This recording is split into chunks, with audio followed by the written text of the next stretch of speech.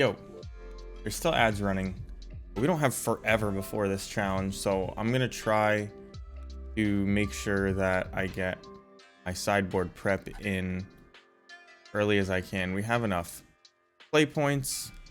We have an early deck list. So I was thinking last night when I decided to play the challenge that I wanted to go back up to 2 Fury, 3 Skirk Prospector. I'm gonna only use the 1 hit at Sugu today because I want a 2nd Fury, and I'd like an Engineered Explosives in the board as a 3rd answer to something like Torpor Orb. I think we're gonna see a lot of Living End. I think there's gonna be a lot of 4-color piles. I don't think Ragavan is going to be as represented, so I want to go back up to more Skirk Prospectors, and in the process I'm going to cut 1 Fanatic and I think 1 land. I know it's greedy to cut 1 land, but I think that if I'm gonna win against some of those 4-color decks, I'm gonna need it. And it's not like we're cutting it, we're cutting it for a Skirk Prospector. So this is my initial thought.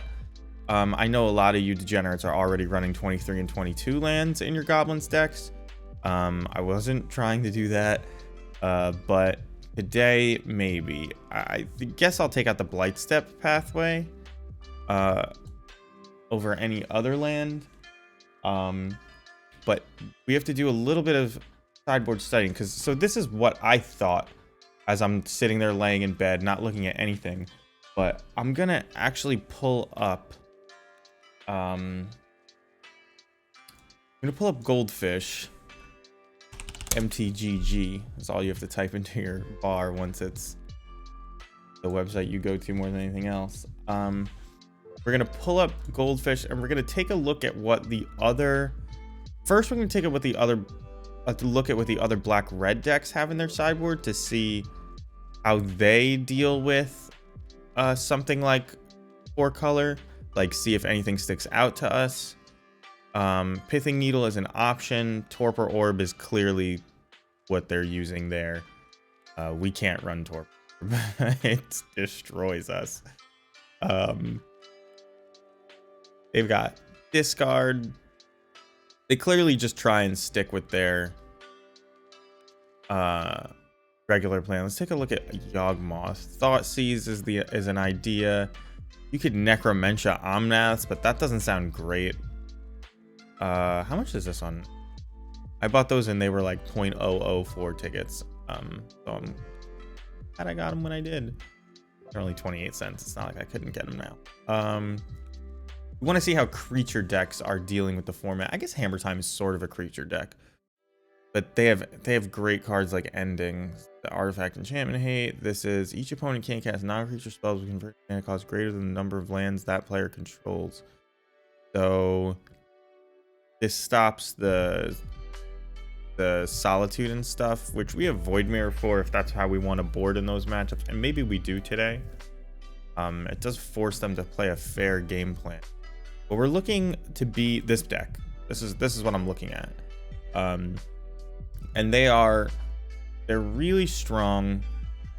2 Furies, 4 Solitudes, it's gonna give us trouble. Or Ren and 6 is gonna give us trouble. Teferi's good against our Aether Vials, which are sort of how we keep up with them. And obviously a pile of removal and counter spells. Yeah, their sideboard plan, they don't need anything against us. You see that everybody who thinks Blood Moon is good, like they're playing 2 Mages of the Moon in the board, so yeah, it's tough. And they can do that because not only do they play enough basics, but they have Abundant Growth and they have Omnath to, like, you know, help them get out of tight spots with their bad mana when it's those basics. Not with Magus in play, but just like when those basics are messing with them in other games. Well, here's Goblins, and it's not me. That's good. So let's see how this person is boarding. They have 2 Blood Moons, 2 Mirrors, 2 Pithing Needles, 2 Engineered Explosives, 2 Chalices. 4 ley lines and 1 Ulamog for mill. Ulamog costs 2 tickets. I bet you Emrakul is like 3 times that. Fury Earwig Squad sucks. Crater Maker, Fanatic, yeah. This is like kind of what I expect. Here's me in the challenge last week, a couple weeks ago. Eddie does some wild stuff. I don't like Alpine Moon. Some bad results. And these were all, I've talked to Joker about these lists. Like we're testing out Spike's sideboard there. Not exactly what you, so I don't see here. Rakdos mid-range. This might have, it looks like Unearth is my guess, but they're just kind of on a discard plan, like discard pressure. So should we be on Thoughtseize? Devoted combo, how would they deal with it? Guess they have Path and Archon, it looks like.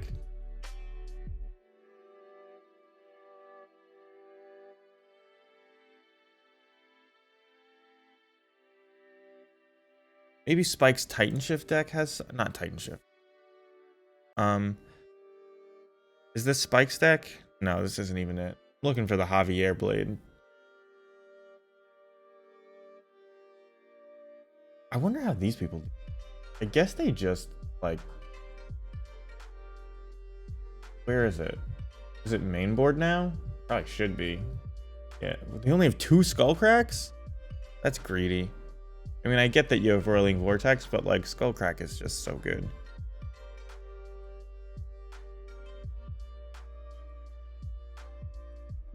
I don't know. I maybe you just can't.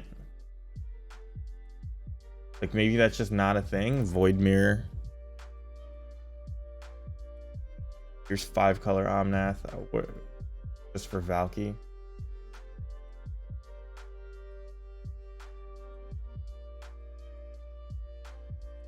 Death and Taxes is kind of similar to us. What would they play? Owners can't cast spells from anywhere other than their hands. Seems to be a popular theme. Like you can mess with their ability. Excuse me, I bumped the mic. You can mess with their ability to fetch good lands out, but then they still have abundant growth. I want like Pillage is actually probably really good. We could just stop running Blood Moon and start running Pillage, but then you lose a lot of percentage points to Titan, and I expect Titan to be one of the biggest decks in this tournament. That's the trouble. I've wanted to switch to Pillage for a while, but I think that thought of me wanting to switch to Pillage is maybe what brought Titan back into the, not that I was thinking it, but that wave that there was an opportunity for Pillage to be good again brought Titan back, and I never reacted. This is a dwarf, even though it looks like a goblin, and I love this card. I've always had this card just in my pile of things to play, and it's just, you know, can't find it. You can find it with Imperial Recruiter, but we're not playing that. What would happen if I Googled sideboard plan against 4-color Omnath? What comes up? Deck Spotlight. Well, 4-color Omnath. Spike's Academy. Oh, thank you. All right, help against 4-color Omnath control. This is from December. The deck looked pretty much the same then. What was this person playing? Blue-white? Unfortunately, this was designed to beat you specifically. Okay. Tron destroys 4-color control decks that only play 1 to 3 counterspell-like effects. This was my thought last night. Okay? I know Tron has a good matchup against them. I know Titan has a good matchup against them. Is there a non-creature spell that we can play against them? Or is that the matchup for bidding? If there ever was a matchup for bidding. What would I replace in my board for bidding? It's like not really room there. because that's the only matchup that I would play it for.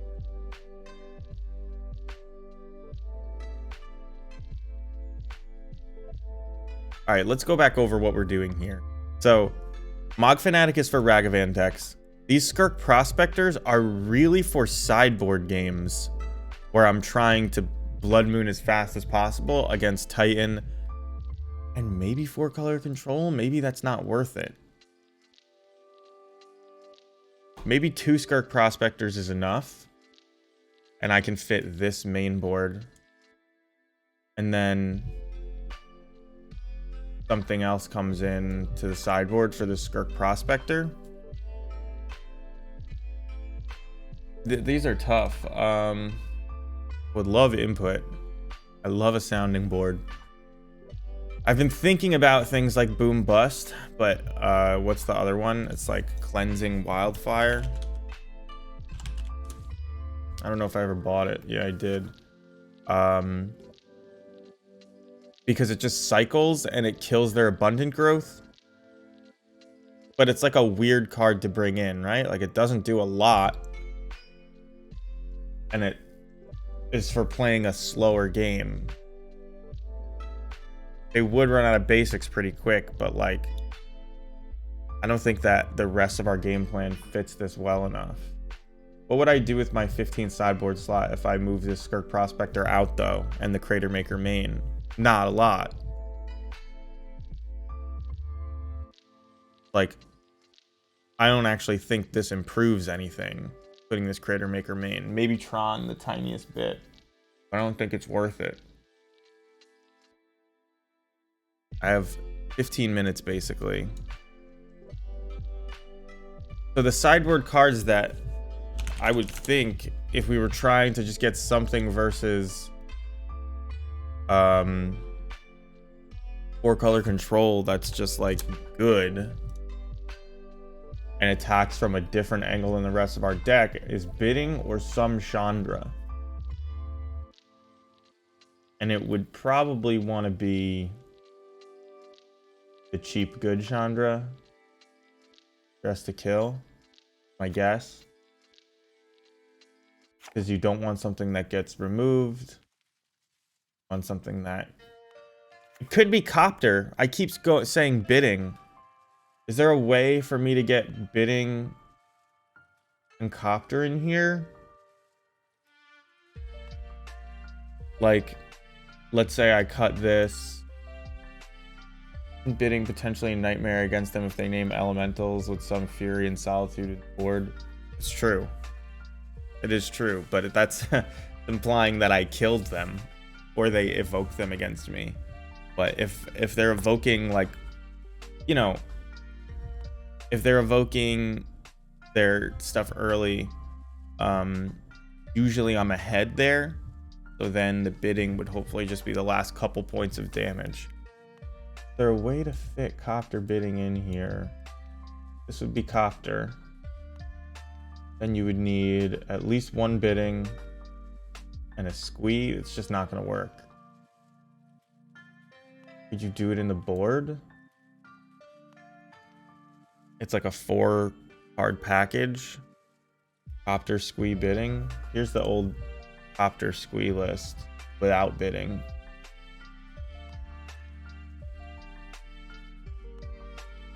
So it's worse combo. But I think there's going to be a lot of Titan and things like that again. I don't think there's any reason to expect Titan isn't going to show up. Which is why maybe I should even be on a 4th Blood Moon. And not worry about this Engineered Explosives. Or this Fury. No, the Fury is like decent against Titan. Which is why I felt comfortable replacing one of the Hidetsugus with a Fury. Apparently people have been having a lot of success with killing the Dryad with Fury, and then they have a hard time with that. And it's true, like, if the Titan doesn't kill us with a bunch of Valakut triggers, we're probably going to be fine. So, like, they can play Titan and we can still play, as long as they don't get a million triggers from Valakut, which is they need the Dryad to do, and Fury answers that cleanly. even without mana. But I don't know. Isity, is that how you say it? Dottie. I'm trying to, like, their deck is sort of designed to beat control decks, and feature decks especially, they're really good again. Spelled Lasty? Lasty a word, or is that Yasti?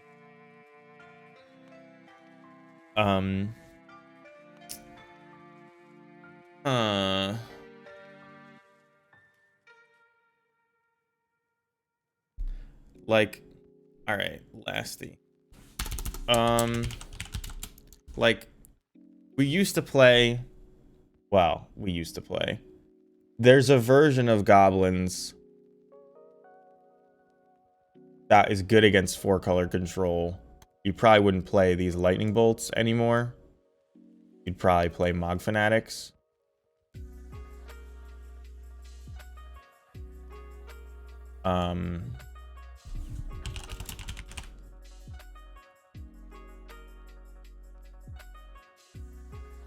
But I don't have these cards. So I'm just doing this to keep up to date. This is what I actually think maybe the best version of Goblins is. It doesn't have Aether Vial, so it's not weak to Teferis and stuff, and like kind of just have a lot of good stuff going on. I mean, turn 1 Ragavan can just kill people. But let's stop thinking about this because I'm not playing it today. We could play Impulse. Goblin Copter, Impulse, and neither of those are in here. What's going on here? Like Thought Seizes? With bidding in the board, Thoughtseize, Blood Moon, Nile Spellbomb, 2 Copters, no Squee? Oh no, there's Squee. So here's the Copter bidding package I was talking about. You've never seen it. You play a Copter on 2, you play a Matron on 3, you Scourge up Squee Goblin the Bob, and then you crew the Copter and you discard Squee.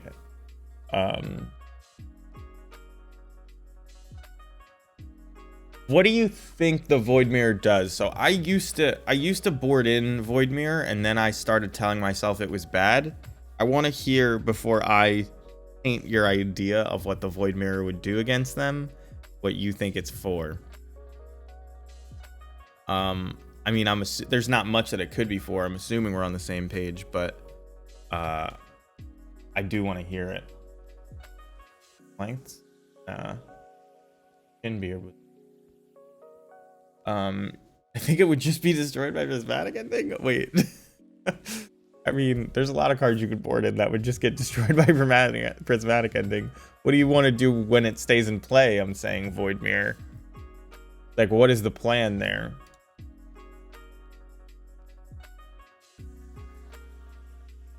Just look worse than that list. Do we need something to like add a little bit more pressure? I think maybe.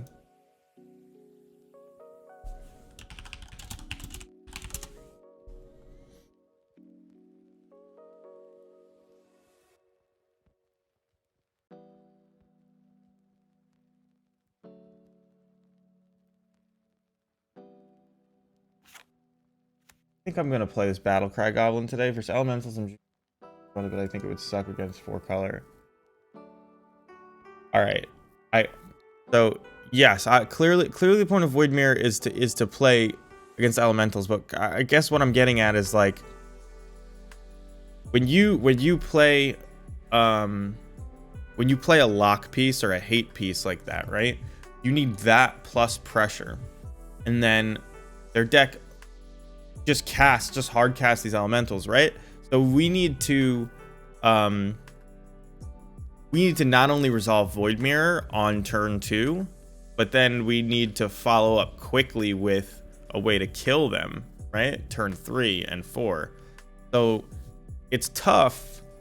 Like, I guess if you Aether Vial, Void Mirror, now turn 3, you can Matron Snoop play combo is the ideal. But you need a Vial, a Void Mirror, and a Matron or a Snoop.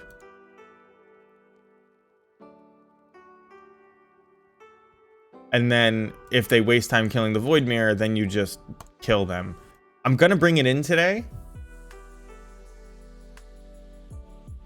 I'm not sure that this Battlecry Goblin is actually better than a Mog War Marshal. But you do need a faster start against...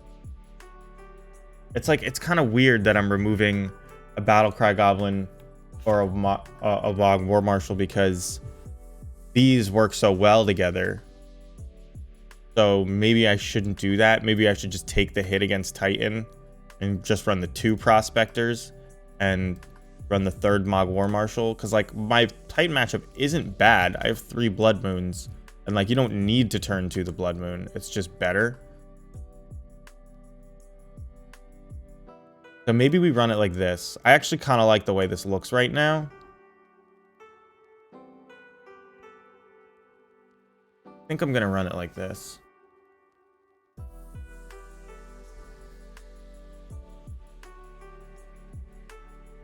We only have the 1 Hidetsugu in the board. So maybe I can take out this Blood Crypt for 1 more Secluded Courtyard.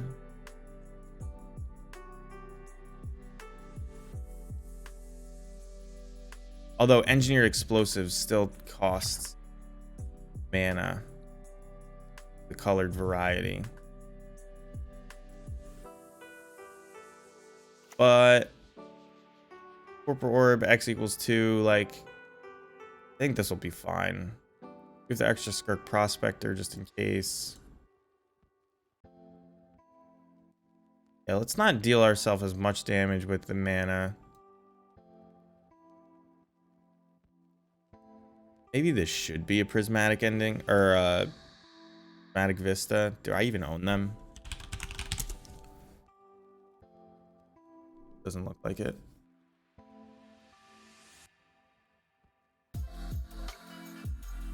I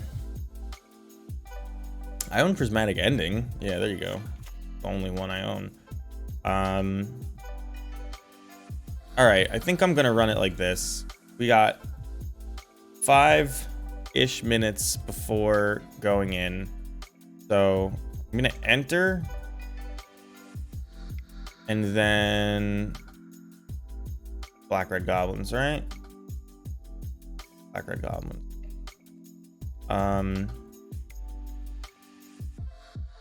We're gonna enter, and then I'm gonna lay out what I think my sideboard plans are, versus the decks I expect to see. So starting with 4 color, starting with 4 color. Oh, actually, I'm not sure if you bring in Fury or not, but we're gonna try Void Mirror today. We're gonna try, like, maybe 1 or 2 Blood Moons, and we're just gonna try and put pressure on them and try to play a shorter game. Thank you for the follow, Lasty. I appreciate it.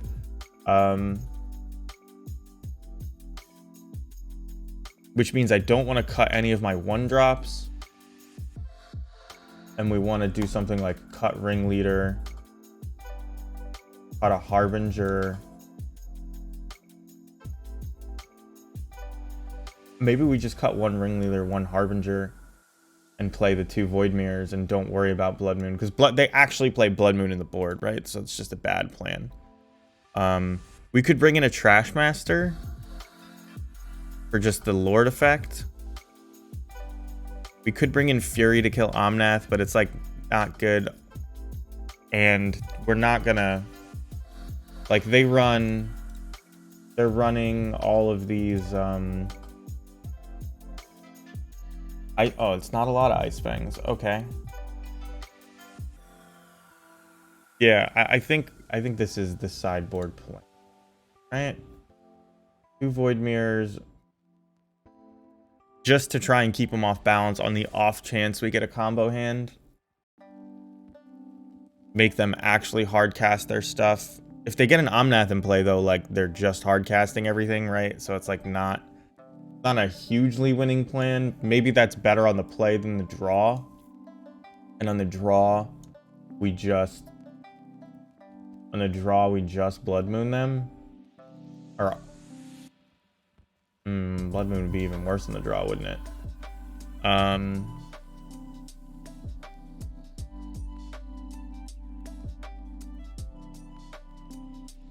Well, it's gonna start with 2. On the draw, we would Engineered Explosives to maybe catch some Abundant Growths. And like we wouldn't even have to necessarily board, but the EE like may be relevant.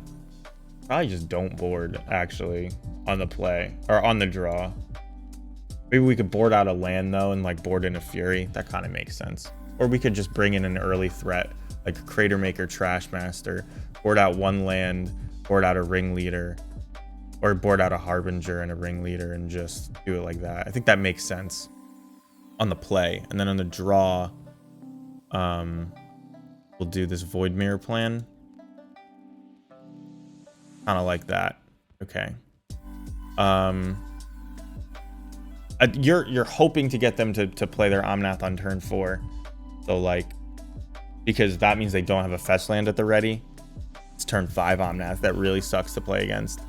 All right, so then what would I do against Titan? You're keeping all your Prospectors in. You're boarding in all of your Blood Moons. You can board in Engineered Explosives if you want for Vial or for Amulet. Not a huge deal. We'll just board out the long game stuff like Goblin Ringleader. Probably Battlecry Goblin is my guess. Or I could just afford to take out like maybe a Fanatic for one of the Blood Moons. And you're just trying to Blood Moon them or combo. Against Ragavan decks, we're bringing in, and Ragavan decks that aren't 4 colors, we're probably bringing in Hidetsugu and EE and 2 Furies. If they're the type that plays Torpor Orb, we'll bring in this Trash Master, or this Crater Maker, excuse me. And maybe a Trash Master. That's 6 cards. So then you would probably take out almost all your Prospectors, some of the combo. You could probably stand to cut a Mog War Marshal, and then Munitions Expert, maybe a downgrade over Fury, depending on which kind of Ragavan deck it is. But you could like shave a Vial, which I don't know. Shaving Vial probably isn't a good idea. Maybe we shave Battlecry Goblin. And we need the Ringleaders. You could shave a Kiki, but I like Kiki in those matchups. Not sure. Maybe you only board in the Furies and not the Engineered Explosives. It depends on the Ragavan deck. If it's like Jund, you want the EEs so you can kill Goyfs. Yeah. And maybe you don't bring in Trash Master until you see a Torpor Orb and you just have this Crater Maker in instead. That kind of makes sense to me. I like that. All right.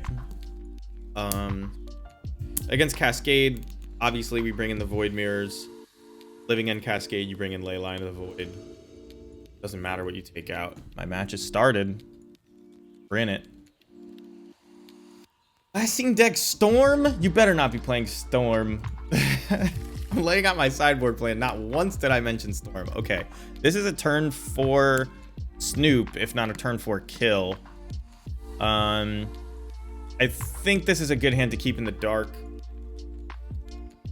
It's got one of our most powerful cards. It's like approaching fast enough to beat Storm. So this is my concession to making coffee this morning. Bought this thing last night. All right, upkeep step. I'm gonna just reveal this so I don't have to reveal anything after. It's like not the biggest deal that we have a Skirk Prospector in hand. It is gonna get viled in next turn. Alright, so green-white land does not imply storm, so that's good. Let's hope that the rest of it is good. Utopia Sprawl on a forest after green-white. Is this Panza? Is this just a complete degenerate across the table playing Panza and Storm? That kind of makes sense to me. So I could sack the Skirk Prospector to get a Matron into play now, but I'm not gonna do that because now that we drew this Matron, we actually have the turn 4 combo in earnest, where so turn 3 we play Matron, we Violin Snoop. Turn 4 we Violin or play Matron and Violin Boggart Harbinger. How's it going, Ropeburn? Good to see you. All right, Ren and 6. Ren and 6 is like not the worst. This does look like Panza, which means there's probably lightning bolts over there, which means this may not work, this combo plan, but it is mostly protected from sorcery speed stuff. This Skirk Prospector is going to pressure the Ren and 6 and hopefully make it so they don't... Are they just going to kill this? I kind of hope they do. All right, cool. So there goes that. They're doing that because I think they're about to start pillaging our shit. That's not the worst draw, but it's not great because it comes into play tapped. Now, realistically, is this Snoop gonna survive? No. I can knock Ren to 2, though. That doesn't do anything. I could get Battlecry Goblin, which kind of stinks. I could Violin Mod War Marshal. I'm just gonna get Snoop because I have another Matron. I don't imagine you kill Skirk Prospector unless you have a shit ton of pillages in your hand or you have a lot of removal. So I want to get something cheap. I like to get something that's resilient to removal, but I already have Ringleader.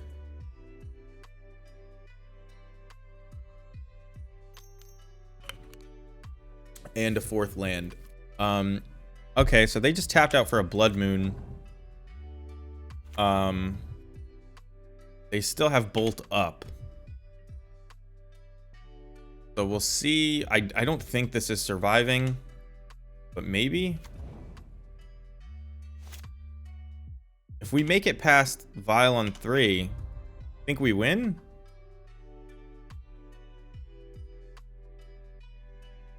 We do have to have the Harbinger. Okay.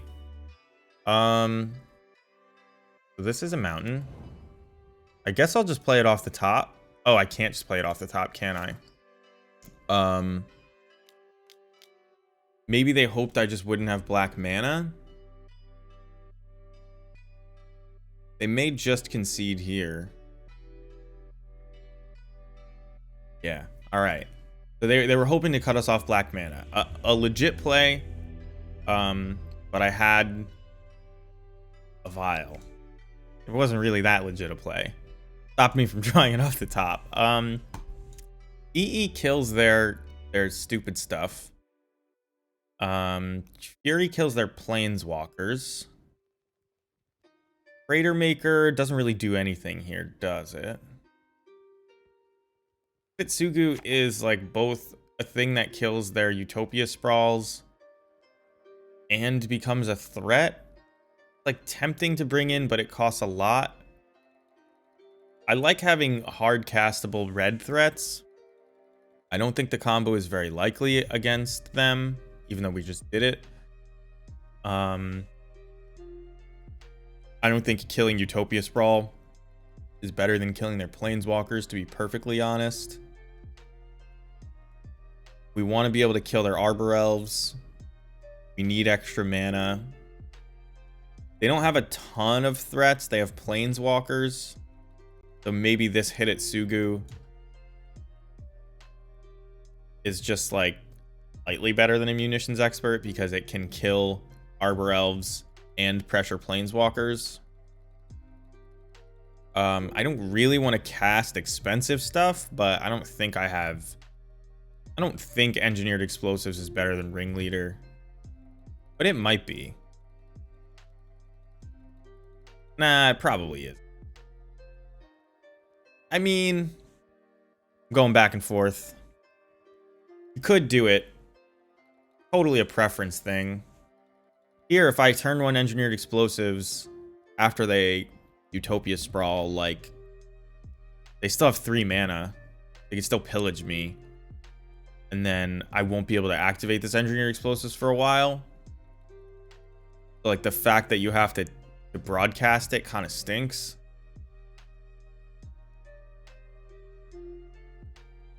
They play Rat. Well, that's what the Mog Fanatics are for. I don't think Engineered Explosives is a good answer to Ragavan. Nor do I think Hidetsugu is great against this deck in general, but we're definitely boarding out 2 Harbingers.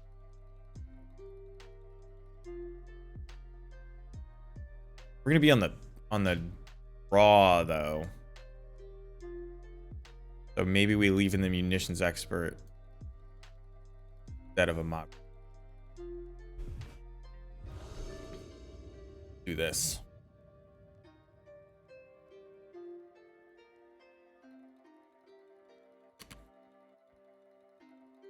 I think this is a decent hand. It doesn't have a ton of mana, but it's good against a Ragavan. It's good against an early Ren.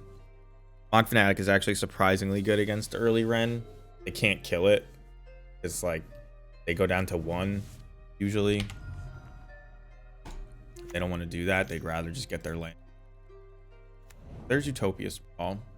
How you doing? Yeah, I've just been playing more and more lately. Deck is not bad right now, so it's might as well take the opportunity. Although yesterday and the day before had some rough leagues. 2-3s all around. I was losing to Jank and new decks. All right, so Ren and 6 off Utopia Sprawl, getting back their Wooded Foothills. I imagine that's like their only land, but maybe not. Gonna play Mog War Marshal, most likely. We're gonna get down Cavern of Souls before they can Blood Moon us, so that it at least names some. Although we're never removing a Blood Moon, so who am I kidding? Not playing Jund anymore.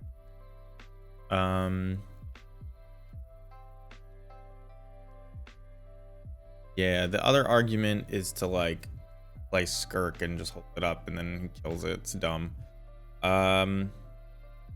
Oh, actually, if they destroy one of my lands... Oh, if they destroy one of my lands, I can't pay Echo no matter what. So we're going to attack Ren and 6.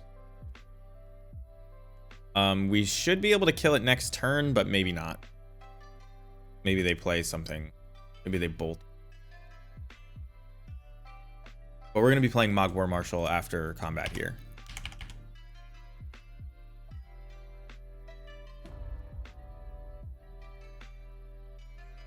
We'll make blue mana, because there's nothing tons of players hate more than blue mana. Mostly they just hate mana, but if they're gonna play any, not be blue.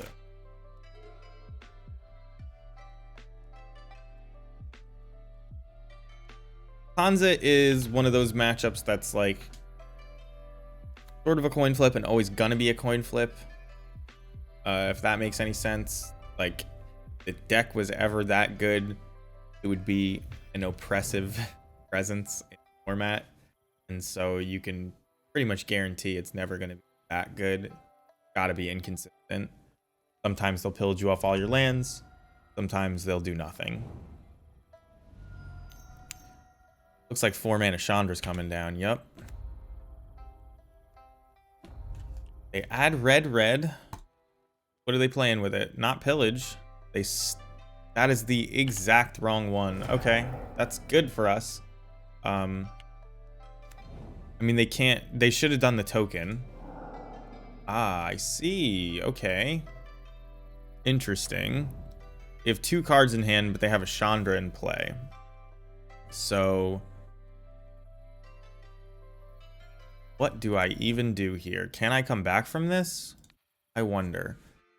Do I ping Renin 6 or Chandra? At this point, Renin 6 getting back lands doesn't matter, but the ping kind of deals with most of what I have going on. I think that I'm supposed to ping Chandra and then play this Matron and search for like Battlecry Goblin. Well, now it kind of makes me want to search for Snoop. Although I could just Pashalik Mons, see what I draw. If I Pashalik Mons here and it survives, next turn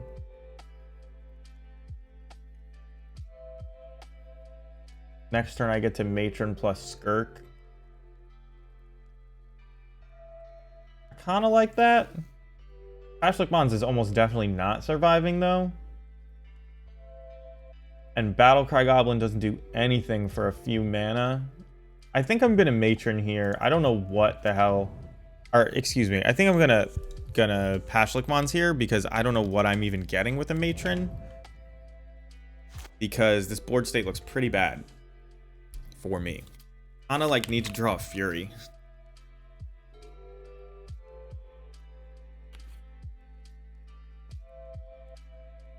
But these red matchups in general are tough for us because they get full value off of something like a Fury usually. So we do our best to play things like Mogwar Marshal and Mog Fanatic so they don't get full value, but without Aether Vial in play, you know, it takes you a minute to rebuild and they're gonna have maybe more multi-target kill spells. But it's something we can fight through. It is a grind. Here's the Bone Crusher Giant. There's the Pithing Needle on Pashalik Mons? Or on Snoop? On Snoop. Alright. That wasn't a bad turn for us. So here, I'll play this out. I think we obviously Matron and Skirk. Although I could Matron plus Mog Fanatic, which isn't great. Matron.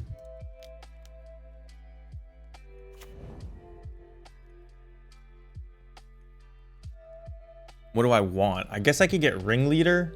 Or I could get Munitions Expert to try to kill one of their creatures.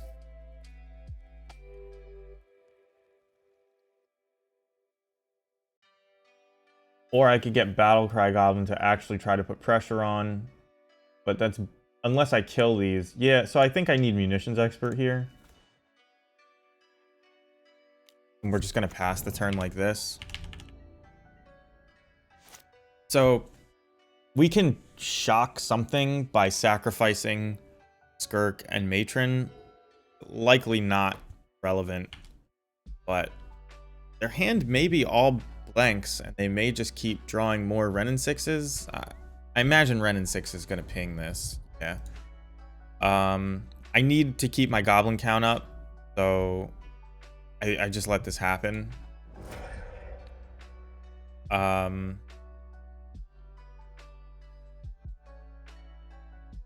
It's probably best. Chandra hasn't done anything yet. I can definitely kill Renin 6 with what I've got. I guess I have to keep down. These are the actual tough decisions. These are the places that good players definitely gain percentage points. like which planeswalker matters, which planeswalker's better for them, which one can I actually kill. Like all that stuff it's tough to figure out on the fly. And it's not like I practiced a ton against green-red Ponza. In fact, I just usually lose against it and move on. That's a pretty solid draw. So I can attack Chandra, and then it will die no matter what. And this is my only way to do that, actually. So let's do that.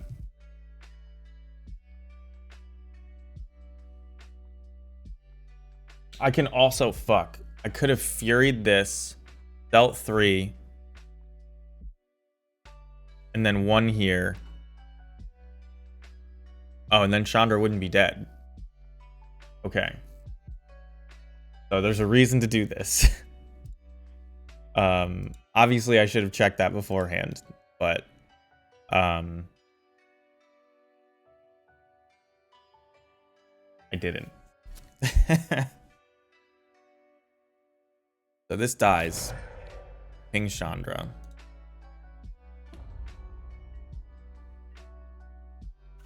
Second main. There might have been some kind of Evoke Fury line that I wasn't looking at with this Munitions Expert, but out that good. Right. So Chandra's dead, which is good news for us. Brennan 6 is not good against this board. Endurance? Wow. Okay. Well, I guess it didn't matter. I don't know why they play Endurance other than the fact that it's just, like, decent. Just, like... Endurance is definitely the fairest of all of the cards.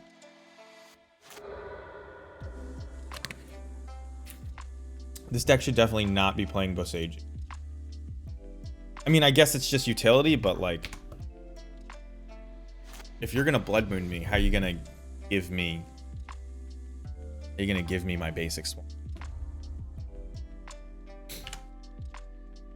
I guess they're just gonna try and take me off of everything. That's a little... I don't think that's gonna work, right? I can just... Well, I need to draw another goblin or two.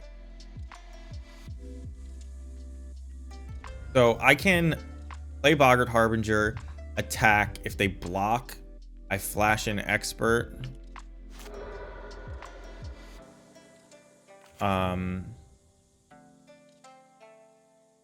Oh, do I want to flash in Expert now? I don't think so. Need to get my goblin count a little bit higher. I could just play Ringleader or put Ringleader on top with Harbinger.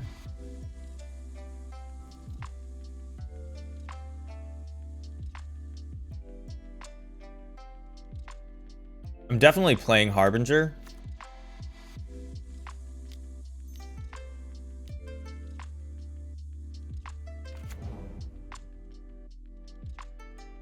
I could put on top Ringleader or Sling Gang Lieutenant. I think I need Ringleader here. I guess Battlecry Goblin's pretty good. Let me see. Play it for 2, then you have 4 mana to spend in it. So everything gets +2/+0. But we'll only have like 2 goblins. I mean, they're like good goblins, but I don't think it's enough.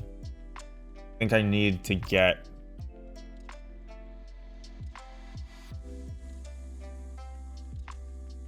So if they ping my Harbinger with the Renin 6, we're gonna kill Bone Crusher Giant. Is the plan.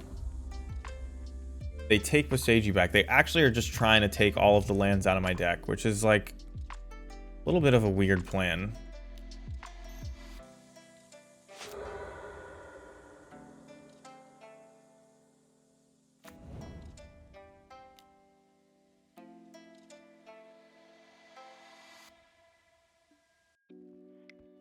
If I can kill this Ren in 6, it really stops them. If like they'll have just wasted their whole time and thinned my deck. There's also just game 2. We won game 1, right? So have another shot at this. Pithing Needle. They gonna name Pashlik Mons, I wonder?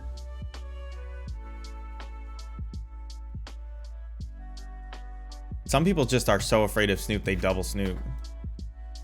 Iki Jiki? Sling Gang Lieutenant? Sling Gang Lieutenant's an easy way for them to lose this game.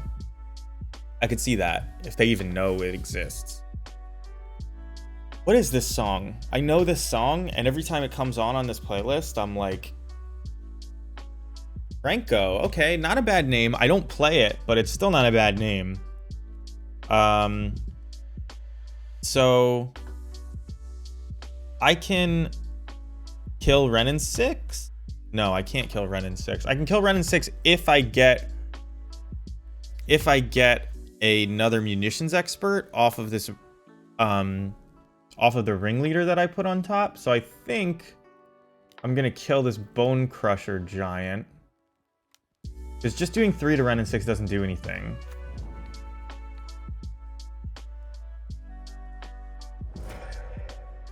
We may need to cash in our Pashlik. Oh, it's battle. Wait, what?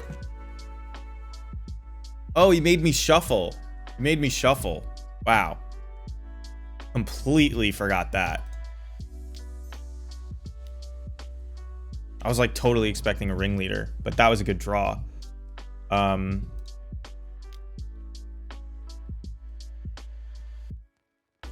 now everything has haste. So there's clearly nothing else for me to use my mana on. I have to kill Ren in 6, otherwise he's gonna start just like actually choking me out of this game. But this is 4, 8, 12, 15 damage. So if I swing at him, he has to block anyway. It's actually gonna be... Oh, I was supposed to wait until after the attacking goblin came in. I missed 2 damage. Actually, I think that was lethal. So if I attack him, he takes 4, 7, 11, 12 now. No, he would have been at 1. Oh, and the Pashlik Mons would have killed him.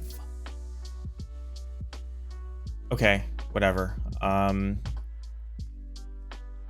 As it stands, I need to kill Ren in 6, right?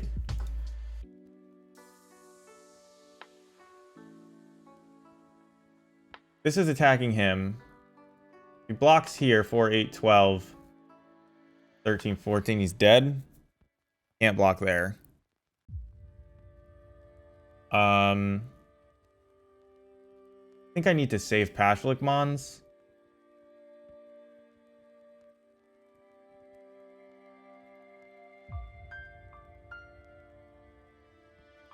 Although, like... Let's say I attack him. He goes to... He blocks, like, Pashlik Mons. That's the best one. 7, 11, 12. He goes to 1. I have 4 creatures. He needs to draw exactly Fury. He kills this. He has 1 blocker. Yeah, let's just attack him.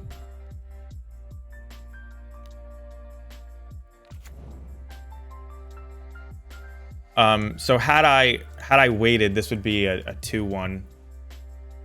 And they would take 1 extra point of damage and would just be dead. But now we just have to fade a draw step.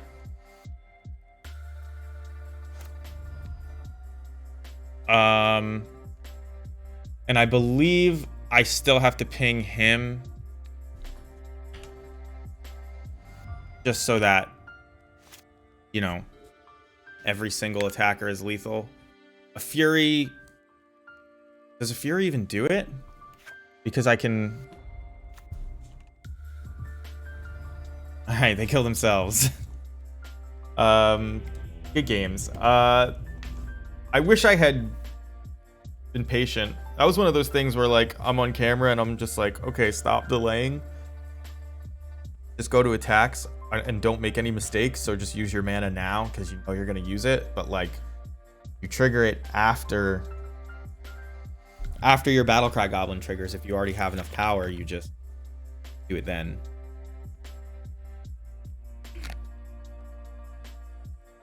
All right, so we're 1-0. What did we do last week during the... How come my timer's... Oh, I know why my timer's not here. Go timer. So this follower goal is a fake follower goal. That's not real. Let's add the actual follower goal. You guys remember what I did between rounds? Oh, I played Auto Pet Battler. That was all right. I kind of want to play that game Rogue Tower, but I'd have to install it. Don't really want to play Elden Ring. It actually looks pretty cool. Elden Ring. What is my follower goal called now? It's called follower space goal.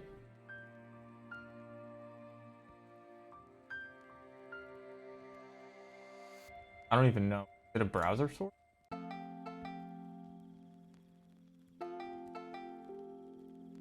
It is. It's fucking huge.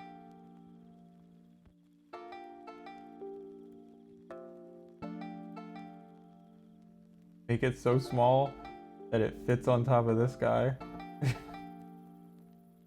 Yeah, there's no way a laptop is handling that. Sorry. Say that. Sidna? That, is that like Gaelic? It's like Shadna? But yeah. Come on. I can't get it the right size. Hard to tell when the big red like things are on it. Yeah, that's close enough. Shauna, I see. It needs to be like 1 pixel smaller, but I'm not gonna bother. Okay. I'm probably just gonna put on this stupid Auto Pet Battler.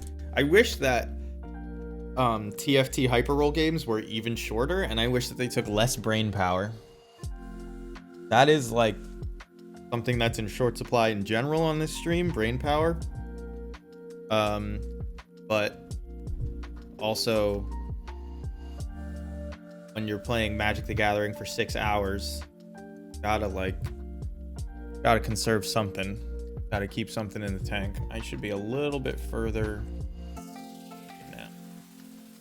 My camera like moves on top of my monitor, and I never, like, I'm taping it to it, so sometimes I'll just... Yes, I have tried Storybook Brawl. It's a little long. One of the good things about this stupid Auto Pet Battler, the good things about this stupid game that I'm about to play, it's async, so like I don't have to worry about starting a round and then giving it up. Like zero pressure.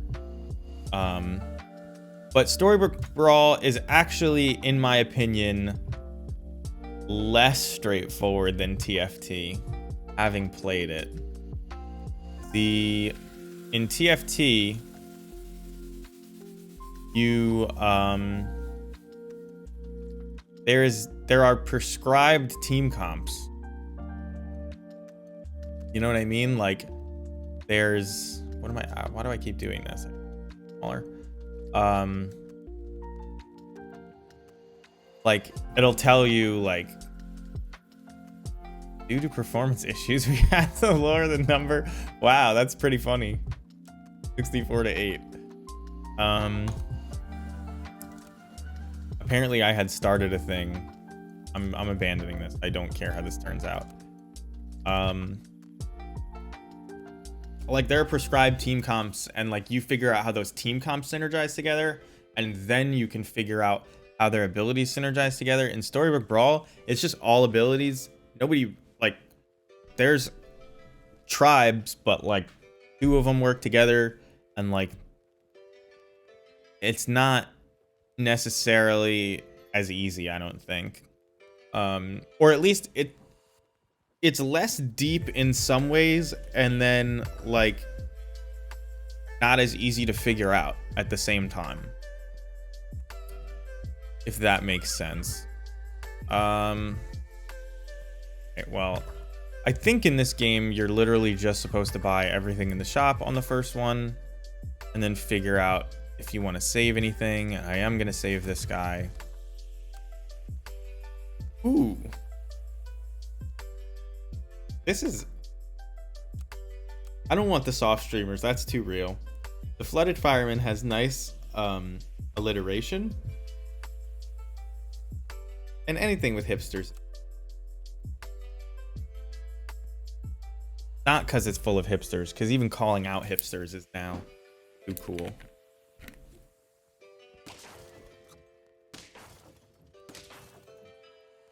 Get wrecked, you stupid fish. All right, timer's up, right? And I hate when the Windows bar shows at the bottom. Partly why I have this stuff over here, but whatever.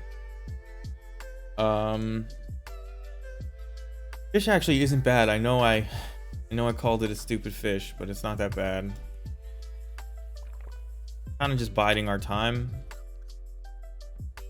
The fish comps usually stink. All right, we'll get this duck. Roll. Oh, and now we get 2 fish because I said it stinks. I don't want any of these. I'm just gonna give somebody some. This is the guy we want to faint, so we'll give him some. I definitely should have put this ant here so that this guy always gets buff, but it's fine. This fish is just gonna beat me. I shouldn't have badmouthed the fish. Flooded streamers kind of sounds like flooded strands. I was about to say, like, do you think a Goblins player would actually own flooded strands? Think about where you are right now, but I know exactly where my flooded strands are.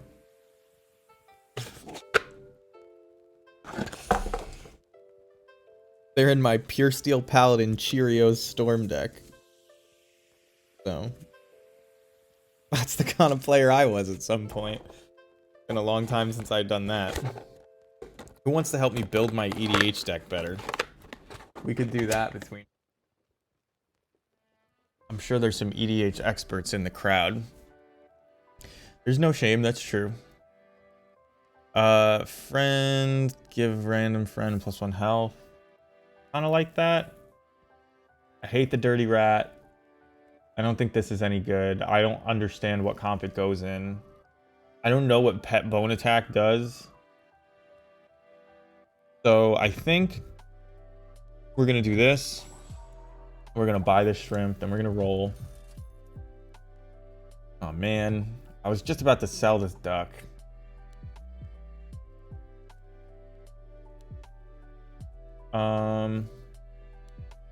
I am gonna sell this duck. Buy the dodo. Roll again. I like the peacock. Okay, so I'm gonna sell these otters to buy the peacock, right?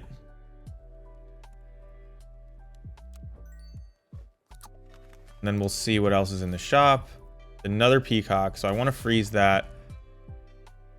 I mean, I don't think that the shrimp is actually a good comp. So now we want to put gain 50% more attack, works 1 time per turn. Get 50% of Dodo's attack to friend ahead. So yeah, so we want to stack this. Give a random friend. All right, so now if it hits any of these 3, we're good. So yeah, this is the right order. Heroes was never a top tier deck. I hate to break it to you. I stopped playing Storm, not just Cheerios Storm, but Storm in general, because like it wasn't bad, but it wasn't fun to play because you were kind of an underdog, so you weren't going to win a lot anyway. The sideboard cards are really hard to deal with, but like most importantly, None of your opponents wanted to be there once they realized you were a storm deck, unless they could crush you. The only times you and your opponent were both having fun was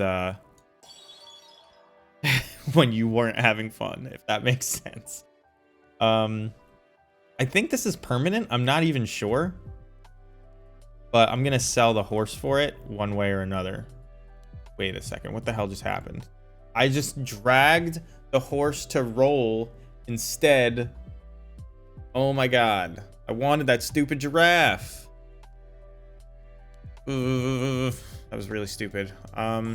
Whatever. I'll level up my horse that I just tried to sell. Didn't mean it, I promise. But yeah, it wasn't the best. The best play experience. So obviously after that I switched to Scred. And that was bad too. Then I quit Modern.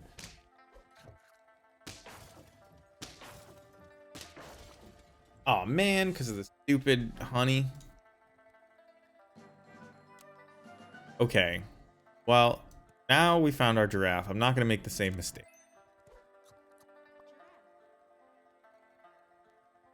This will become a 3/8.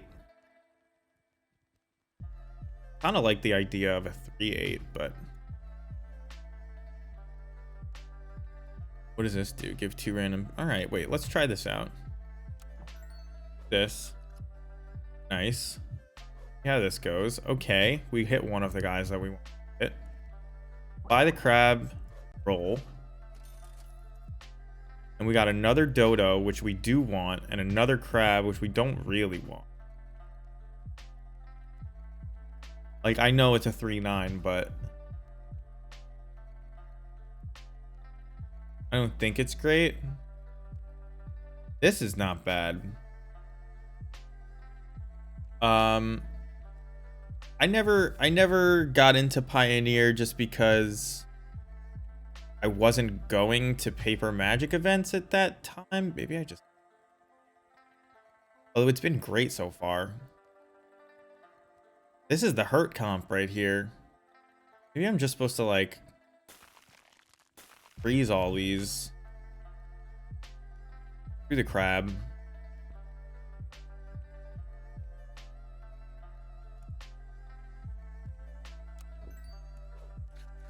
I think we're gonna do this.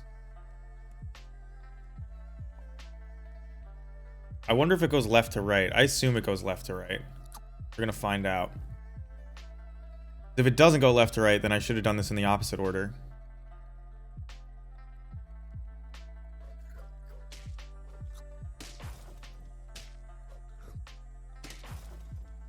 Actually, I think I should have done it in the opposite order anyway. I don't know. I'm bad at this. How long do we have? 8 matches left.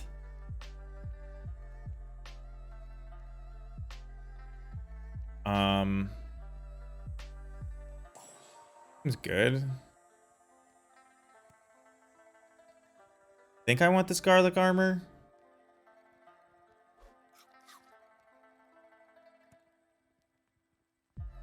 This. Well, now I'm not going to be selling friends anymore, am I? If I have a whole hurt comp, right?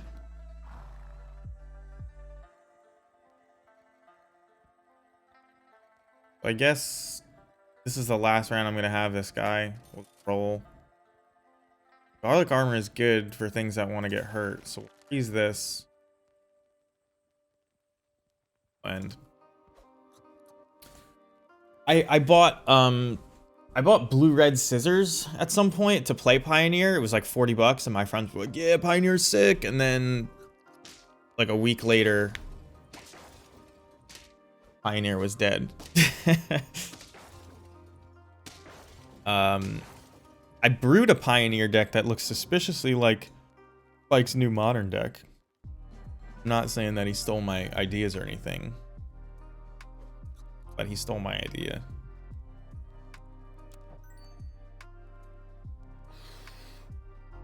Oh, the hippo is so good. A hippo comp.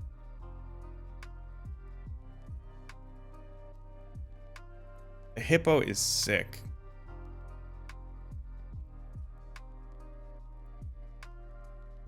Is this actually getting bigger? I'm not even sure. I think it is. Sell it for a hippo? Probably not. Maybe. Yeah, let's try it. I always say that I want to do a hippo comp and then I never see them. 7 matches left, 41 minutes. You're usually here for the full 55 minutes.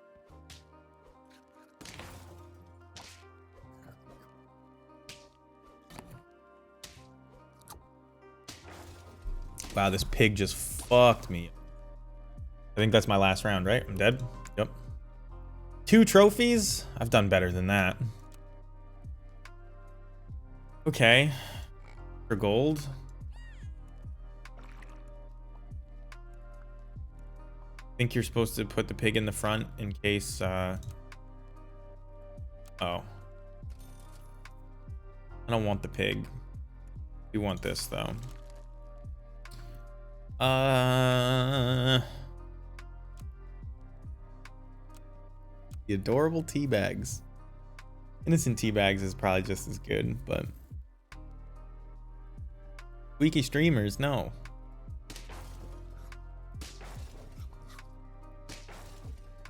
All right. What modern deck do you play, Shauna? You play.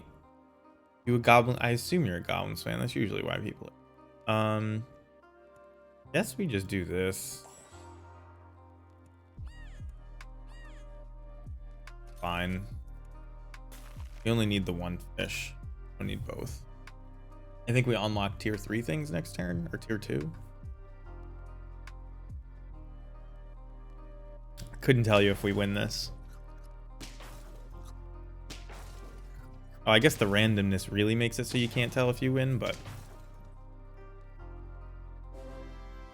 the randomness of this ant's ability. So I could level this ant up, buy an otter, buy this stupid rat. I don't want this stupid rat. Maybe we roll again. Although if I level everybody up, I do get to see another tier. I get to see a tier 3 unit, which is what I want. Ooh, okay. Definitely buying this giraffe. I guess. I mean, I could sell the pig for the giraffe. Gives me 9. Give me a chance to roll. Sell the pig. More fish? We could go fish swan. I'd have to sell one of these ants. I could just level the ant up and get another tier 3. I actually like that. Okay. So you want to put this guy last. And then we can't afford... What happens if I do this? Does it just not make its way into the round? I'm not really sure. I guess gotta learn at some point, right?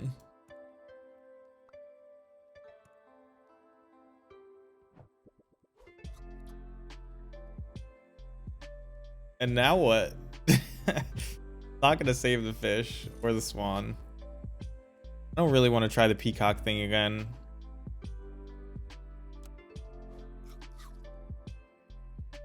I have no idea what's about to happen here. But this guy might as well not exist. We definitely lose this round, right? I'd have to get... Yeah, double horse and a bunch of crickets is always good. Yeah. Alright, well, brought that on ourselves. I think this has all been permanent. 10-7?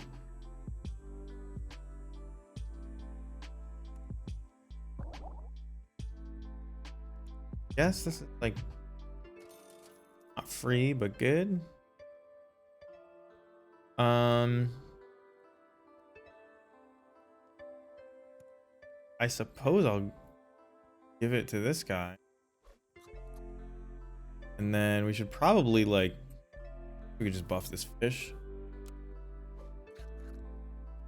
So this is a 5/6 as of the beginning of this round.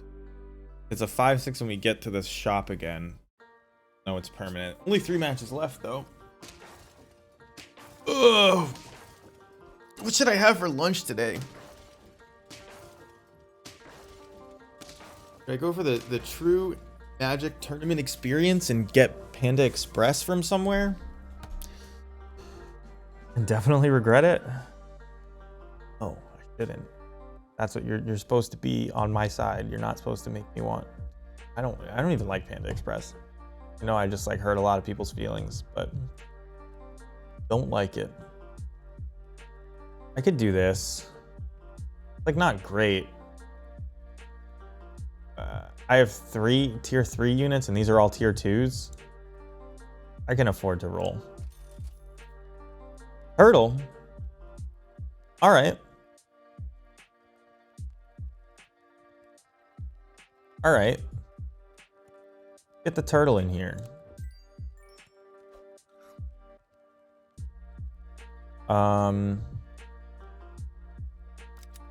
Clearly the turtle should be here.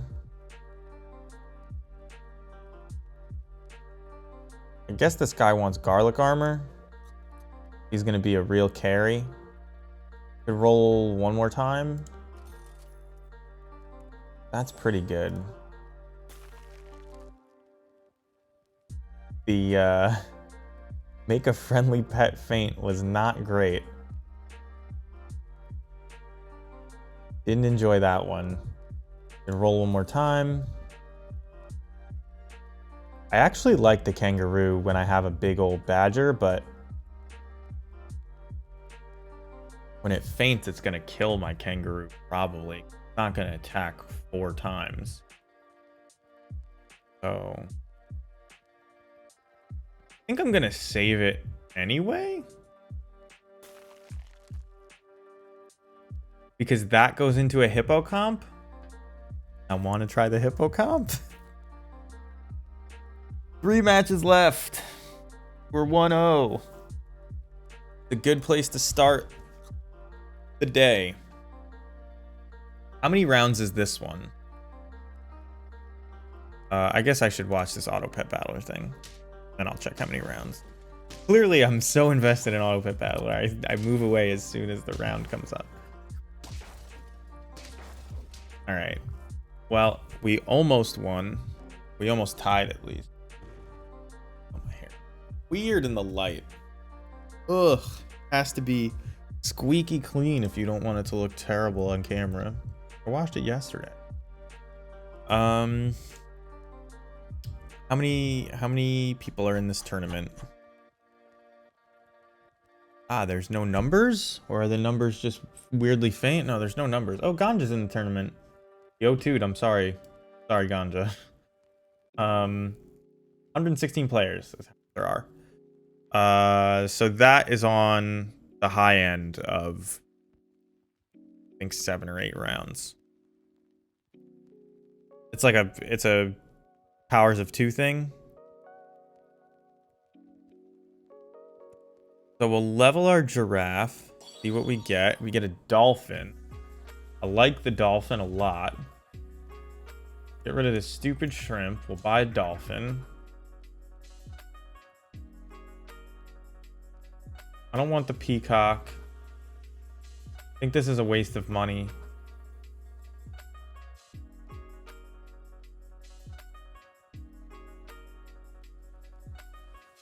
I want the kangaroo so bad, but it's like not good. Maybe this giraffe doesn't do anything? Give 2 friends ahead the bonus now. That's good.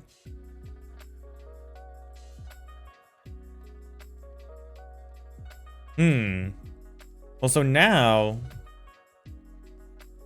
the giraffe makes sense. Or the kangaroo makes sense. Because if I can replace this with like a hippo, or if I get a knockout character, it all kind of comes into place. don't get there on that, but let's pump this kangaroo up a tiny bit.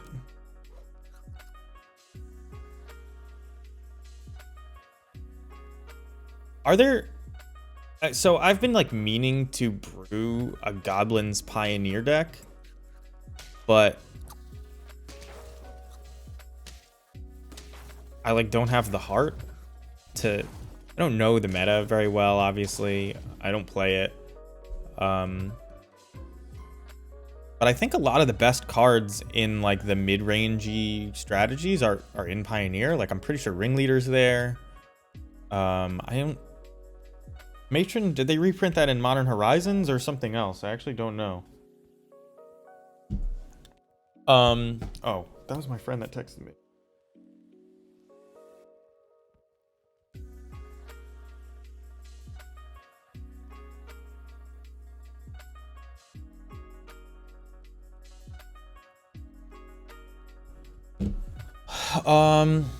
Copy ability from pet 1 ahead as 1 level until end of battle.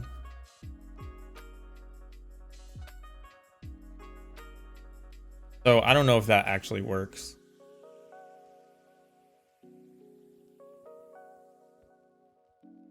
Could just nuke people. I think this turtle is probably the weakest part of my composition, and this badger, but we're gonna transition them out. Yeah, I mean, I don't really care who this hits. It hit 2 good ones. Let's roll. This isn't the worst. We want this to get a lot of health. Maybe we replace this turtle? Maybe not, though. Roll again. Alright. We'll buy a badger. You sold me on that one. The whale. No, I don't like the whale. I don't think we're going to have a level 3 giraffe anytime soon. But I'm willing to freeze this guy. And find out. 1 match left.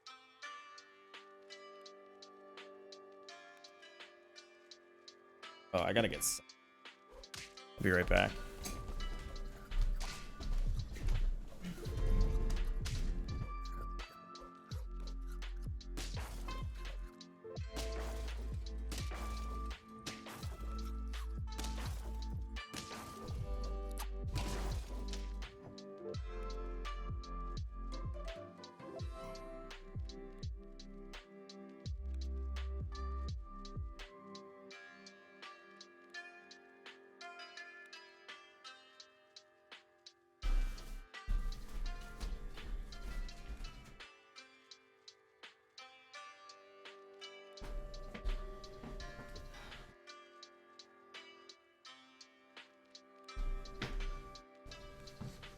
Draw. All right, my feet were really cold. All right, so we level up our badger. We get a shark. Man, this isn't... The shark is good, but it's clearly not what we're going for here. Can we pivot? Like, this is our own... These are our 2 faint creatures. I guess we could.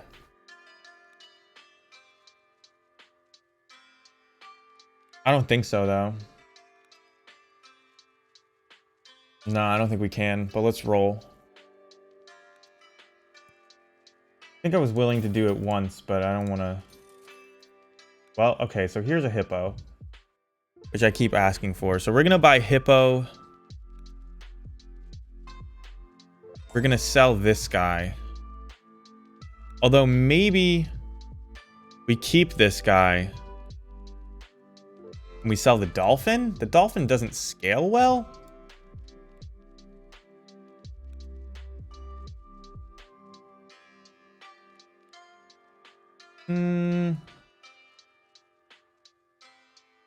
Let's sell the turtle.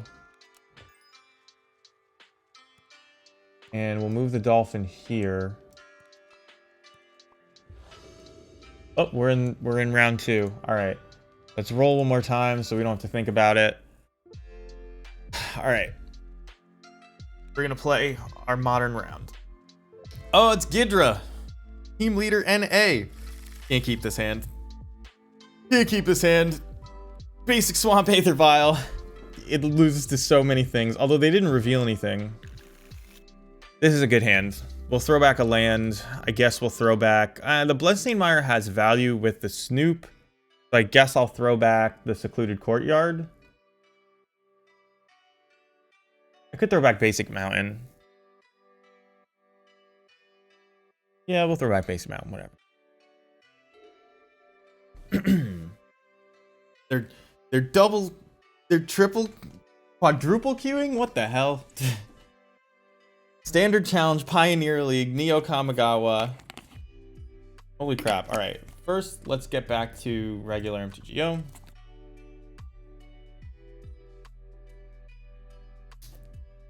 Round 2. Alright, this is Living End. I was gonna say that Ghidra plays a lot of Vintage, so he's probably a degenerate combo player. He didn't reveal anything. So... all adds up. Skirk Prospector actually really good against Living End. So we'll protect it for as long as we can. And by that I mean we're gonna Violet in on turn 2. We'll probably play Snoop. Just straight up. Yeah. Getting cold. Gotta get sweatshirt. Red sweatshirt.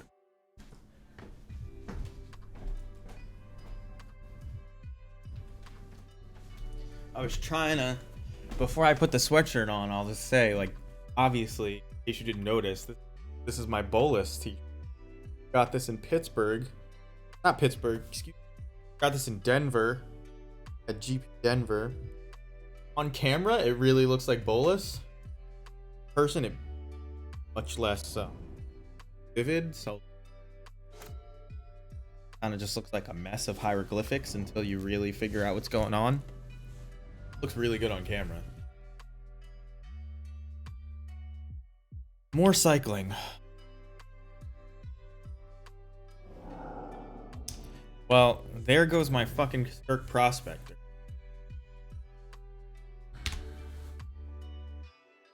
Not happy about that. Really? That is not what he's... That's not what he's supposed to take. I assume this will come back to bite him in a minute. I guess... I don't know. If he doesn't think he's comboing on turn 3, but like if he ever casts Living End now I get a Snoop with it, unless he has Endurance. So that kind of implies that he has Endurance. But there's basically no way for us to play around Endurance. So like, if he has it, he has it. Are you gonna bounce my Aether Vial? Having trouble there. All right, this is the Whale. Skirk Prospector comes in. End of turn. If we draw a Harbinger, we're in great shape. If we draw a Matron, we're probably still okay.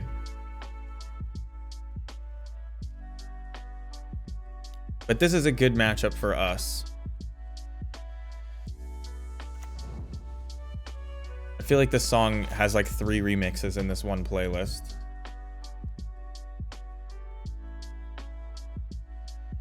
And I still don't know what it's from. But I definitely recognize it. Oh shit, I have the stupid... I don't like that. I like this. Where is it? Lost it. I like this little tiny wizard symbol.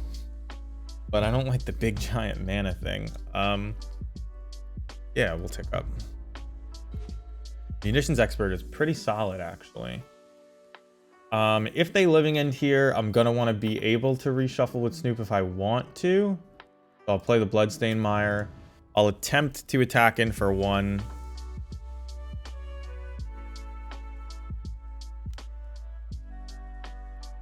It's good. Through the goalpost.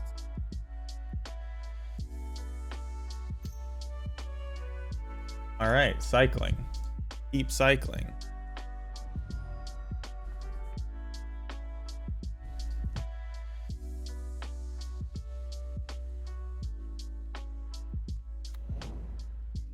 So Skirk Prospector is very good against Living End if they don't find the Endurance, because you can sacrifice your whole board in response to a Living End. And that's a good thing to do. I don't think I want to play this Munitions Expert, do I? Good. Actually, pretty much no matter what I draw, I can hold this Munitions Expert up. So... like, the only thing I wouldn't hold it up is a Ringleader. Harbinger is perfect. Harbinger means that for the rest of the game now, we leave our Vial on 3, and when they Living End, we can win. Best case scenario would be we find, like, the Battlecry Goblin. I could just put Kiki Jiki into play here. But I don't think that that's worth it. You lose your Skirk Prospector and your ability to sack your board in response to things. So, yeah. Yep. All right, we're still in fine shape. So here comes Violent Outburst. In response to them putting... once this is on the stack is when we start to do our thing. All right. So here, I'm going to play Munitions Expert. It's going to come back into play. It doesn't really matter what order I do this in. Do I want to put this Harbinger in the graveyard? I can put a Munitions Expert on top right now. Put a Harbinger in the graveyard. All right. But, like, am I doing well in that case? If I get 2 Munitions Experts? Probably. Yeah, and I don't want this Harbinger in my hand. All right, so I guess I do this. We could just grab a basic here. It doesn't matter. And your life total is, like, slightly relevant.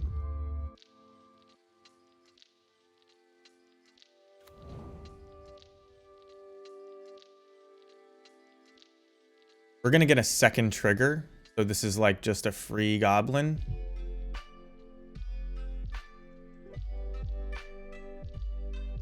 And, you know, if they have endurance, they have endurance. But it is what it is. Right? Never beating endurance, I don't think. All right, so they're... oh, it goes active player, non-active player. So... this we want on the stack first. Do this. Do we have any swamps in play? No. So we'll kill this thing. Flash this in off the top. They're going to take our Kiki Jiki. Not a huge deal. This is a 7/7 and we only have 1, 2, 3, 4, 5 in play. So we'll kill this guy.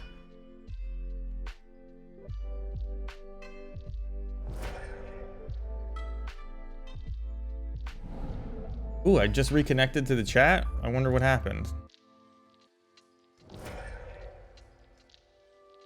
I might have been offline that whole time and I just didn't even know. They have 1 red mana open, but like I kind of need to put Kiki Jiki on top because I just win the game.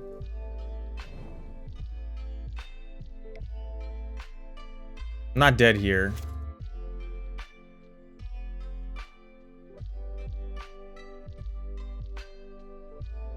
They need to, like, bounce Snoop to win.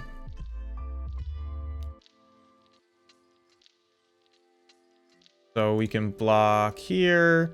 This is 8, 9, 10, 11 damage. I might as well just take it. I'm like pretty much dead if I don't combo off here.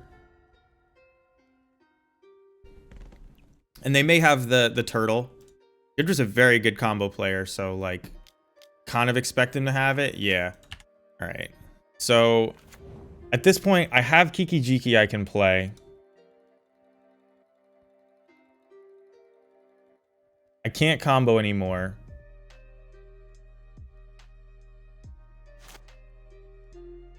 We'll tick up.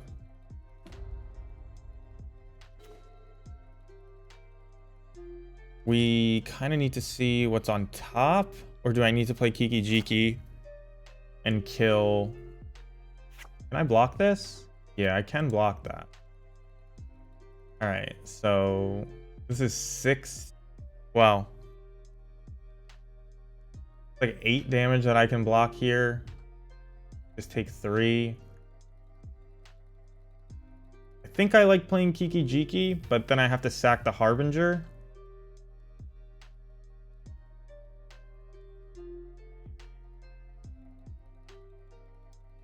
I guess I'm gonna do that.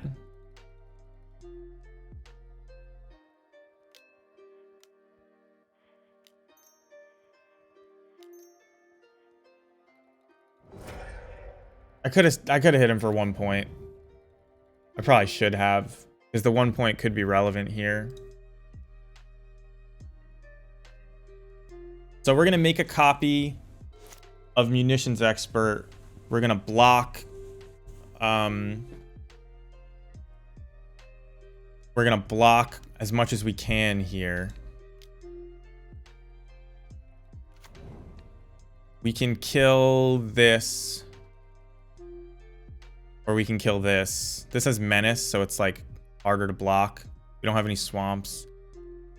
They deal the same amount of damage. So we'll kill Grief.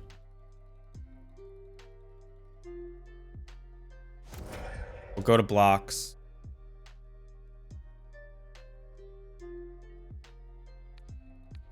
Definitely blocking there. I don't think the extra mana is what's going to do it for us this turn. And we can kill this guy and chump again. So we got to do this. Take 3.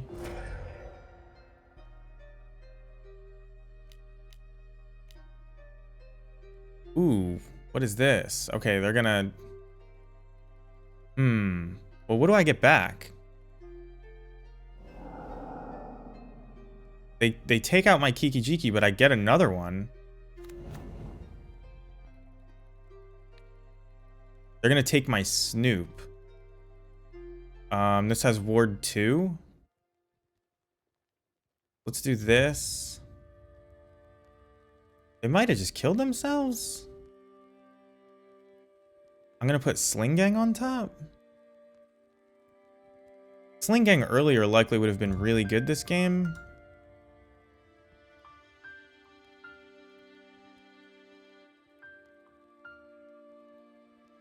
They can't attack. So I'm gonna like try to make this thing, this token copy at end step so that it survives and I can sack it to Sling Gang. That might be just barely enough.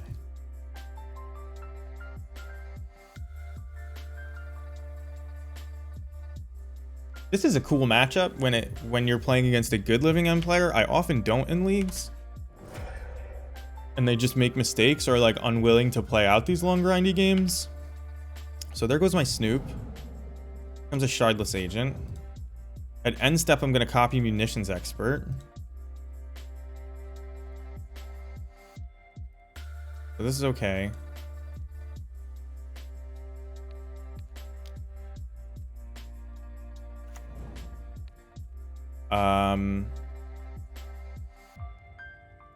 Did he concede? He conceded. All right.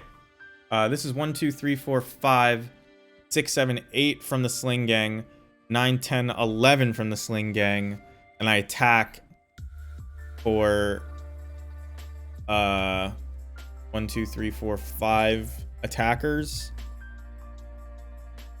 and he only has 3 blockers. I think it was exact. I think it was Exactsies. All right, cool. Definitely bringing in Leyline of the Void and Void Mirror, taking out long game spells like Ringleader. Battlecry Goblin is like vaguely relevant. It's not good. We can shave a War Marshal. We definitely need all our Prospectors. Mog Fanatic is okay, but not great. I think I'm supposed to shave this Battlecry Goblin. And like probably another Mog War Marshal, because it's not like we're blocking. You just want the Goblin count. Like, it goes to the graveyard. Sometimes it's okay to play. And we're just going to combo him. I mean, obviously we're mulling to Leyline. Or keeping a hand with Snoop and Void Mirror. But where is my cup? My glass. I'm going to grab a glass so I can pour some of this out.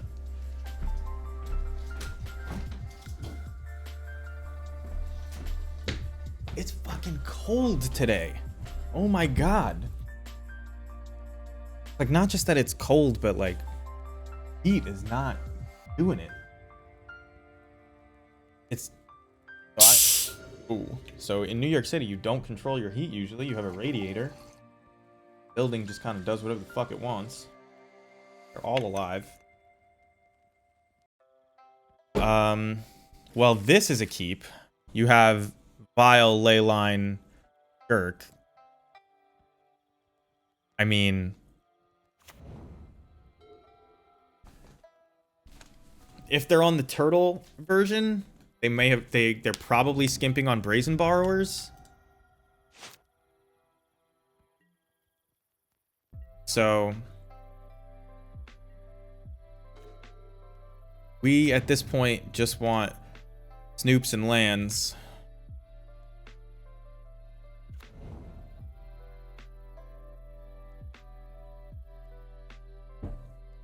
I'm so cold. I'm like, am I nervous? No. I've played this weekend challenge a million times. My hands are shaking because I'm freezing.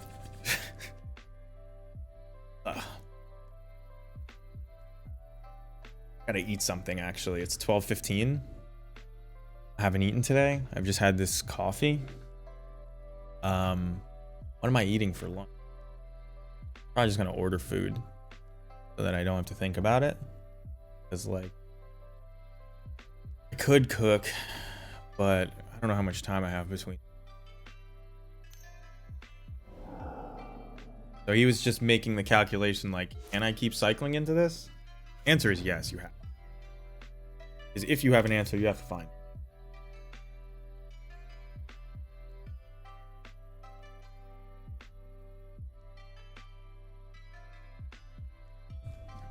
He may just be off it, though. I don't know. I don't know what he's doing here. He's also probably double queuing based on what the bot said in chat. He's in the Standard Challenge, a Pioneer League, and a Sealed League. I mean, the Pioneer League and the Sealed League, he's probably not playing right now, but Standard Challenge, maybe.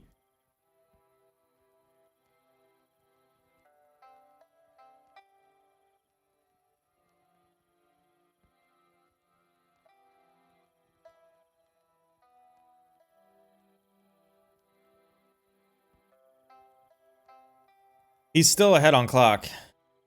So I'm not going to pretend he's taking a long time.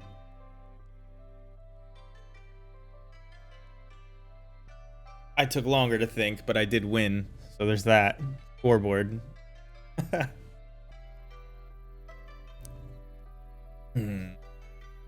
want to warm my hands. I also just want to eat something, really. All right, well, we got nothing. We're just going to pass. And then if they try to do something to our Vile, we Vile and Skirk. And I mean, we're going to Vile and Skirk anyway. They definitely bring in Endurance here. So, like, if he didn't have Endurance, he does now. But to get through the board state we're going to be presenting, they need Brazen Borrower plus Endurance. Which You know, that's 2 sideboard cards. And I doubt they play 4 of each of them. So I won't say it's likely. Now, they cycle through a lot of cards, but as you're cycling through cards to find those, you know, nothing's in your graveyard, and you then have to Brazen Borrower and then hope I don't have mana.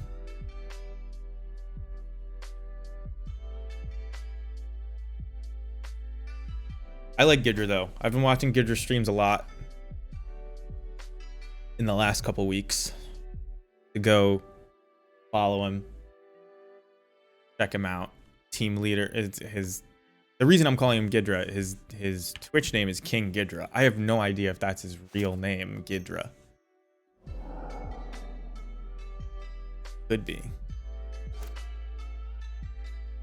Just cycles once. Just one cycle. Isambard, right? Looking. Looks at the top 2 cards, put one of them in your hand, the other into your graveyard. Going to exile Grief, not interested. Grief. Breeding Pool tapped. Here comes Skirk Prospector. The reason I'm viling in Skirk Prospector instead of saving it is because I have no lands. And this Vial on 2 is going to be the source of most of our things for a while. We're going to leave it on 2 until we find a land, because we'd like to be able to play Snoop when we find it, so we can end this game. That's a Godzilla, Ghidorah. Oh, is Ghidra a Godzilla character? I wonder what his real name is then. Ghidorah. So my girlfriend speaks Japanese like okay, like she took it in college, like, so she speaks it better than I speak my high school Spanish. So much Japanese is just saying English words in a funny accent. So you ask her all the time, like, what's the Japanese word for this? And you know, if it's at all a modern word, or just like a word that we use all the time, they just use that word. McDonald's is a good one.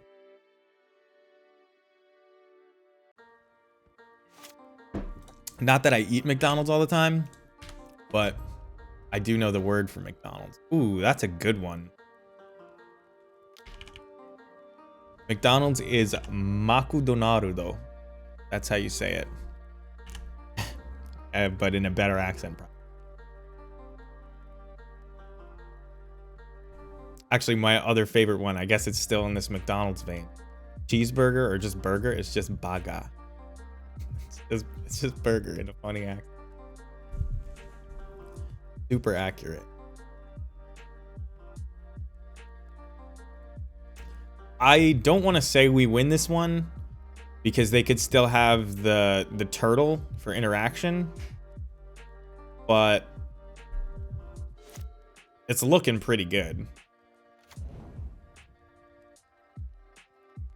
I am going to play around the turtle. For those of you who don't know the turtle, it's a new Neon Dynasty card with 2 different channel abilities. One of them finds you lands, I think, and the other one is Boomerang. Maybe not Boomerang. It might just be Unsummon. It might just hit creatures. It was in play last game, but I don't remember the name of it, so I can't pull it up in chat. If anybody does, that would be helpful.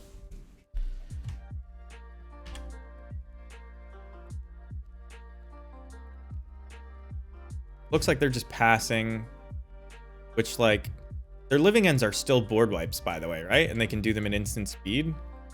But as long as I have Skirk Prospector in play, my stuff comes right back, unless they endurance me. But, you know, that takes a few cards.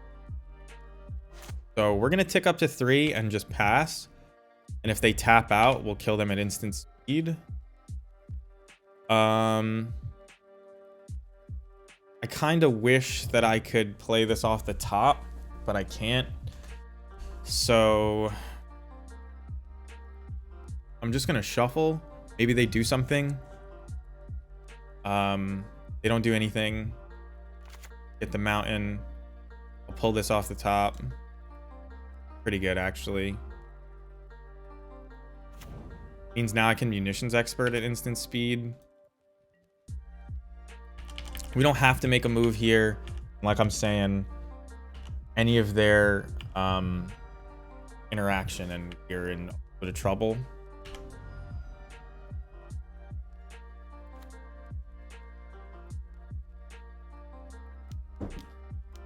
All right.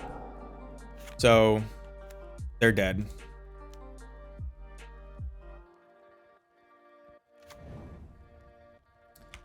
I didn't know Odawara was even on the radar, so it's good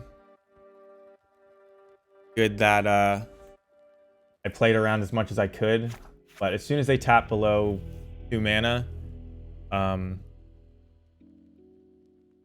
we can go off. So that was great. 2-0. 2-0 in the weekend challenge. The stiffer competition challenge too, Saturday usually. Because all the degenerates that wake up at noon can set their alarms a little earlier. I'm playing this one. There's a lot of degenerates that play Magic the Gathering, myself included. So we're 2-0 right now. Deceif's playing. Wonder what he's playing. Actually, I know without even looking. He's playing 4-color Omnath. Actually, you know what? That's not true. He played that yesterday, but he used to play Living End. I think he goes back and forth between Omnath and Living End because it's like Omnath is like the way cyclical metas work. Like Omnath responds to the Lurrus decks and the creature decks, and then Living End responds to the Omnath decks. So like somewhere in that trajectory, he's entering, right? He's on one of those levels. I'm gonna order food. I don't really want to order pizza. Not good fuel. You know what I mean? Probably gonna order Chinese.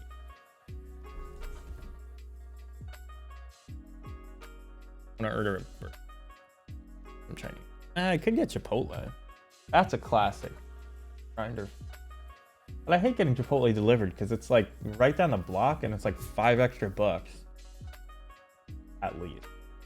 22 matches. I could just go get it. Be back in like 10 minutes. Let me see.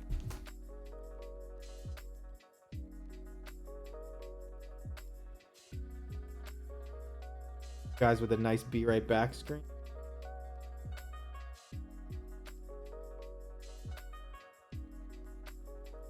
Looking at my Chipotle app.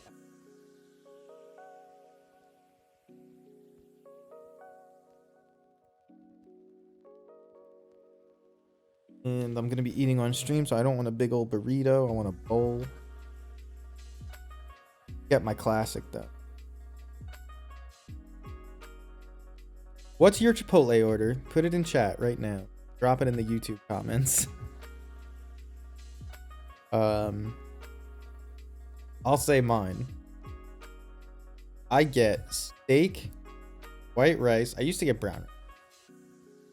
Steak, white rice, black beans, the tomatoes, the corn, sour cream, the medium salsa, extra cheese. I didn't get this way overnight. I'm getting a bowl. I guess I'm gonna get chips. That doesn't make sense to most people, but that's like fat logic that I use. Too much right now. All right. Pretty sure this is for pickup. It's too cheap to be delivery.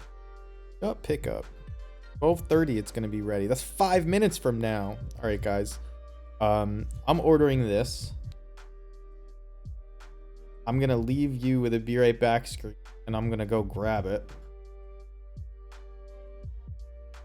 I'll definitely be back for the next round. That's in 20-ish minutes. I could update the title to like 2-0.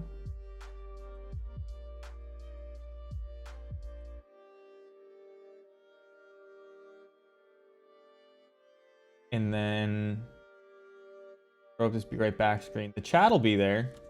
You guys could keep each other company. I won't be here for a little bit. It's like literally down the block. I'm in New York City, so it's not like, it doesn't take me long to get there. So I'll be there and I'll be right back. Thank you for watching. Stick around because I'll be here for at least fucking million years.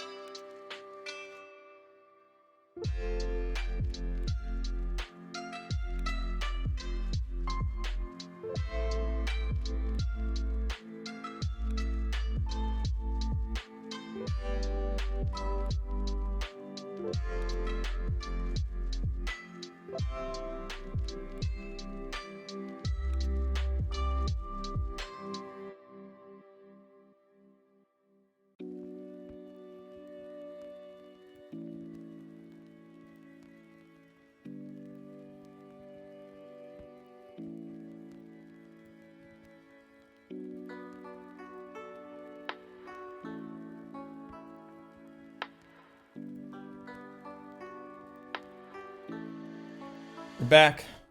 4 matches left. Actually got back a few minutes ago. Just like, you know, getting myself settled. Taking out my Chipotle. You can see that branding. I'm gonna grab myself some seltzer. But I figured I'd let you guys stop worrying I wouldn't make it back and leave off the be right back screen. So I'll be right back, but I'm not gonna put up that back screen. I'm about to soda stream up a little bit more water. Be right back.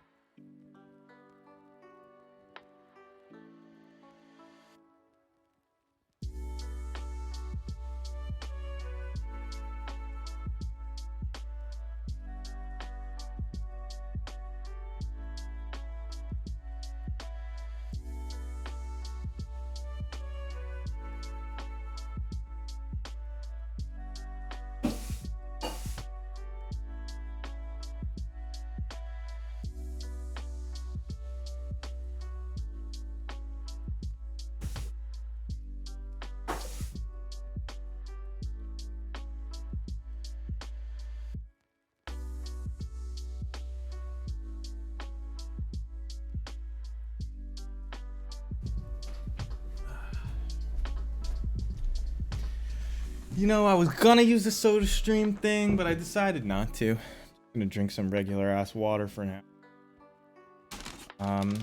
Chill. Next, oh, they didn't put a fork in my bag, but I grabbed one because I expected that.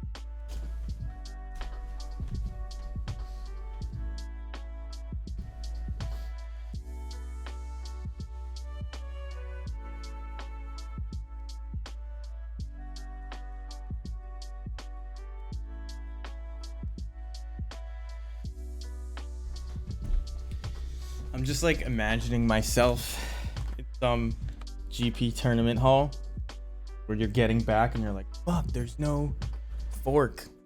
My Chipotle bag. What am I gonna do? And there's like, all there is like some stand that sells like the worst pizza you've ever seen. $4 Pepsi. And like maybe some pretzels. Works. Oh.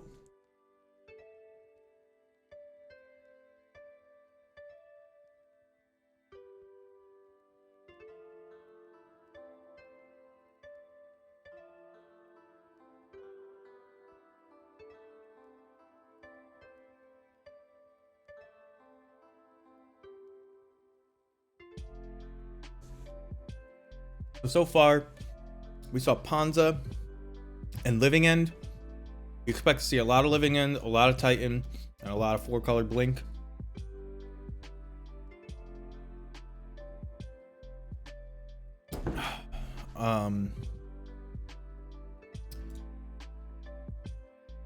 That MTG Goldfish.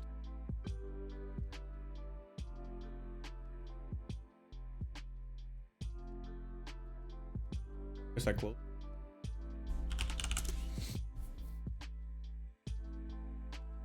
So, expect to see a lot of Titan, a lot of 4-color Blink. I actually don't expect these decks as Living End was definitely on my mind. Do they not play Ephemerate? They don't even play Ephemerate anymore. Not in this version. And I'm not just missing it, yeah. So, guess we won't play around that today. Is it in the board? I doubt it.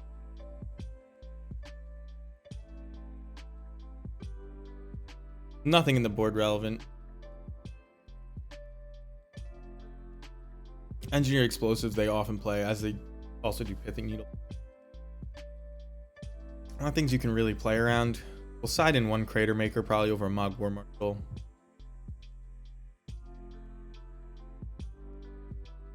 What's our round time?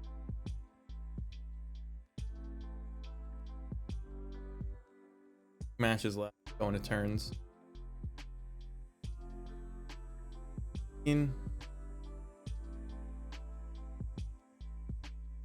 keep eating. I'm not off camera when I eat. Camera's not flipped.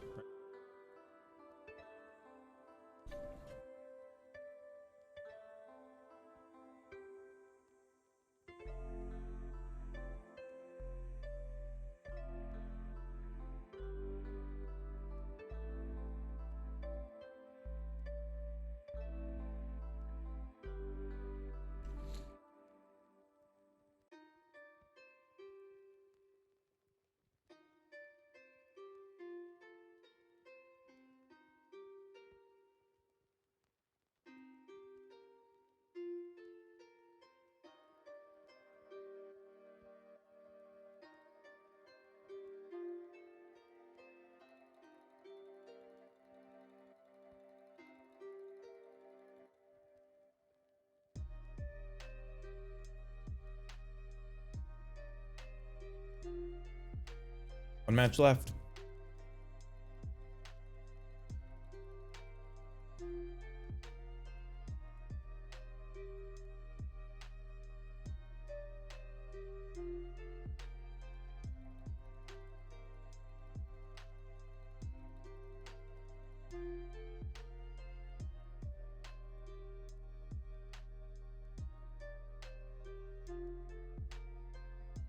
slippers before my feet get cold again.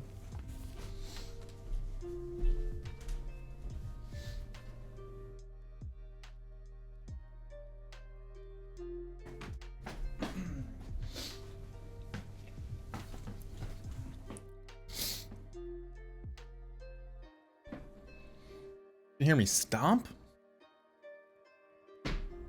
Wow, didn't know that.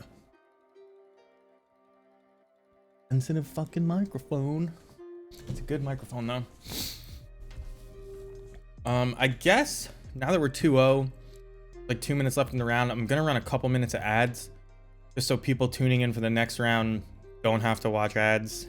I'll see you on the other side and in the round. Unless you have ad block, and then you can stick around with me. The only way you would have heard that sentence. But you should get ad block. Well, at least for my channel. Not like I make any money.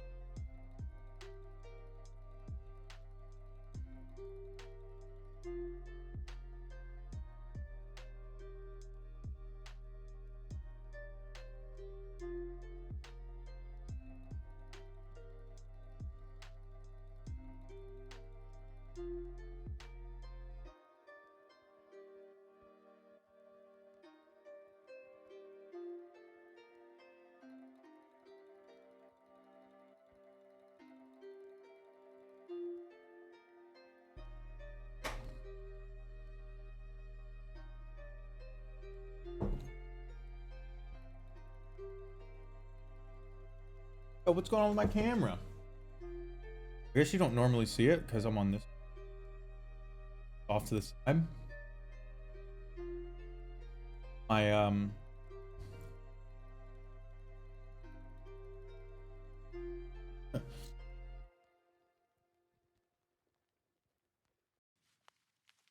Used to have something on.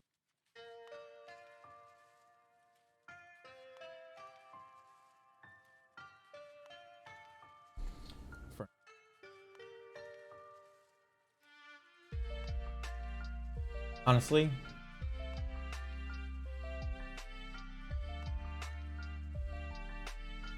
flip the camera. You wouldn't know the difference.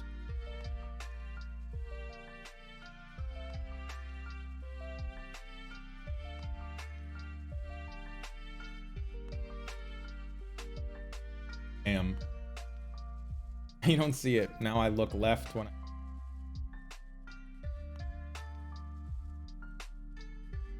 Looks fine. Yeah, I'll probably just do that instead of fixing any. All right, they're pairing. The little man in the machine is going.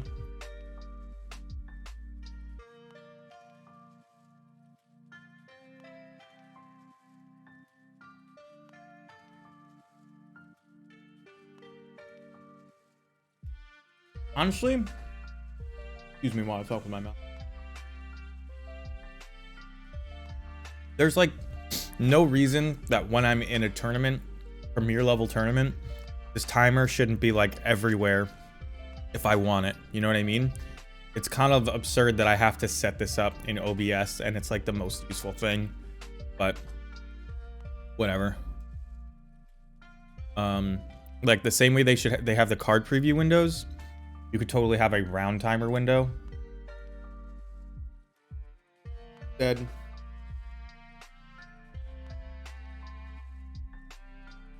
Handling the energy of Nicol Bolas, entire Wooburg spectrum. Try and get to top 8 today. We're 2-0. Gonna play slow. See if we can clutch it out. When you start 2-0, breakers are usually... Got lucky to play against a good player. Pretty good meta deck. In Gidra. Check him out. Playing Living End, which is probably well positioned right now because I expect a lot of Omna. This is the last of my seltzer. Where I make more, but glass of water over there. All right, we're getting into it. Murktide Regent, fuck. It's Giglio. Another streamer. I think you have to keep this hand. No idea what he's on. Usually, well, used to play Rhinos, used to play Ponza. Now I don't know what he's been playing. But this hand is good against Thoughtseize. It's good against Ragavan. Has combo outs. We'll see if they reveal anything. They don't reveal anything, so it's probably Blue-Red Murktide. This hand isn't great versus Blue-Red Murktide unless they get a Ragavan, but I can't mulligan this. Double Vial, Mog Fanatic, and a Harbinger. Yeah, it looks like it's definitely Blue-Red Murktide. They're checking to see if they want to crack a fetch. Now they're checking me to see if what they have on top is worth keeping. And it looks like they want to crack a fetch. This might be 3-color Murktide with Prismatic ending. We'll know soon enough. Some of them main deck Blood Moon, and this basic Swamp is going to be good. He is the type of player... Ugh, is not what I wanted. Quite obviously not what I wanted, but maybe Triple Aether Vial gets us there and we draw some sick stuff. Who knows? I won't show them the basic Swamp because they actually really do like playing Blood Moon.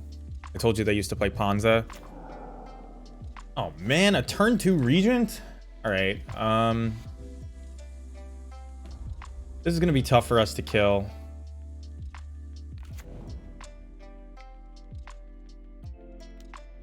We obviously have nothing we can play other than these Aether Vials, so kind of just hoping to draw like Matron so we can get a Munitions Expert plus a body. I don't think Snoop would even be good here. The chances of them tapping low are pretty low. The chances of them not having anything are also pretty low, and this is a 4-turn clock. I think that Murktide Regent is one of the stupidest cards ever printed, but it's not just because I'm losing to it right now, I promise.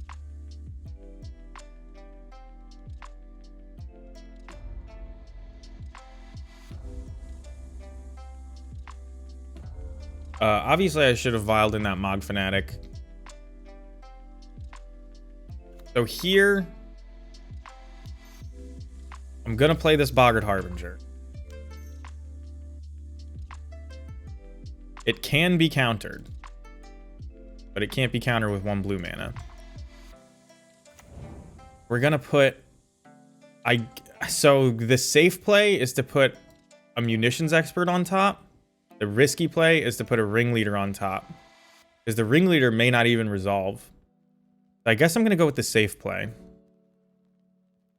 We could be attacking for 1, but we also might have lost our Mog Fanatic, and it's kind of important for us to keep our Goblin count high here. They still may be on... No, they can't be on Grixis Death Shadow, because they didn't reveal Luris. But they did go pretty low. So they Unholy Heat the Harbinger, because they know we need... the Goblin count. If they play a second Murktide Regent, we're probably just dead. Which is not good, in case you weren't aware. Being just dead is bad. Yeah, this looks like second Murktide Regent. They're gonna bolt us and then grow this. And then... we are all but dead. An 8/8 hitting us. We need to draw something insane. We don't have Sting Scourger in our deck. So I guess this would be dead to another Boggart Harbinger in our hand if we had gotten... Well, if we had a Snoop in play. Oh, I was supposed to vial in the Mog Fanatic too. Look who forgot that.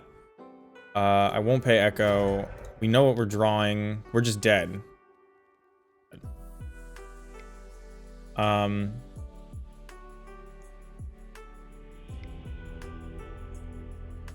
Okay. So Hidetsugu is actually good against them. This is the kind of matchup it's meant for. Kind of wishing we had more here. Fury is okay. Blood Moon is bad. EE is pretty bad. They can bring in Torpor Orb. I know people board in ley lines, but I don't think you're supposed to.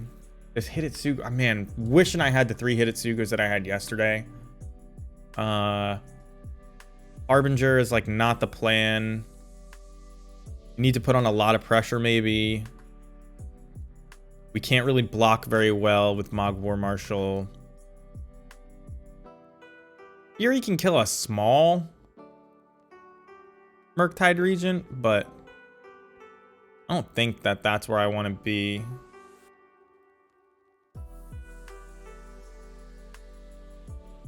Yeah, I'm just going to submit like this. This is in case they play Torpor Orb, this Crater Maker, because they are a deck that can play Torpor Orb pretty easily. I won the die roll. I would like to play first. You can't mulligan this. It's not the kind of hand you want to be on in the matchup, but it's 2 Snoops, which is like the best card in your deck.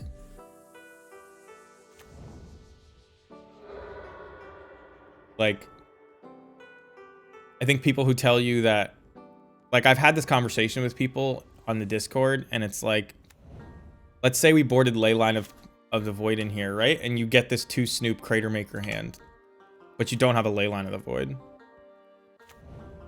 Can you reasonably mulligan that away? You know what I mean? What if you don't hit a Leyline of the Void? And now you're just on 6 and you have, what, another Snoop hand, right? Like, you kind of have to get a little bit lucky that, you know, you get out head on board and you kind of stay there. They're probably going to kill this Snoop, but maybe not. And the second Snoop has an even better chance of sticking if they kill the first Snoop. You just can't really throw this one back, in my opinion. Excuse me for burping. I just had Chipotle. I'm probably going to continue to have Chipotle after I lose this round quickly. What it feels like right now. But Cedric Phillips, when SCG coverage still existed, used to call this a can't mull, can't win. Just can't throw it back. Too much upside. We'll throw out this. Play the second Snoop. We have a Matron on top, which is going to be good next turn. But here, if they go land, kill your Snoop, Murktide Regent, we're in a lot of trouble.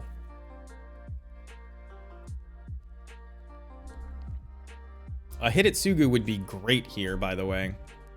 Unfortunate. Maybe if I had more dedicated hate pieces and a better plan for this, other than like, let's play the mid-range game and hope your Murktides are small. Maybe if I had a better plan for this, I could mulligan more aggressively to it, but Leyline is not a good plan. I'm pretty sure I have a clip. Is it Leyline? I don't remember what it is. Ugh.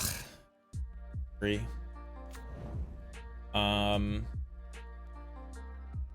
No, it's in my clips, but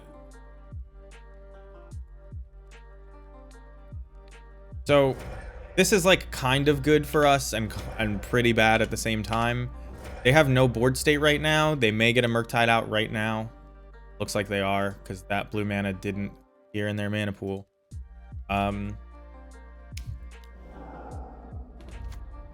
Yeah. So here we're going to play Matron. We're going to grab Ringleader. We're going to hope that we can get this Murktide Regent off of the battlefield before they can land a second Murktide Regent that just sort of wrecks us. We'll make blue mana just so maybe they go easy on us because they think we're one of them. And we just have to pass. Like, they hit us for 6 down to 14. We're going to hit them for 3 down to 14. And we're going to resolve a spell that hopefully draws us a bunch of cards and gives us a chance to be in this game.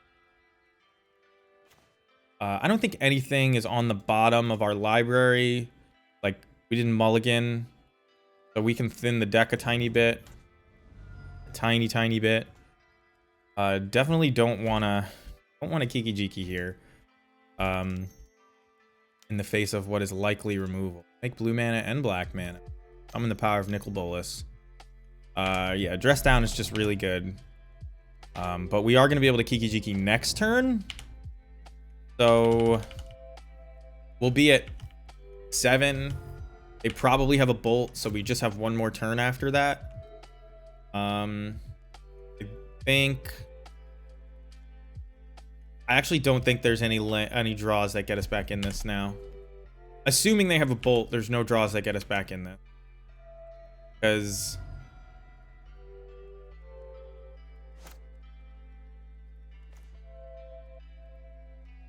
I can get a munitions expert up to 4 damage, which doesn't do anything. I have no reach creatures to block this. I don't have Sting Scourger, which would be vaguely relevant here if I could even resolve it. So here, I'm assuming they have a removal spell. So we can play around that. And not make a copy yet. Another dress down? Aether Gust. Fuck. We're just dead, right? Because there's nothing I can draw. There's nothing I can draw. Alright. They destroyed us. When Blue-Red Murktide wants to be ready for your deck, they can be. And it is what it is. You can't win them all. That hand lined up really good against what we were doing. A Ragavan hand and a Dragon Rage Channeler hand is pretty good. Maybe they're not even playing those. Oh yeah, he's definitely really. So like he understands that Ragavan and DRC are probably bad in those matchups and would bottom them with considers and things like that. So yeah, he's really good. He's definitely a grinder. Sure. But this is the deck we just lost to. And I mean, we can beat this when they go on a counterspell heavy hand and we have a Cave of Uncounterability. Oh my god, I'm like Cavern of Souls. And we have a Cavern of Souls. We're in good shape. When they have a Dragon's Rage Channeler or a Ragavan starting hand and we have a Mog Fanatic, we're in good shape. Murktide is tough for us, but like if it's a smaller Murktide, we can kill it if we're ahead on board because of Mog Fanatics and Mog War Marshals. Yeah, I mean, it is what it is. What's going on here? Why does this version of the deck only have 2? All right, there they are. It's like what I'm playing, is it? This is what I've just been showing you guys the wrong deck list this whole time. Well, we're 2-1. We're still live. If we face that in future rounds, there is always the idea of boarding in Leyline of the Void, which I hate so much. It's not a good plan. But if this is the configuration they're on, doesn't really make sense, does it? Like, it just straddles the line between control and aggro so well that it's like, okay, they have 8 removal spells. Okay, but they also have 8 counter spells. Like, they have little creatures, but they also have gigantic creatures, right? Like, the threats are so varied that it's tough. And the problem is, because the threats are varied, when you land Leyline of the Void, you actually only shut off half of Dragon's Rage Channeler. You don't shut off Ragavan, and they can still cast a Murktide Regent. Like, I know it sounds crazy for them to make 7 mana, but like if you mulligan to Leyline of the Void, probably don't have a lot of removal. You may get hit by a Ragavan. They're going to like their 1/1 Dragon's Rage Channeler that surveils every turn finds them the thing that will affect you, right? Like, so if you can't close the game out quick, and you can't close the game out quick because they have Unholy Heats and Lightning Bolts, like the game goes on and you're kind of in a lot of trouble. However, this version of the deck doesn't play Torpor Orb. And usually that's the problem with drawing the game out, that they'll find their Torpor Orb as well. And now you all have a deck full of 1/1s that do nothing. And then they can like just kind of get there with Lightning Bolts. They don't have to deal that much damage. Things like that. They have Aether Gusts. Although this is probably not their version, because they had Aether Gust in the board. They were ready for Titan, rightfully so. So I wonder, maybe they do have Torpor Orb. They're another Titan list. See what X-Dad was running.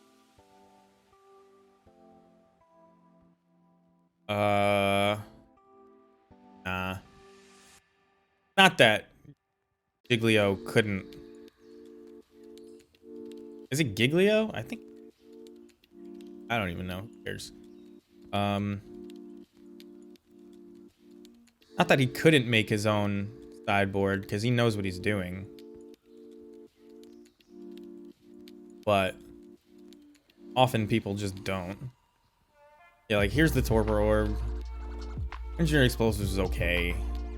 That's the kind of matchup where Copter, Squee, and Bidding are decent.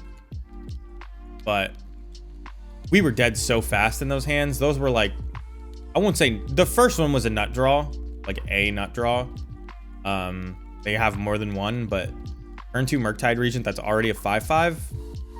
That's really hard for us to deal with. You gotta play Sting Scourger or Warren Weirding, and this is just not. I know it says it's the most popular deck right now on. Oh, it doesn't even say it is, but it's not even this popular. In like, I run into, in leagues at least, I run into Burn, Titan Variant, and Hammer way more than I run into, and Blink, way more than I run into Murktide and Death Shadow. Like, people just stopped playing these Ragavan decks for the last week or two. But this Murktide deck is obviously still great. Cards are banned in Legacy. You know what I mean? Like, cards are banned in Legacy, and they win fast enough that Burn can't really get them for not playing Duel. Anyway, for 2-1, we're gonna keep at it. We're just going to our between rounds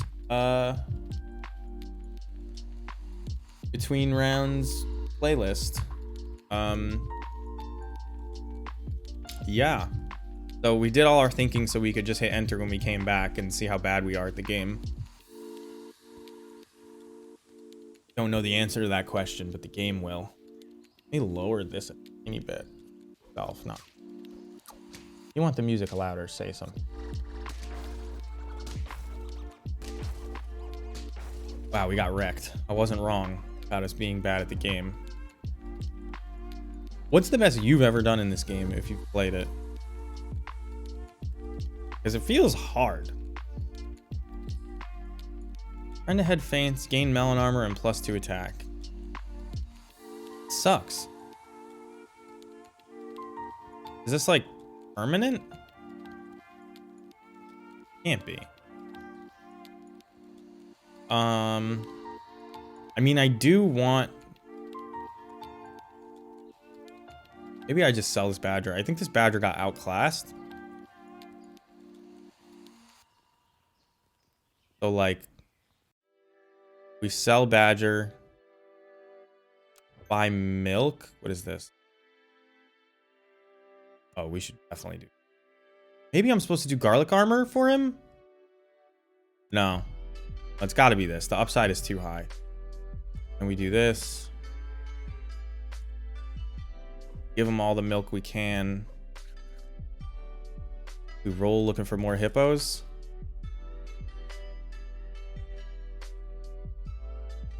We don't find any hippos here. And a dodo. Really want the dodo. Roll again.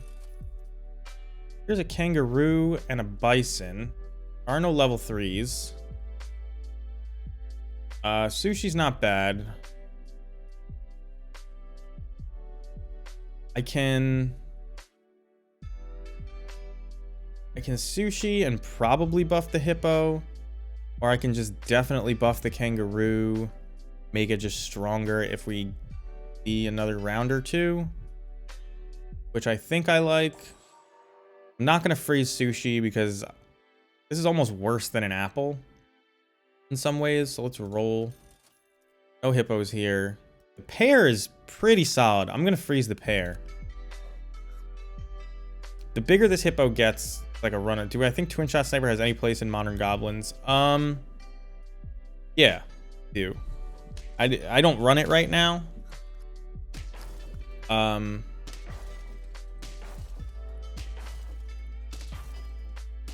But Twin Shot Sniper, one of the... Oh, that was our last round? All right.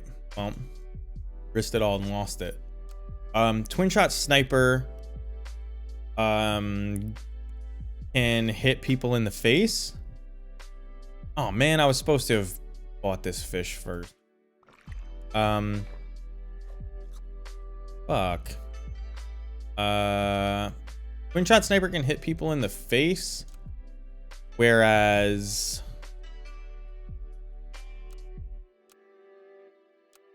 like soft arms, I don't know.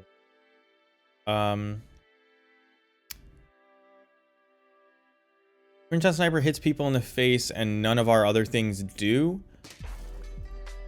So in a more aggressive low to the ground version that doesn't care about bigger stuff as much, you can play them over munitions experts and you have some extra reach.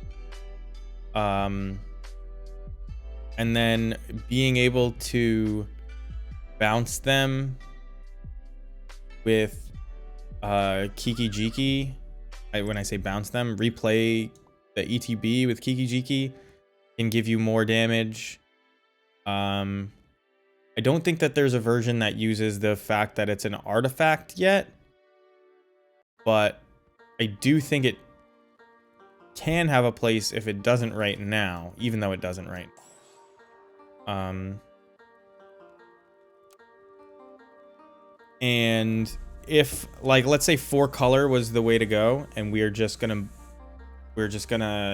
become this like hyper aggro version of our combo and not worry about long games against, I don't know, like maybe aggro is just like what we should be doing instead of the grind because the other decks go bigger. I don't think so right now, but it's a possibility.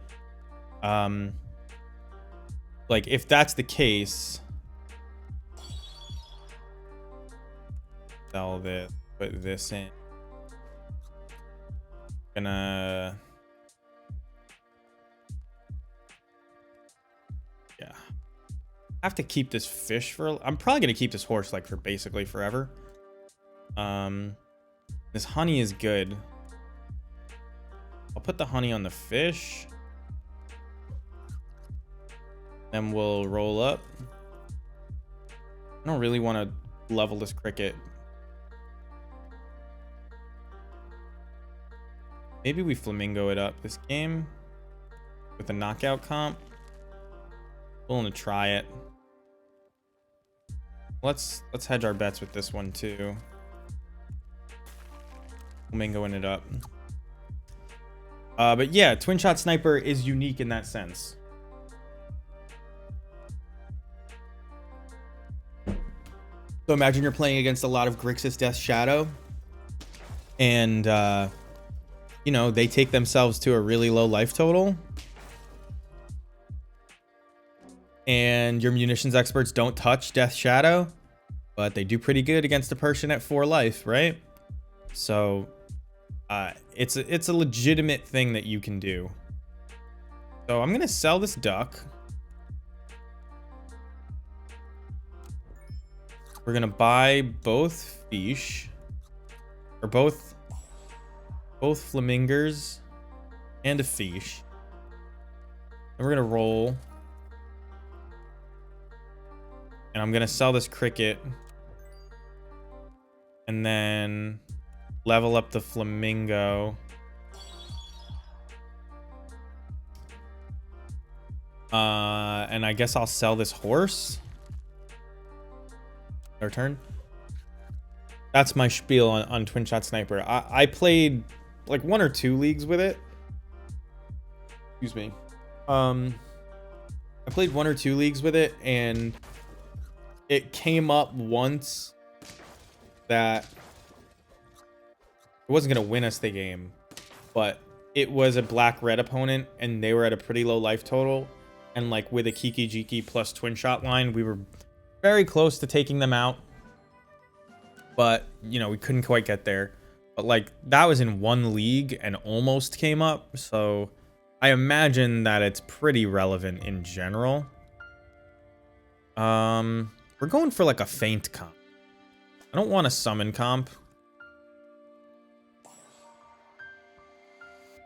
Let's roll. We get the dog again.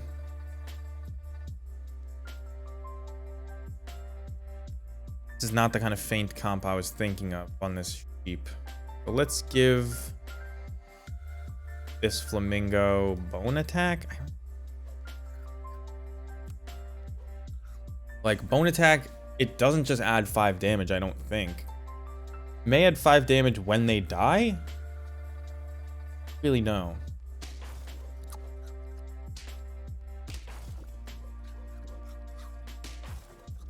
This looks like it's working out well for us.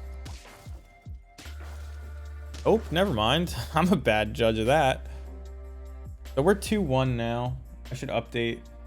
Man, I shouldn't have ever done this in the first place, but now that I did it once, I have to stick with it. Updating my record. 19 matches in the round. We got a long wait ahead of us. All right, so this is like kind of what we're looking for here. The fish is bad, but I think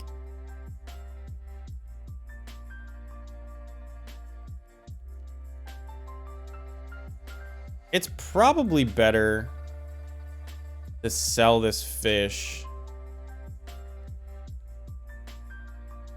than it is to... Oh, I could sell the horse too. Horse isn't great. I mean, it's a 6-5. Let's sell the fish. This is what we're doing now. We'll roll. I kind of want to do this. We're going to sell this horse. We're going to buy this little snail. Buff the whole team 1. Guess I'm supposed to garlic armor? I'll roll. Turtle's not bad.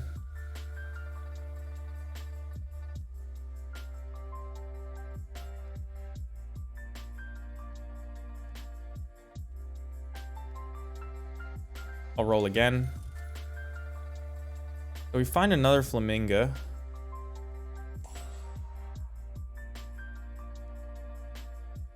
I wonder what this looks like when it levels up. Never done it before. I mean, we're gonna keep this stupid snail just because, but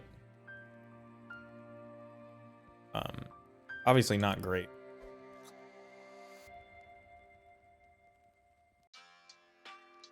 So 2-1, lost the blue-red Murktide. Kind of unmetagamed for blue-red Murktide, but I don't... What would you do, like, other than Baron weirding?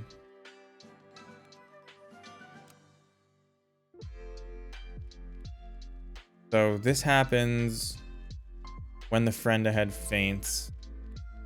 So if we combine all our flamingos, then we swallow it. That'll be good, but it won't have this meat thing, but that's fine. Let's do this. Put this here, this here. Roll.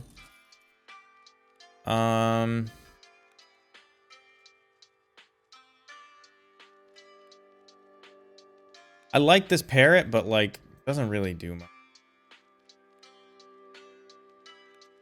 Maybe we sell this, buy this, buy the parrot, because it's like decent. Then we roll. Don't find anything we want.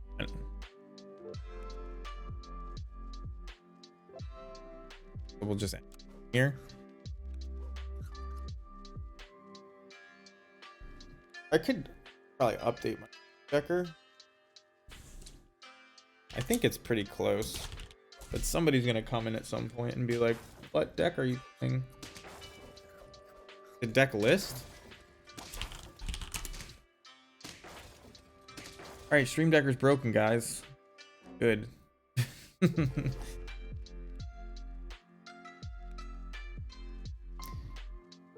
All right, Parrot Bison. We're really close to getting a level 3 friend, so I kind of like the Bison. Maybe I sell this Giraffe for the Bison, even though it's the only thing pumping up our Ox slowly. But I think the Ox being pumped up slowly, probably better than, or the Bison pumped up slowly, probably better than the Giraffe will ever be for us. So let's sell the well, I guess I could roll first.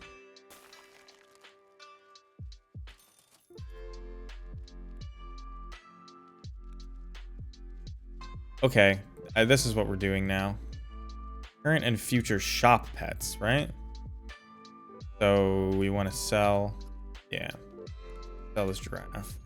Put the Bison in. We roll looking for more flamingos. We don't find them. Nothing here we want.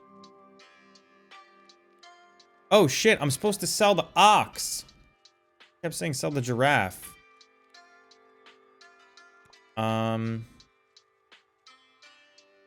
Well.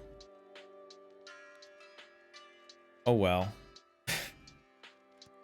Now the question is, do I want the Ox here?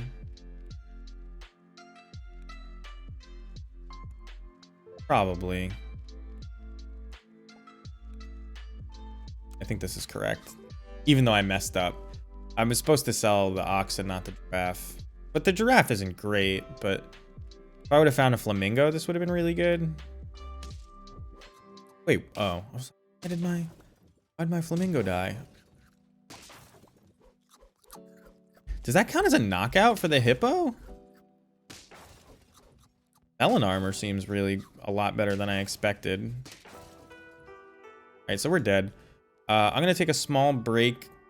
I'm going to use the bathroom, get some water, and then we'll be back. The round's a little bit away. So I'll see you guys in a few minutes. I'm going to pull up the deck list for people who come in. Yeah, just be right back.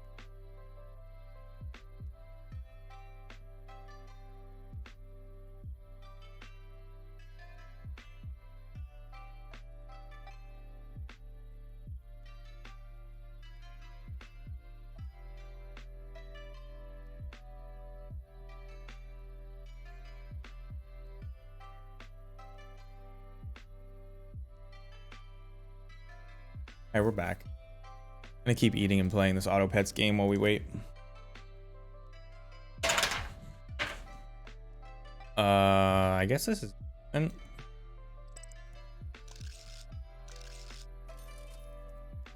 Save this. Oh. Who doesn't want to be the slippery turtles?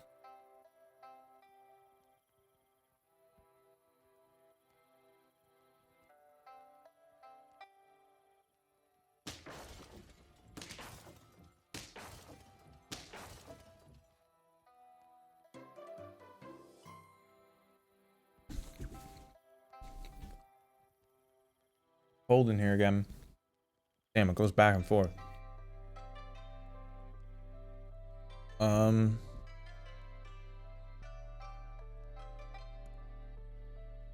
Guess we're just like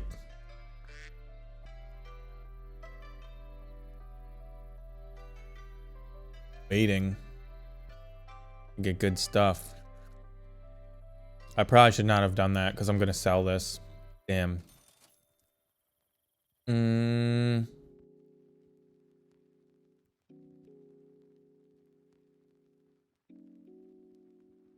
don't know if I want this. I think I do. We're gonna have tier 3 next round. Then this will make a tier 4.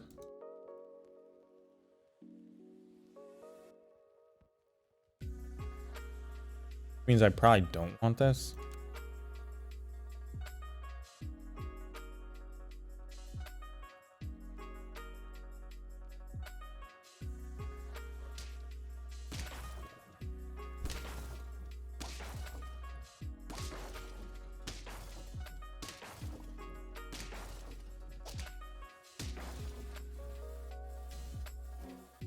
Subtract 1 from everything I said.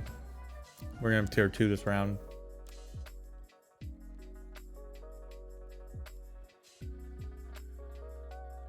I think we don't have any tier 2s.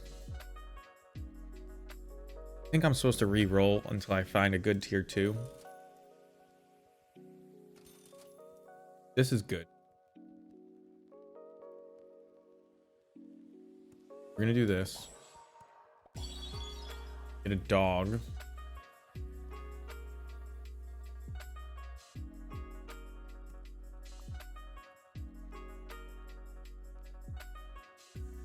So we'll sell this. I think we'll also sell this. And then go. Dog. Sell this. So that these are the ones that get buffed. Put this out. This wasn't the worst.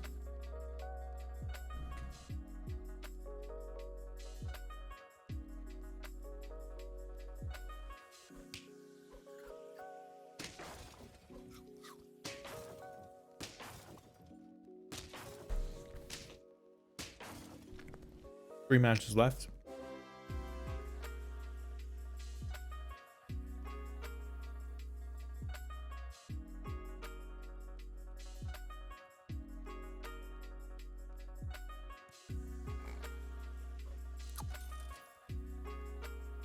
I like the idea of the swan, but I know it's not good.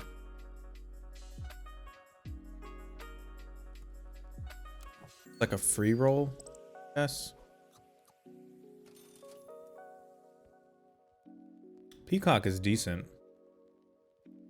Sells for 4 for 2 and buy 2 peacocks. I'm supposed.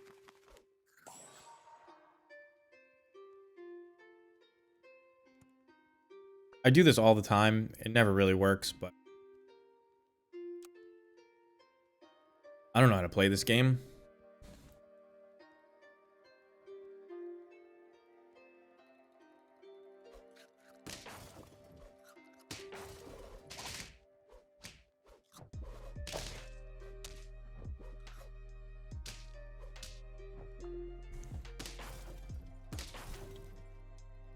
Seems like we did all right.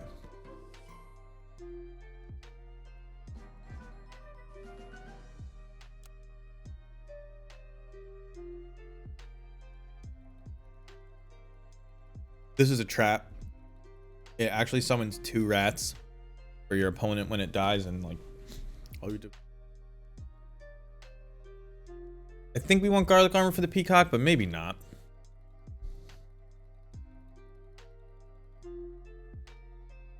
Supposed to be on summons.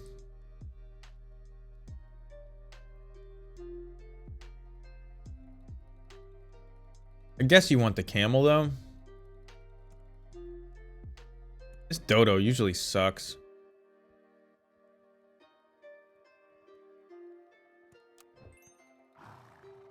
We're gonna oh, do that rat. Garlic armor or camel. Maybe I'm supposed to feed it the apple, but ooh, hippo. Love the hippo. I've been wrecked by the hippo so many times. I want to do the hippo, but I actually don't know the best way to do it. Like, I think you put a dodo in it. Probably put the camel way in front. I'm like 1 gold short. Do I care about... Yeah, I care about enough of these that I just gonna freeze the hippo, but next round I'm gonna take the hippo for sure. These giraffes are probably where you want to be with the hippo, I think.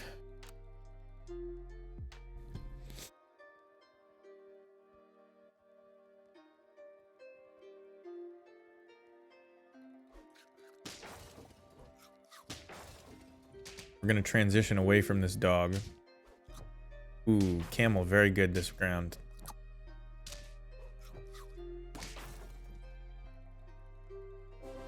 Camel might carry us. So we'll get rid of this cricket. Put the hippo there. We probably want to get rid of the dog, but the peacock is like not actually where you want to be, I don't think. The peacock got us to hippo, so I'm not gonna be mad that I had it. Then buy both of these giraffes. Roll. No giraffe found, but we can garlic armor the hippo. Now, this gives a friend +1/+1, and this gives it just 50% of the attack. I think this is permanent though. So like, this is going to be weaker this round, but next round it'll be stronger, although it won't give it health ever. I think we need health. Yeah, maybe the dodo is what I was supposed to sell and not the peacock. It's a 5-8 right now. We gotta see if it's still a 5-8 next round. Because I never remember what's permanent and what's not. I think these end turn ones are permanent, but maybe not. Ugh, the hippo did not do well this time. We gotta pump this hippo up. We're gonna go all in on it. Yeah, it's a 5-8. All right, so now we level up this giraffe. Get a crocodile. Crocodile's pretty good, actually. We'll replace our dodo with it. Just keep giving our hippo more health. This dog is bad. We don't actually want this dog. I think we just need to give our hippo health. So maybe the combo is like sell dog, buy rabbit, feed hippo the apple. I think this sounds like a good plan. Oh shit, we're about to start round 4. All right. Ugh. Hoping to get living end again.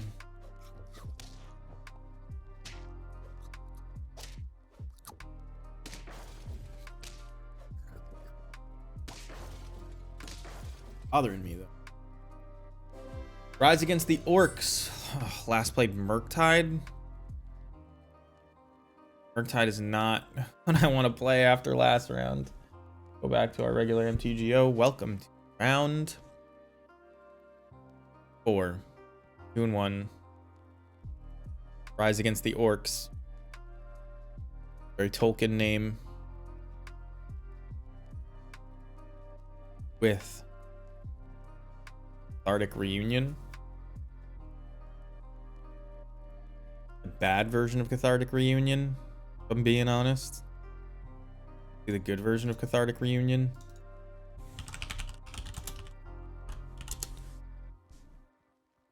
Gotta spell reunion right, but... Reunion. Sorry, I clipped the mic there a tiny bit. There it is. That's a real Cathartic Reunion. Stupid dinosaur. Who cares about this? Doesn't even look... No catharsis here. Oops. That's not the game I'm supposed to be playing. The Rise Against the Orcs may be just away right now.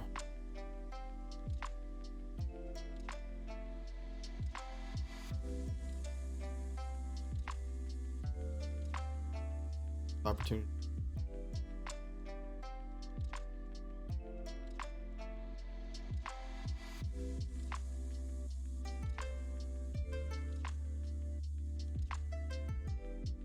Oh.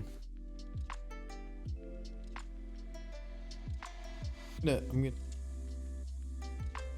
grab water.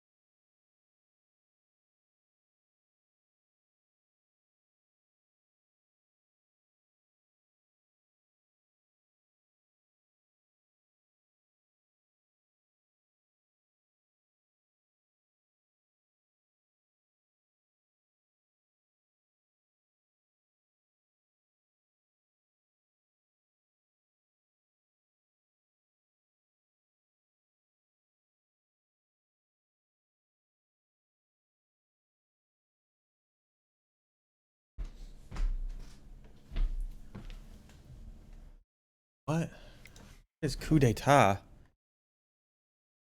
Are they just like checking if I'm here?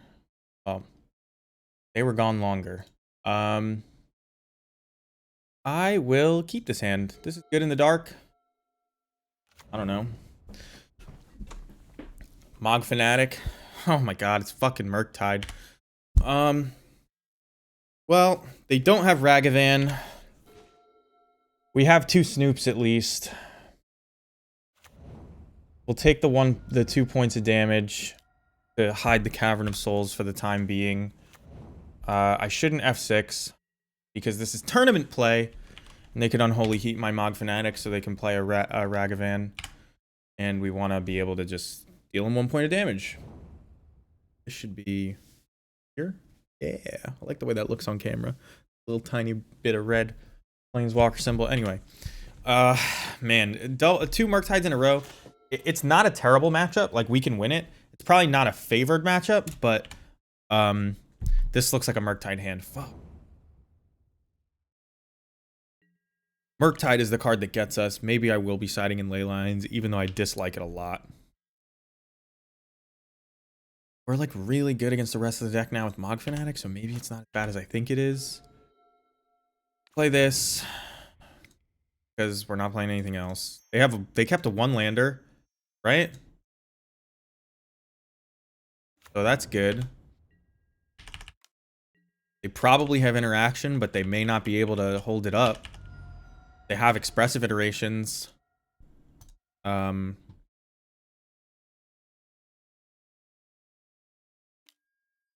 be a bad hand. Still no Delirium.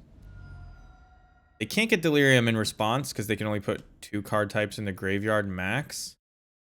So this is going to be another instant. They kill our Snoop as expected. See what they put in. Matron on top isn't bad. Can find us something to deal with a Murktide if we get that far.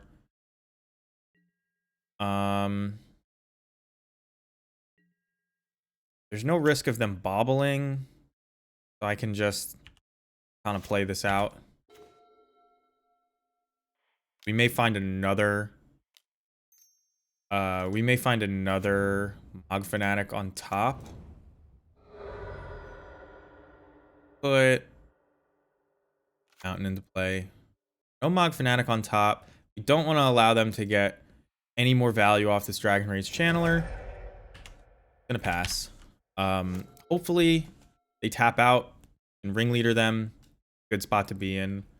Hopefully they don't tap out for a Murktide region. They tap out, but they totally could. So they're forced sort of to kill Snoop on sight.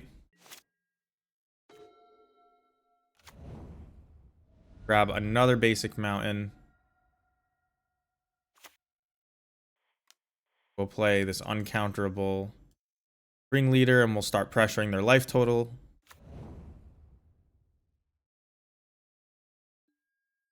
Draw another Snoop, another Matron. Throw a Vial on the bottom. Maybe the kind of hand that I wanted that Vial. Doesn't come up often, but it's like, now the Vial is just 1 extra mana, so it's not a big deal. I mean, it's bad for it to be your draw step. They bolt my Ringleader just so I can't pressure their life total. Feeling a Murktide here. What do you guys think? No Murktide? Alright. Ooh, double Cavern? That means I can Snoop Matron?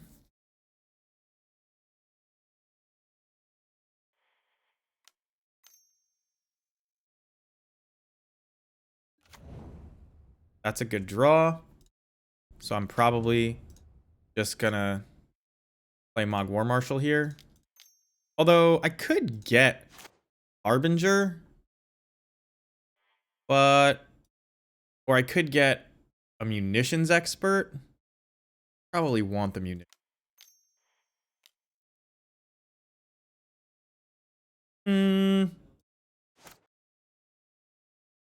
No, because now I can Matron plus Munitions Expert in the same turn.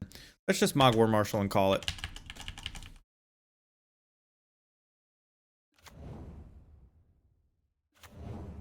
Because that is a good draw.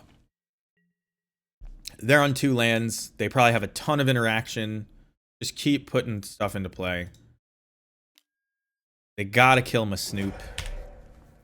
We're gonna have some token pressure. Literal token. Still no Delirium on this Dragon's Rage Channeler. I would love to kill this thing. So I don't know I'm not gonna Mog Fanatic it with mana open here when they're only one card off. But I am gonna attack into it with Ringleader as opposed to going to get Missions Expert right now. Like, if they eat my Ringleader, so be it. How I feel. There's a Munitions Expert. And they might not get there, right? They need, like, Artifact in the graveyard. Artifact or Sorcery, I guess. And if they've been an Expressive iteration just to eat my thing, like, not really coming out behind in that exchange. They have more Lightning Bolts.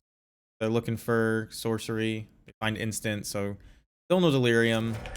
Hit him for 1. We'll put Skirk Prospector into play.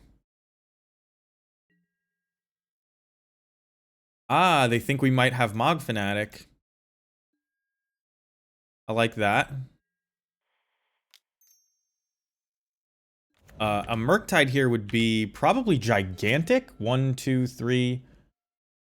So it would be an 8/8, which is like really hard for us to deal with. But they haven't found one yet, which is good news. We can Matron for like Sling Gang. Ooh, now we can Matron for like Pashalik. Let's attack for 2.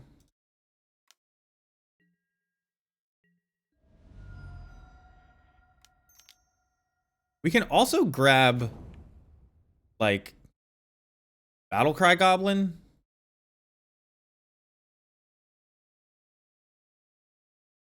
Maybe I just get Sling Gang and Battlecry Goblin.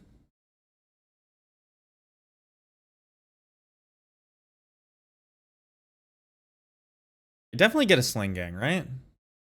Gotta be right. And I can't Sling Gang plus Pashalik. Actually, I could. I think we put them dead if we do. I mean, they may kill my Skirk Prospector, but like worst case scenario, have another Matron. So like they take 4. We play Pashalik Mons. We sack 1 thing to get Sling Gang Lieutenant out. Then I think we kill them past this Murktide room. Can we deal 15 though? Maybe. Jiki Jiki. But so we Pashalik. We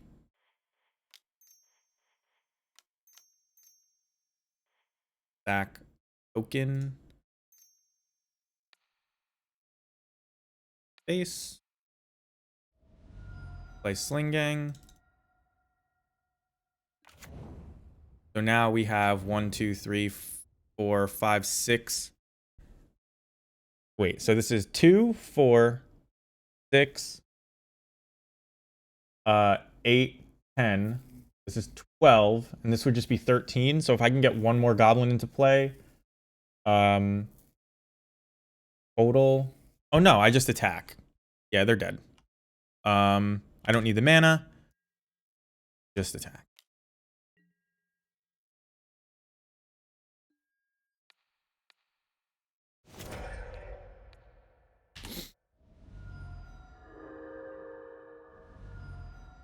Now this is 2, 4, 6, 8. Yeah.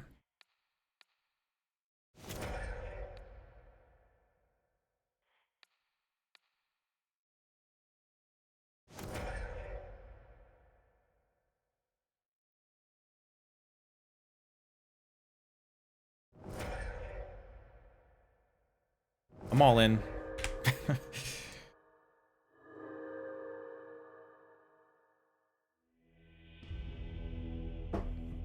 Ah, it was exact. No, it wasn't exact. So Hitotsugu is good. They may be playing Torpor Orb.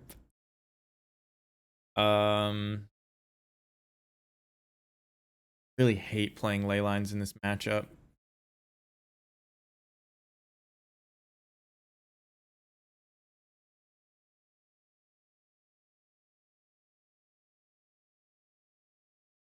How much room do I have?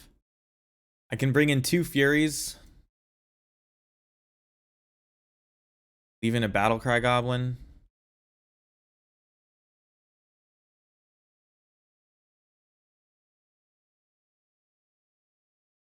Take out the Prospector. A War Marshal.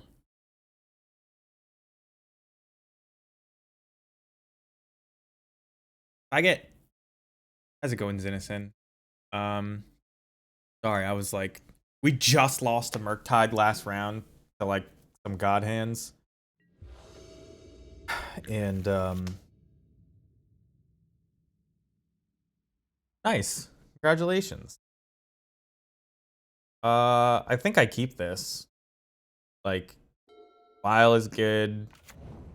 We have a Cavern. We draw lands, we're okay, but we have double Vial, and their only way to deal with that is Archmage's Charm, which, you know, maybe they're not on. I am not going to tag this Dragon's Rage Channeler because they may, like, play a second one next.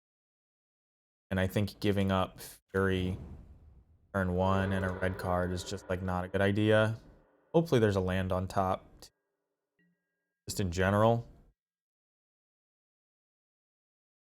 Just read the write-up of that. Oh, Zinison's? Didn't see that. Upkeep, okay. Hog Fanatic, good draw. I think I still have to play Vile turn 1.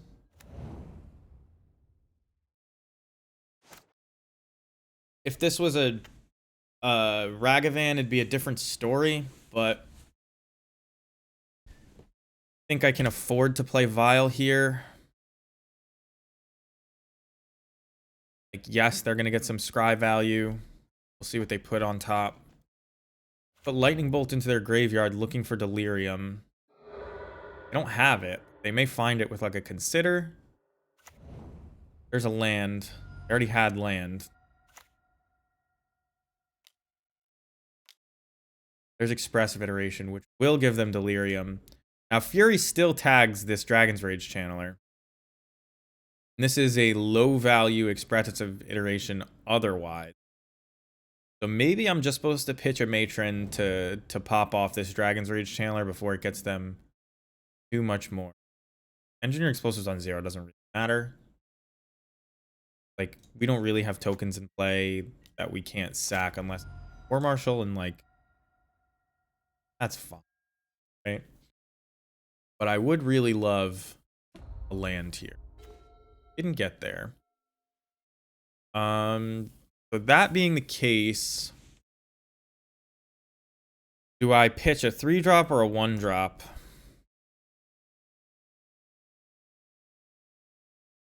I think I still pitched a 3-drop.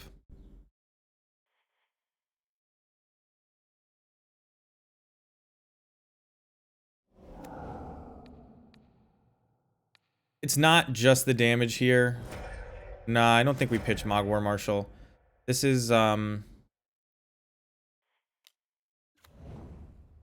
we can't get behind... Alright, so let me explain my thought process. When they finally play a Murktide Regent, we're gonna need a board.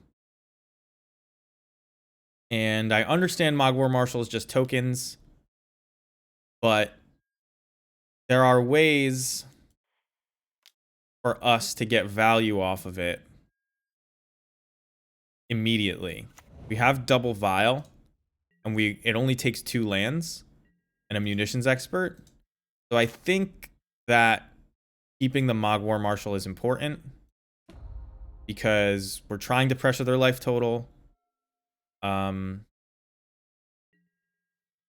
our Vials might not get there. But like, if they hold up 2 for this Engineered Explosives on 0, like, who cares? They trade their Engineered Explosives and 2 mana for Mog War Marshal, like, alright, good job. You know what I mean? You took out 2 1/1s. And I guess it was free off Expressive Iteration, but yeah, this is the problem right here. Oh, okay. was gonna say this Murktide region is the problem. So if they don't have 1-drops, these Aether Vials aren't doing anything for them right now, but this is obviously really bad for us. And Mogwar Marshal may be the only thing I can cast for the next few turns. In fact, I can't even cast anything for the... Is this going to be a Viled-in Dragon's Rage Channeler? Because that would suck. Right. Well, they could still find one. Should be renamed Trash Man. Just Trash Goblin, not even Trash Man, because we already have. I guess if there's a Trash Master, it'd just be the Trash Man.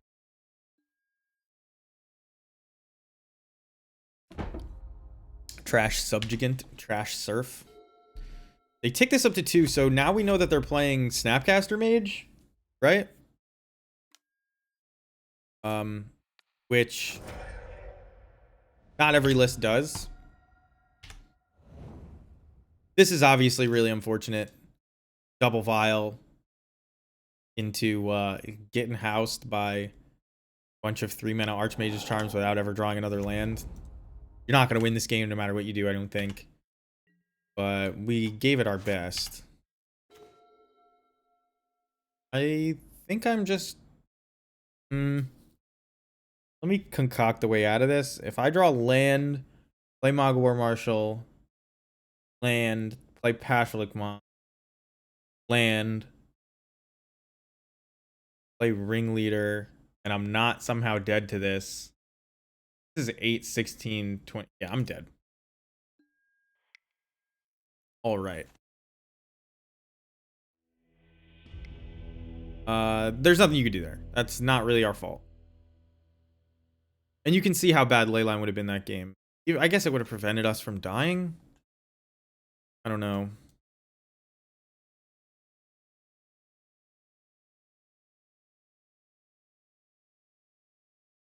Is it worth it to bring in Leyline? We would board out all of the Furies and the Hidetsugu.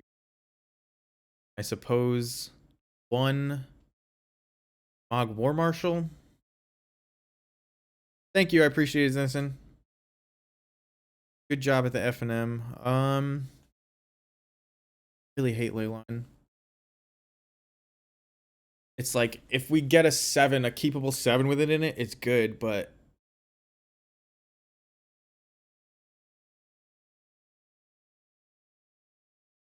Let's... Really hate it. Sticking with this. I'm going with what our Lord and Savior Aspiring Spike said. Which is, board lightly, bring in Furies. Just a couple of them. Try to get ahead on board and cards. Hidetsugu is great in this hand. This is like a little bit risky, but I think I have to keep it. This is like 2 threats, so this is a lot like a 4-land, 3-card hand. And it has the potential to like really knock them out, and it slows them down with the graveyard stuff. I'm gonna keep it. I know it's risky. I think the games we win kind of go a little bit longer.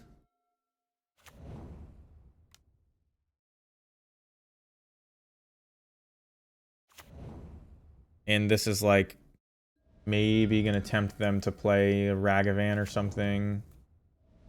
Like if a double Dragon's Rage Channeler hand, this destroys. We'll see. How do I tempt them to play a Dragon's Rage Channeler here? Ugh, that is the worst draw. I know I have 5 cards, but damn, that's so bad. Like, I get no value on this Snoop if I play it now.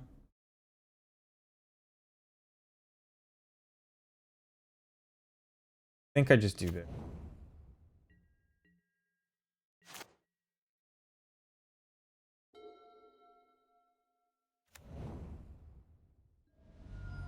Maybe they hold up a counter spell and I get them with a Cavern. Looks like they're gonna Dragon's Rage Channeler into Consider. Dragon's Claw. What a terrible... That's not where this game is going. I don't know. Oh, man. And I might lose to this. That is just not... Ugh. Imagine if that was Torpor, but not Dragon's Claw.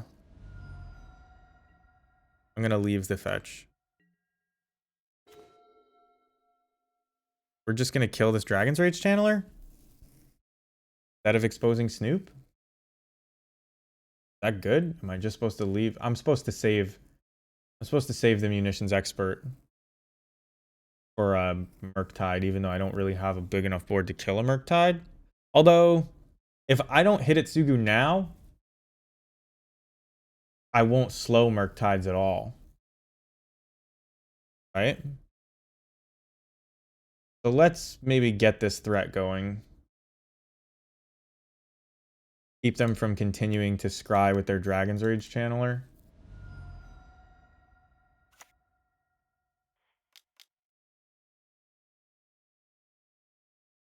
I mean, it does stop me from pressuring their life total the old-fashioned way, but, like, I'm usually going to overkill you by more than one.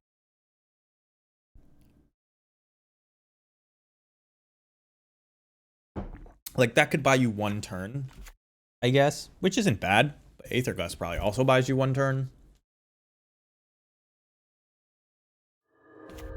But if they came ready for burn, then they came ready for burn. So, here, they can't cast a Murktide yet. Now they definitely can't cast a Murktide, so that's good. Now, any future Dragon's Rage Channelers are also really susceptible to this Munitions Expert. Card does a lot of work without looking like it's doing a ton. It feels clunky, but I think it's good. That's my estimate. So this is not...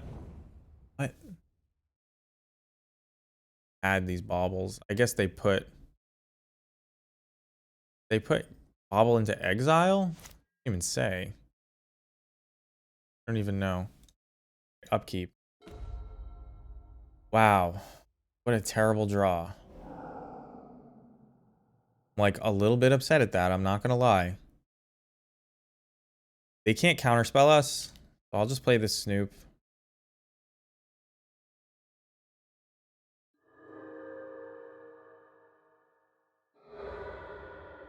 They see what's on top. What can you do? Can you turn aside this? Oof. Draw two.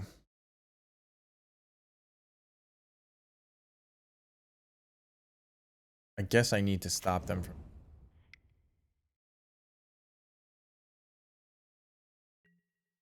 Aether Vial on top. I guess that determines if they want to...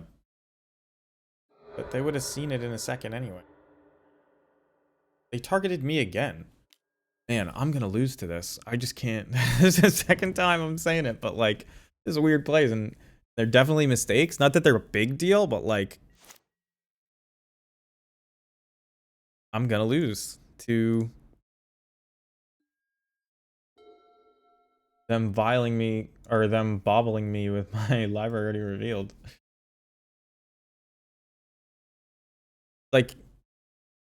Like if they bobble themselves there, they don't have to cast Consider. You know what I mean? They know that what they're going to draw, and it's like, maybe I want to draw that, and I can save this Consider to get past a bad card, right? It's little things like that that add up. That's fine. I can't stop it. They don't have Delirium, so if they play a Dragon Rage Channeler, it does die. If they play a Murktide Regent, I probably die.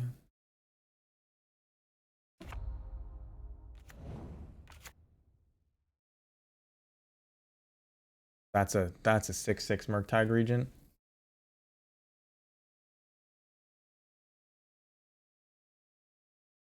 Oh, my playlist is done. Part of what's going.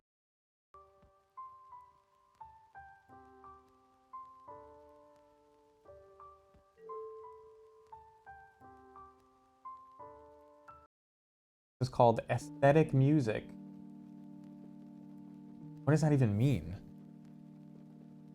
Funny, aesthetic music. An aesthetic is a visual. So no Murktide. Get our Hidetsugu, the all-consuming. No reason to play Kiki Jiki onto this board, right? Don't think so. So we'll play this. Play this. Pass, which sucks. We are like sort of far from doing anything here, which sucks because we drew 2 Kiki Jikis.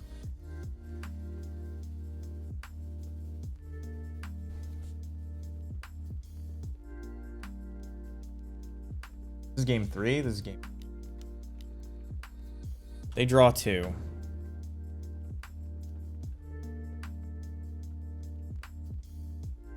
I wonder if they side out some number of Murktides because they expect Leyline of the Void. I doubt it. Need a better plan against blue-red. Leyline is so bad, and I took out so many Hidetsugus. That would probably be good. If I could just keep... I guess when you Hidetsugu, you already have one on the field. This doesn't cost 0, it costs 3, so I guess you don't get rid of them. You can just keep stacking them. It's good in multiple.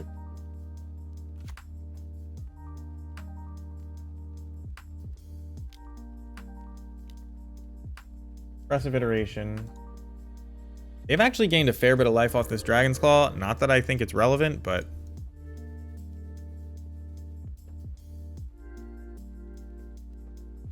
it does turn off our Sling Gang Pashalik outs in a sort of real way.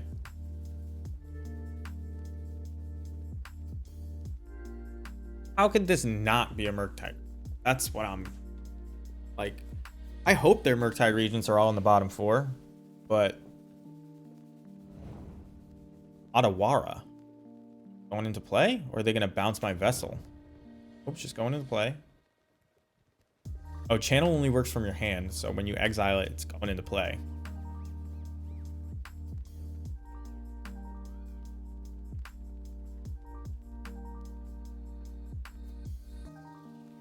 They have 7 cards in hand to R3.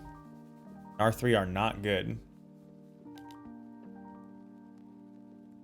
Tap, 2 more mana. There's a Murktide Regent. Like I was saying, how is this not going to be a...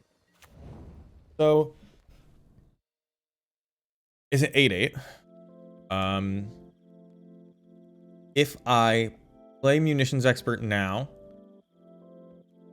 attack into it, deal 3 to it, play Kiki Jiki, copy Munitions Expert, so I'd have 3 goblins in play. Yeah, that wouldn't work. All right. Maybe this vial will be our salvation. Maybe this will be our salvation.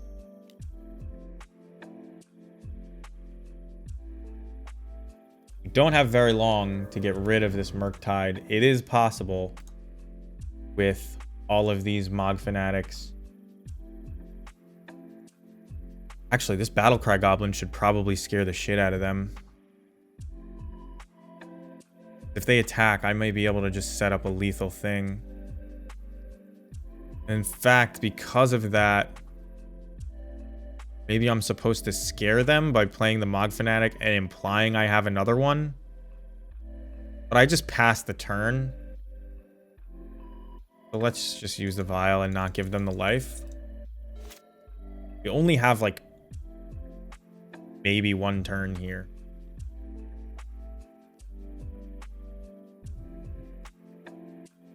There's a Dragon's Rage Channeler, no Delirium.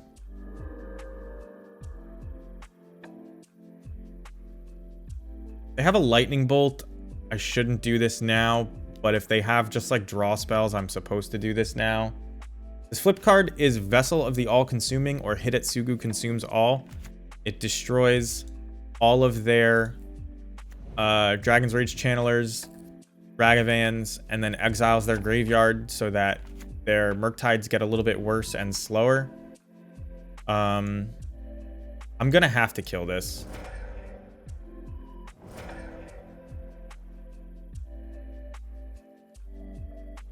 That's the idea. You can see we have one in play and they still played a Murktide because they fill their graveyard pretty quickly. But it did kill a Dragon's Rage Channeler, and it definitely slowed this Murktide down by quite a bit. We're on turn 6 here. They just played it. We may be able to kill... We may be able to kill this Murktide region anyway as an 8/8. Not sure. There's a consider. They have land Murktide though. This thing's never coming off the field, which is a problem.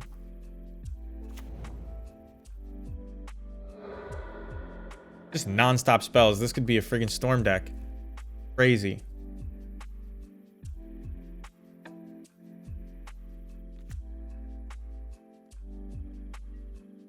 Well, no land Murktide, but they're implying a counterspell pretty heavily.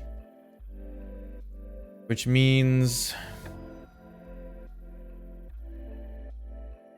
Iki-Jiki isn't getting us there, right?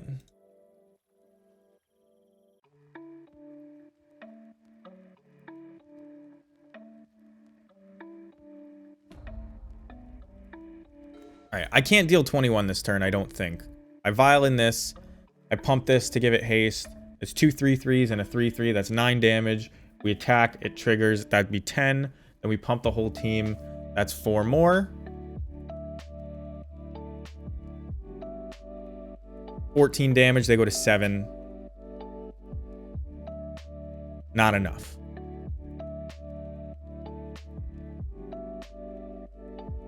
I can get 3 more damage with this Skirk Prospector. They go to... Well. 4. I can't get 8 goblins this turn, but I may be able to get 2 munitions experts into play. And all they have is blue mana. They could have another Otawara. Nope, that doesn't do it. So let's actually maybe able to kill this munitions expert, or this Murktide region right here. So if they don't counter this, because I need to resolve the munitions experts, right? So like,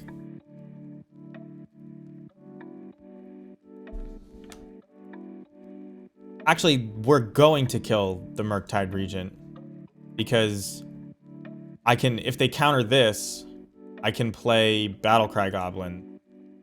I kind of hope they counter this. So you in Cavern Expert, then Vile Expert. Yeah. Yeah, that's what I'm saying. So okay.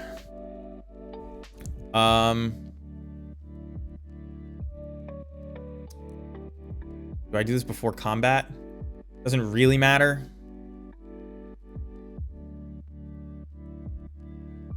I do want to kill this thing, though. I don't want to fuck it up. Can I then attack for a whole bunch by sacking them to Skirk Prospector with this Battlecry Goblin in play? I probably don't want to do that because I have Iki-Jiki ready.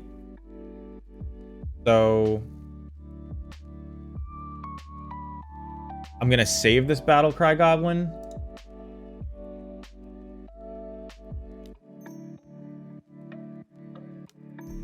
Yeah. So, response to the trigger, I'm going to violin. They could, oh no, they might dress down me here. Dress down just destroys me, right? I can't beat a dress down, so like there's not a real reason to do this. I guess I could have like tried to play Battlecry Goblin first, which would have triggered a dress down or a counter spell.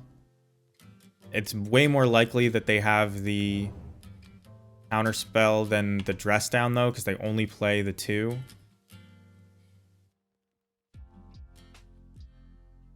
The 2 dress downs from the lists I've seen. The board.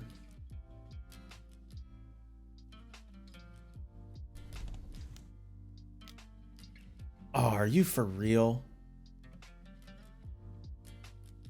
I mean,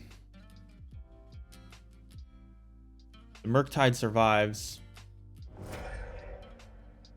Oh, I probably should have sacked a... I should have sacked a... munitions expert. So that I could at least make this hasty.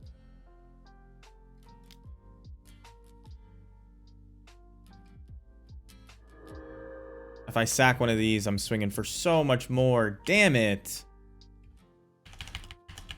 I was worried about the time, but it's like, this game is going 2 more turns. Am I worried about? Might still be lethal next turn, but I'm not happy about what just happened. And we might just be dead here anyway. But we would have dealt...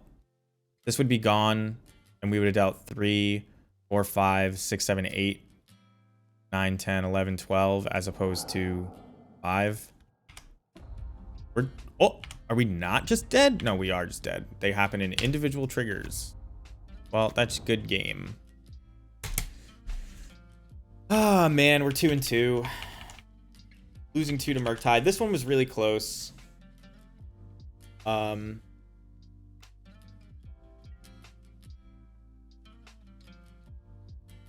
could have played around...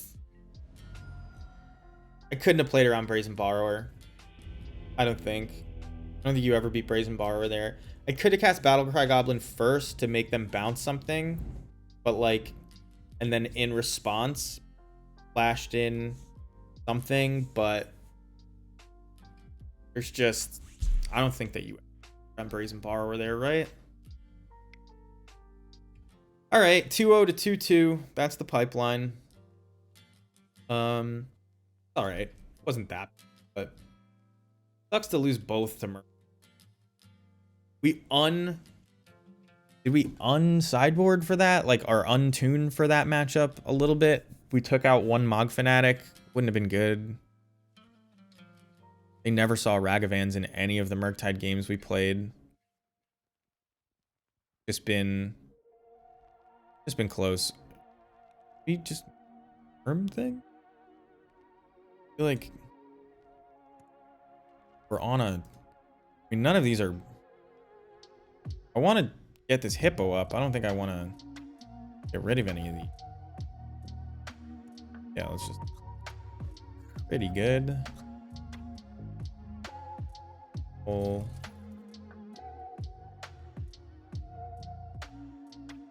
Keys.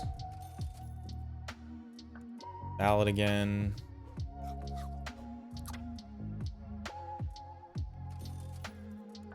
Use this pair. Kinda want this in, but it doesn't case any.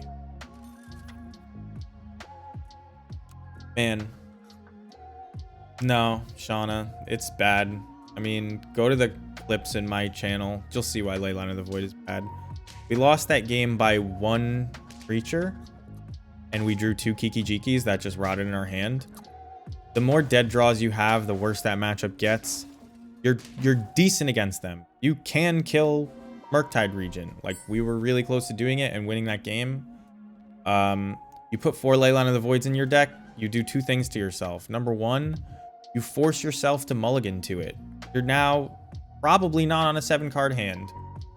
And 60% of the time, you're not going to find that leyline even when you do mull. Or you only find the leyline like 72% of the time when you mull the 5 for it, right?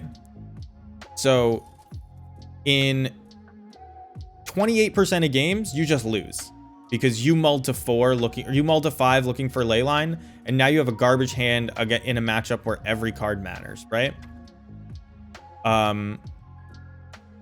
So that's number 1. I don't want to give up 28% of my games. I think I'm already better than that without leyline. So I'm not going to play leyline for that reason.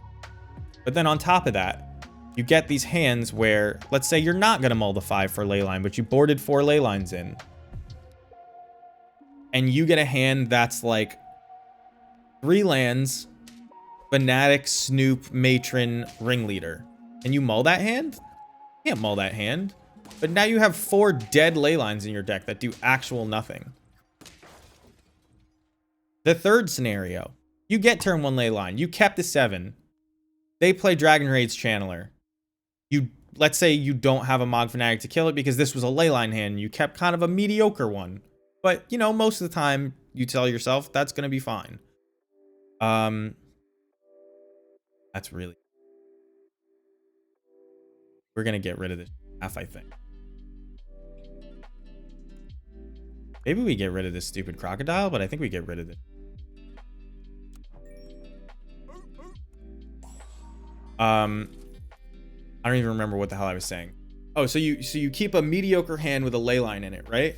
But so now there's 4 ley lines that are just ticking time bombs in your deck, and you're in a matchup where every card matters. Oh wait, no, I'm sorry. This is the mediocre hand with a ley line in it. They play a Dragon's Rage Channeler. It's just a 1/1. But guess who else plays a ton of 1/1s in their deck? Us.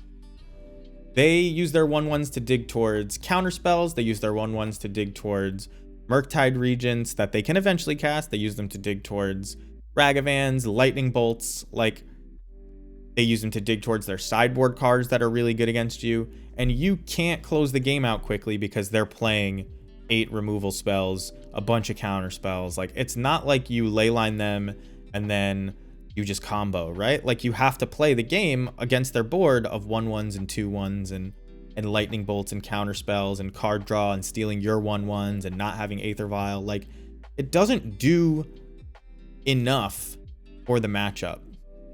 I think we're just... That ended up really... So, like, I know a lot of people say Leyline is good. Go check out... buy these... Go check out the highlights, the clips in my channel. It's like a Grixis Death Shadow match. It's a slightly different matchup. But we board in 4 ley lines. So we win game 1. Board in 4 ley lines.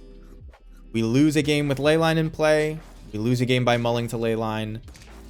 It's the perfect illustration because we won game 1. We're fine against their style of deck.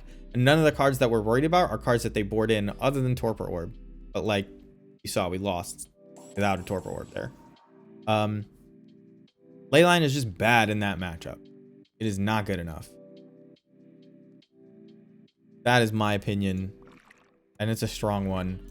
But it's because I deal with that all the time. I think I have to keep all these. Yeah, I think I have to keep all these. Because we're not going to have tier 2s next round. Oh, I forgot to change my scene. Oh, there's only 1 match left?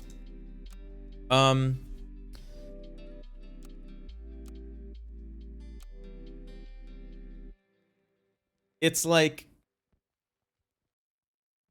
Leyline, the card Leyline of the Void, it's very powerful, right?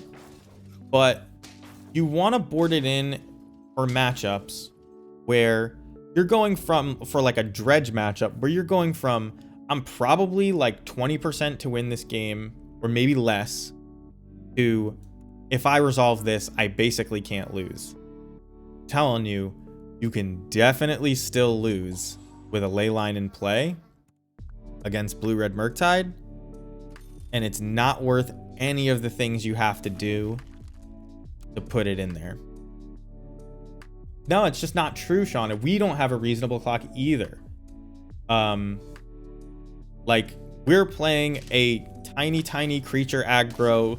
You can't combo against them because of the makeup of their deck. Like, it's just, we don't have a reasonable clock either. So we're both playing this thing, and they have more card draw, more card selection at least. So we're like at the mercy of the top of our deck, hoping to draw our 4-mana ringleader. But like, you know, they have counterplay to that. They have dress downs. They have counter spells. They have torpor orbs. Like, more often than not, it's not a slam dunk. You still have to play that game when you have the ley line. You still have to play it. So in my experience, it's terrible. I keep thinking about boarding it in because I know people like it, but you need business. Like, you have to put a clock on them, and we don't have that without many cards and the ley lines make that plan worse for us. And our creatures don't beat them in combat. They trade usually, right?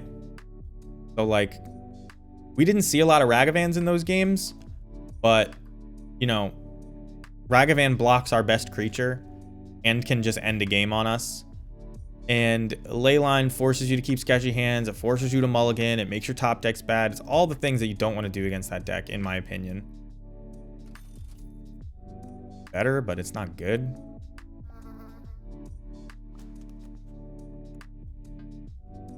Oh, I don't have enough.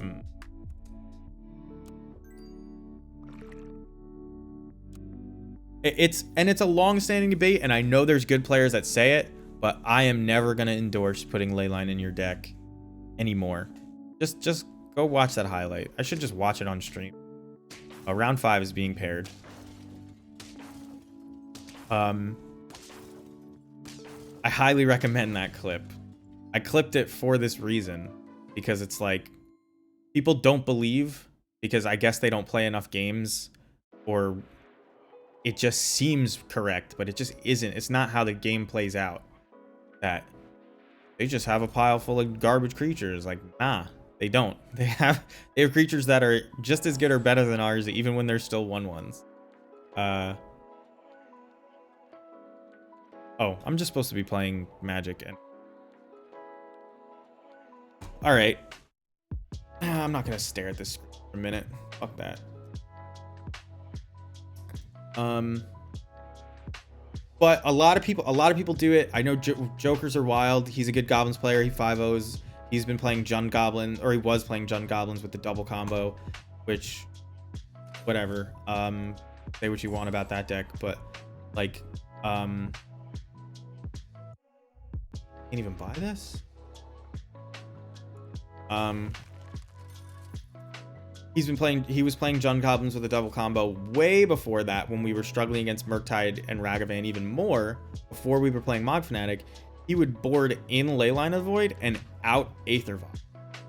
And the reason being that you need business.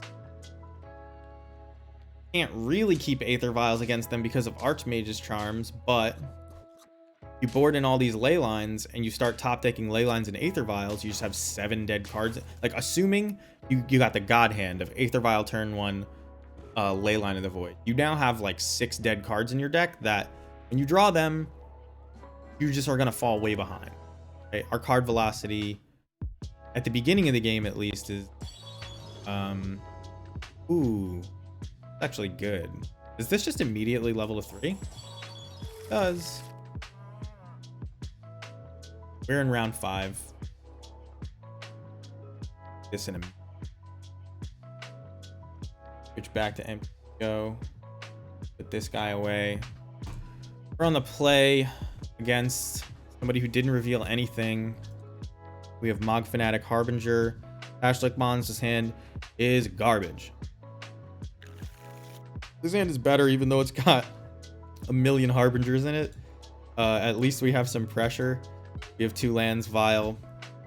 We can do our thing with this. Again, not great, but something.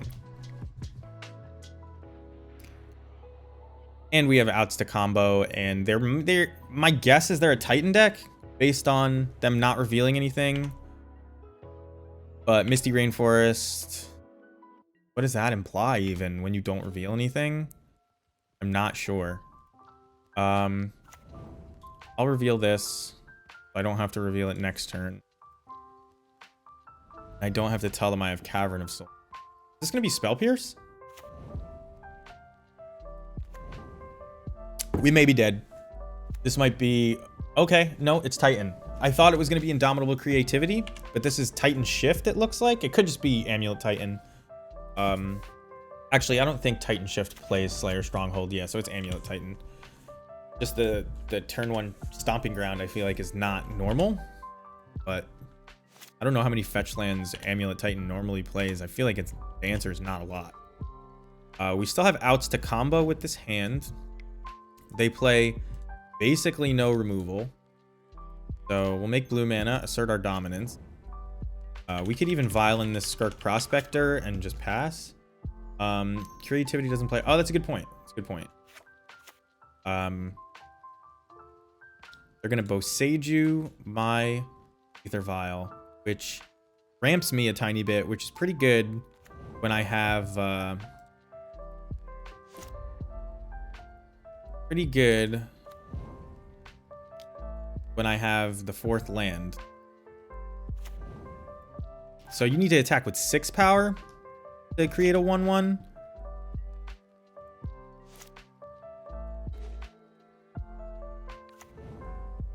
So what happens here? If I play Mog Fanatic, I have 3 creatures, 4 power. I buff it, I get another power. I can sacrifice the goblin that I get to buff again, which adds 2 extra power, I think. Or I can just buff these both twice. Make a 4 and 3, attack for 8. As opposed to, what was it going to be? Mog Fanatic, and then buff them all. It's 2, 4. It's way more than that. All right, so play this.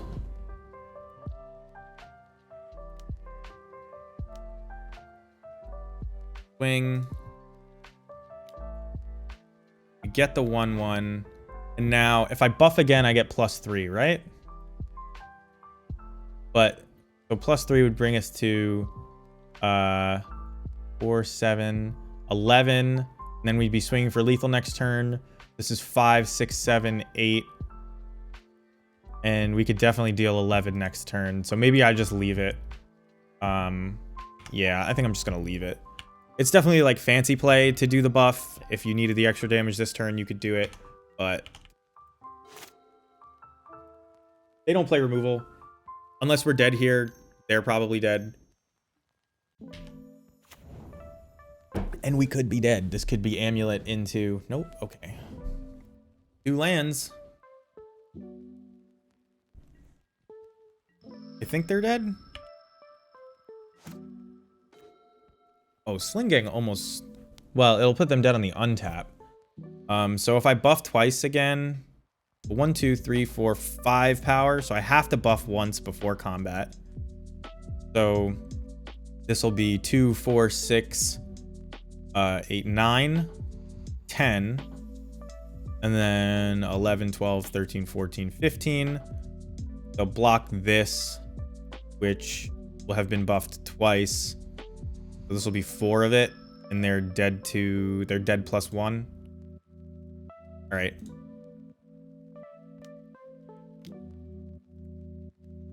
There may be a line with Sling Gang where you get more than this.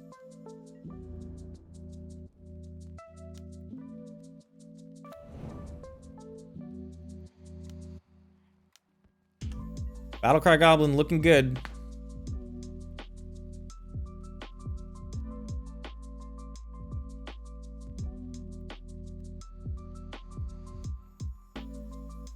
Five, 8, 9, 10, 11. Yeah. They need a bolt here, and they normally don't play that. Which is why I didn't play around it. We just let it happen, and they're dead. Here we go. Exact. That could have been bad if they played 2 Dryads, but it is what it is. So people have been saying, and I believe them, that Blood Moon, well, people have been saying that Blood Moon is good against Titan. Oh my god. No, people have been saying that Fury is good against Titan because people have been, for whatever reason, just playing these lines where they leave a... yeah, I understand that. I don't know. Where they leave a Dryad in play and you can just kill the Dryad. And we are fine against a Resolved Titan. I'm going to try it. I don't think it's good, but, you know... It's fine.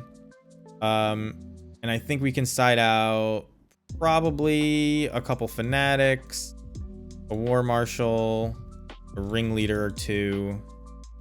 We're probably good to go, just like this. We could bring in I could beat 2 Dryads with Sling Gang.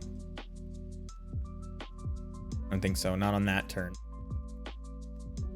Not on that turn. I'm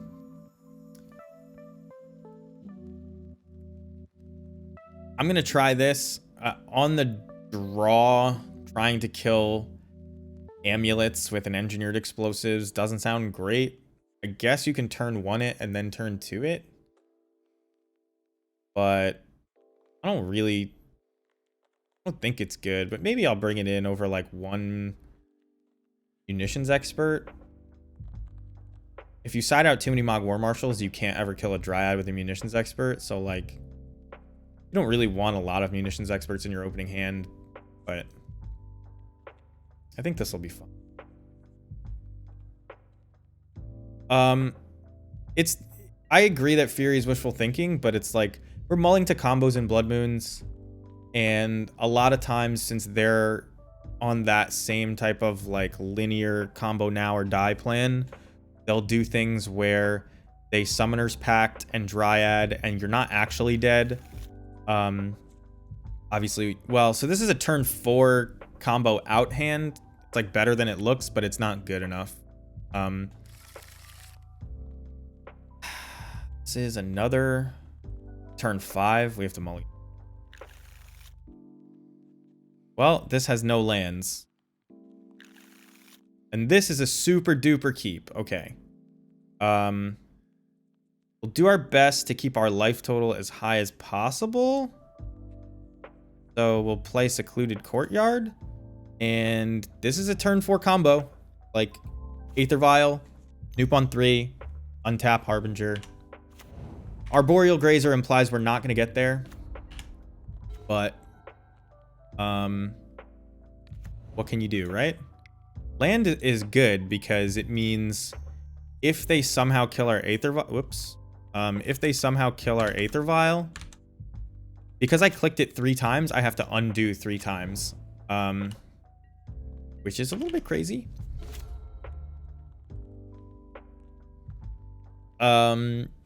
Which means if they somehow kill our Aether Vial, oh, did they turn 1 Urza Saga?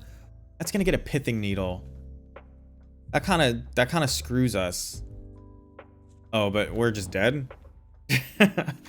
We're just dead. Is that what's happening? There are no draws that save us from this position. So they just have to make a mistake, or just not have a payoff. I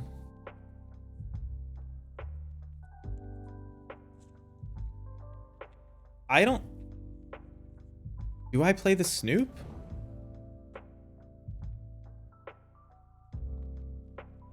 If I play the Snoop, they know what to name with Pithing Needle if they get it. And they could theoretically Valakut my Snoop down, but they need to Dryad plus. They need to Dryad plus Titan next turn, which is definitely possible with bounce lands, but like their hand is only 2 cards right now.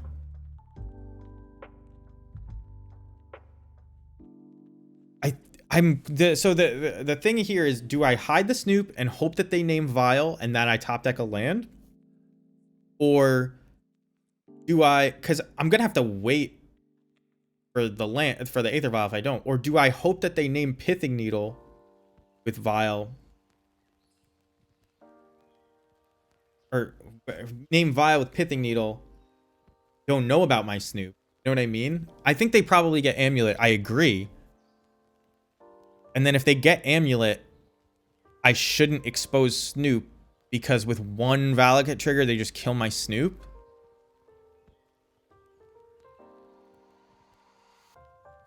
I just don't know. Like, if they Titan me, I am not dead. Well, actually, I probably am just dead. All right, let's hope that we draw the land. Forgot that they have double strike right here, so they can give it haste and double strike. We're not drawing land. That looks way more threatening than it is. That's not a good draw. I think they may grab Pithing Needle here because of that, which may save us. But if they have a payoff, getting Amulet. And that's maybe why I shouldn't have played Snoop. Because if they don't have a payoff, those are the games that we win. And then they're not... We just have to fade one extra draw step.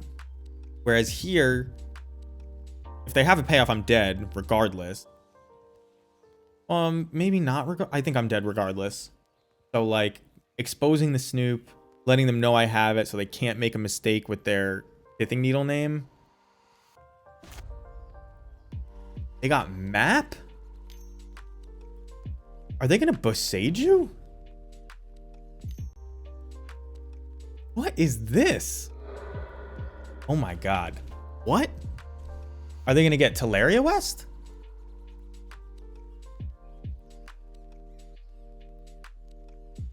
Valakut. That's what I thought. They need exactly two. Okay. Well, they would have been dead had I top deck a land, but we're not going to. I also forgot to violin this Mogfinet. Not super relevant, but I did forget. They need to drop 2 lands this turn. They didn't have them, so they need like Explore.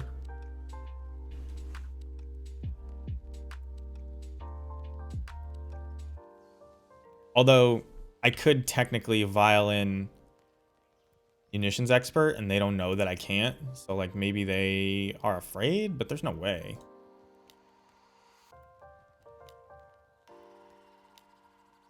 All right, second Dryad. They're just dead. They know I have the combo in hand. But I have 2 of the combo in hand. So like I can respond to them doing something, which is why when you're in this position, you should number 1, you should make black mana so that you can cast your spell. Number 2, you should use the cavern or use your mana first so that you can respond to any kind of removal spell with a vial activation to go again. Not right now, but like if they were to do it in response to me casting, like let's say they lightning bolt my Snoop or try to bounce it in response to me activating in response to me activating Vial, I can't cast another Harbinger, but you can activate the Vial and there are situations that people put themselves into where that does beat them. For example, if this is going to be a Brazen Borrower, it's not, but I'm going to go to copy Boggart Harbinger and they could quote unquote fizzle my combo, but I have a second Boggart Harbinger now to set up top of the area. I guess that's not even relevant, but I don't know. At this point, it doesn't matter. I know that there's situations where it matters, and it's hard to think of it on the fly. But here we go. Use the ability. Lingang Lieutenant. They're dead. Sometimes people Veil of Summer and they buy 1 turn. Usually not relevant. Especially if you make enough goblins that you can kill them in response to it.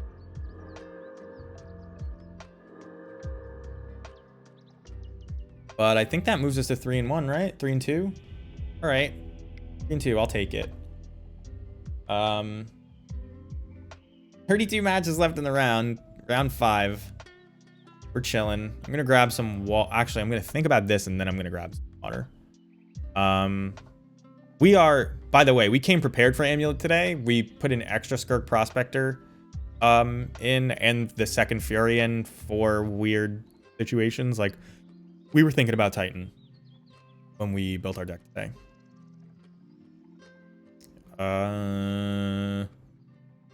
This guy's gonna slowly level up. Because we have this, which means we're never getting rid of this. Which means I should fishy here. We get a deer, which isn't the worst. It's actually pretty solid. We can whale plus deer. We'll have to do, I guess we can whale plus deer plus flamingo.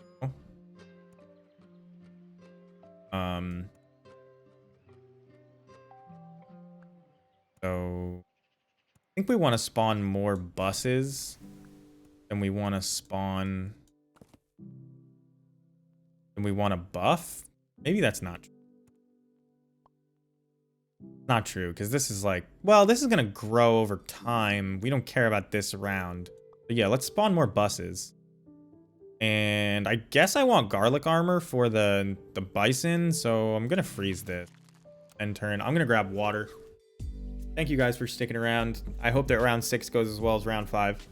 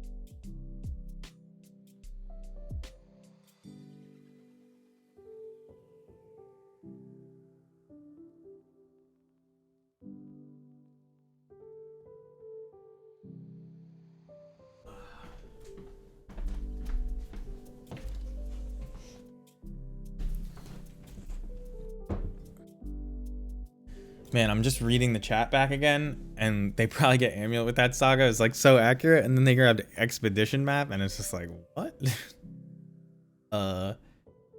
Okay. Garlic armor here.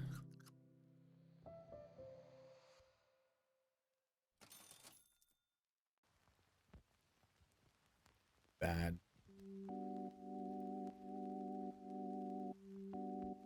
Better than...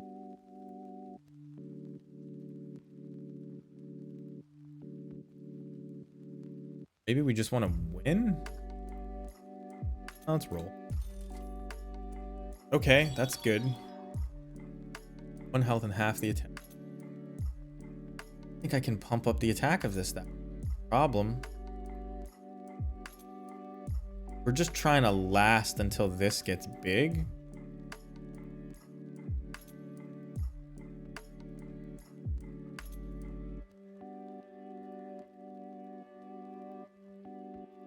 I think we still want to bus here. I'm gonna freeze this because I'm not sure. I should probably freeze this to give to the next round.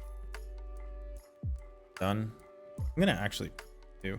Is the stream just a hobby, or are you planning on going big? I mean, who doesn't want to go big? But no, there's no way. I mean, I'm playing just goblins, right? Like, I dedicate time to it, and I want the deck to be good. I want to stream well. I have a green screen just because I had one from years ago.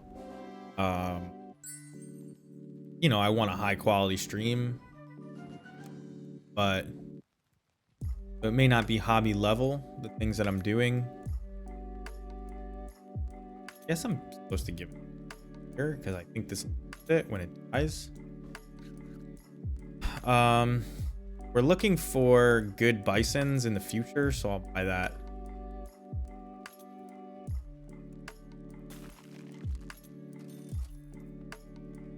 Here is good.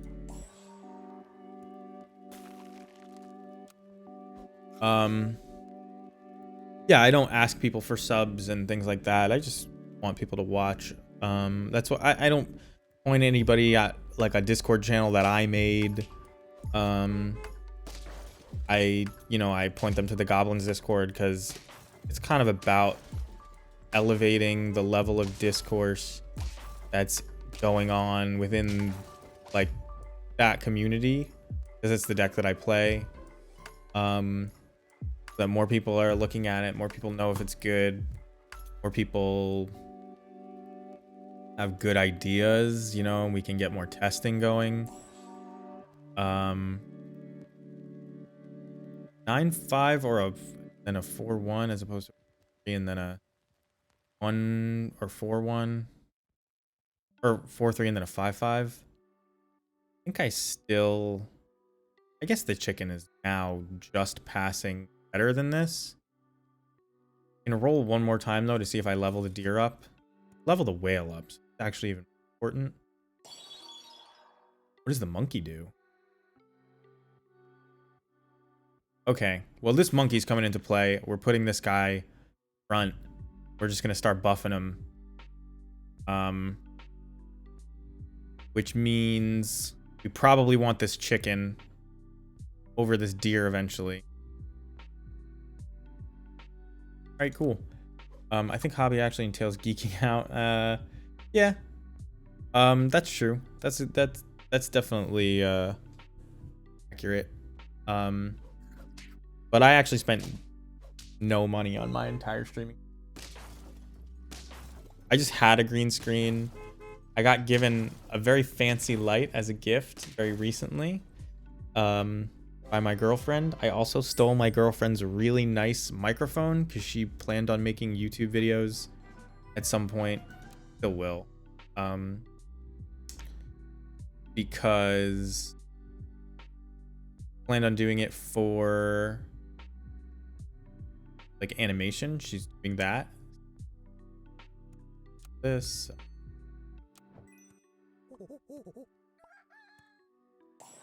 Roll one more time. No bison level.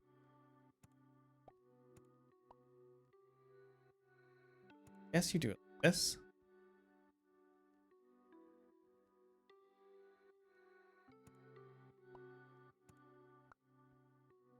Yeah, I'm all.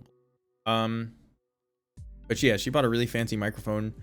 She could make you voiceovers, and she just hasn't been using it recently, so I'm using it. Sound quality's so good. Guess I rather than roleplay do this. Although I could just save this. I think I should save this cow. I should do this.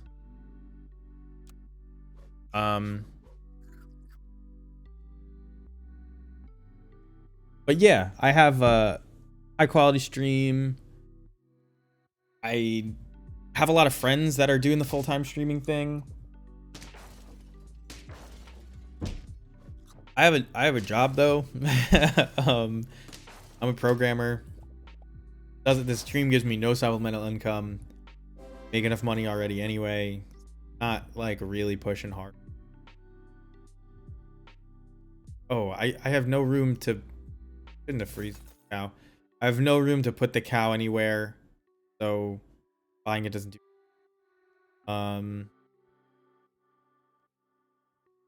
Until I level up until I level this whale up. Let's just pump up our bison.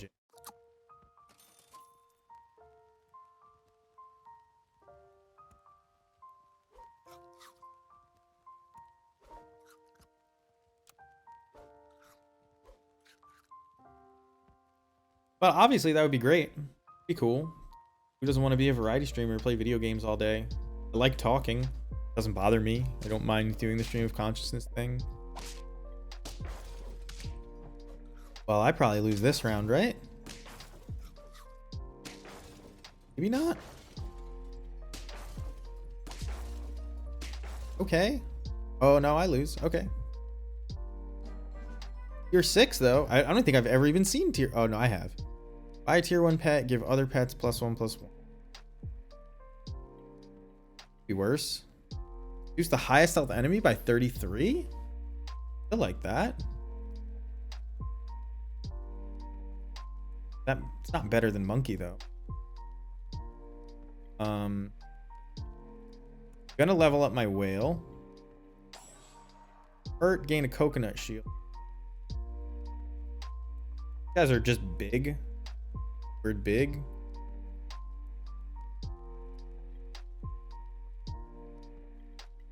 From professor to data analyst. I work for a property management. This is not. I remember this. I could sell something to get any of these. I can't. I actually can't though. I mean, I need something that works on fainting. Oh no, I guess I could sell this chicken, put this here, then this just summons a bunch of 5/5s as opposed to 6/1s. I think 3 6/1s is better than a bunch of 5/5s at this stage in the game. I don't think that this is good. I kind of want to freeze this because I'm hoping to find more bisons. But yeah, I work for a property management company. I'm part of like the back end team.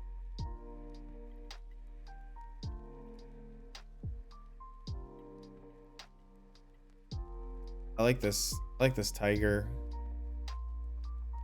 Kind of wish worked with my food with health and attack effects are doubled. Oh, chocolate. The cat is sick, but wish I'd found him on a turn. I could actually buff this. This may be wrong to have him in front, but I need him to get big. Dies to Scorpion. Oh look, this is why you have him in front, because it knockout comp. Yeah, I'm on the back end team. We're a lot of stuff in database now.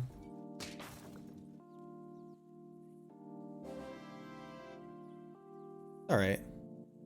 Contract generation. Not exciting though. As far as talking about it on, not nearly as exciting as talking about feeding bison's chocolate. This bison chocolate. We'll pump our monkey up. I think I'm done freezing this. I was really hoping to get a bison. Now at this point, I just really want to either find chocolate or another bison. I'm gonna keep rolling.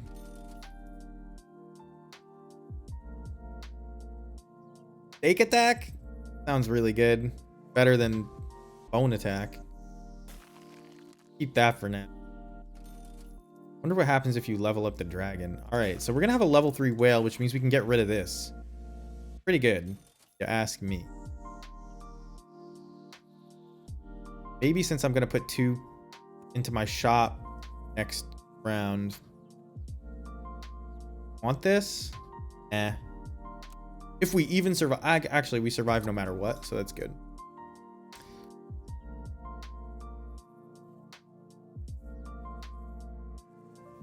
What does, I actually don't know since I'm a programmer. Where, like what exactly does somebody mean when they say they're in IT? They're like the people that always called the operations team where I am and never the IT team. I assume they're the people that like, you know, put all the garbage on the computers for all of the other employees that aren't programmers. Wow, what a draw. Like they worry about router configuration and stuff like that. Okay, so we got the chocolate. Wow, wait, this is a crazy turn. So we do this. We do this. Mammoth is not that good. It's just big. Do this. And then I guess we just roll. Oh, this is really good. We're gonna lock this.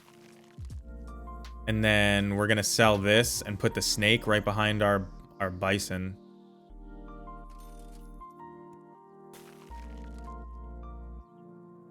I guess the stake attack. They attack, deal 5. I'm probably supposed to be doing splash damage instead of garlic armor at this point. Let's freeze this, get rid of this. Work for research in a company that creates CRM systems for beauty salon. CRM is like Salesforce type stuff. Customer and something.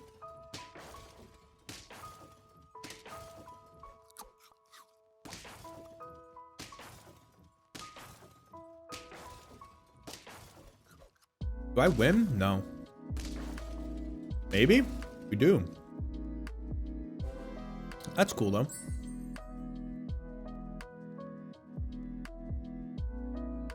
Okay. So we don't need to do this right now. I'm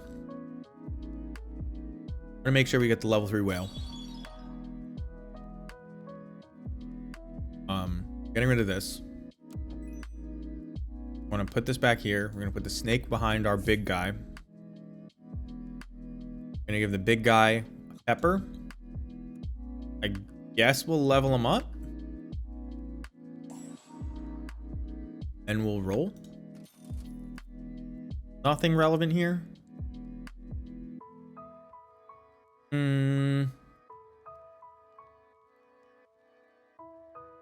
Yeah, nothing relevant here.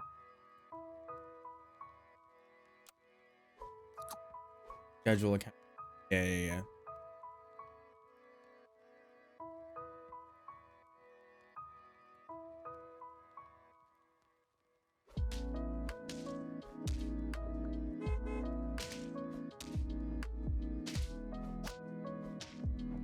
We might go all the way with this thing.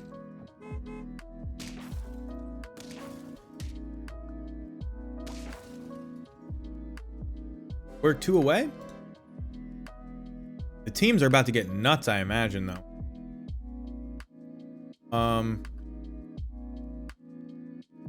The chicken has been really good.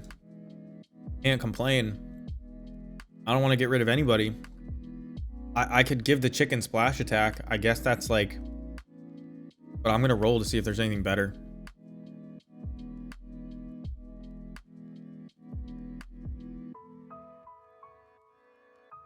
Give the chicken melon armor. That's like just as good. I'd give this guy melon armor. You keep rolling though.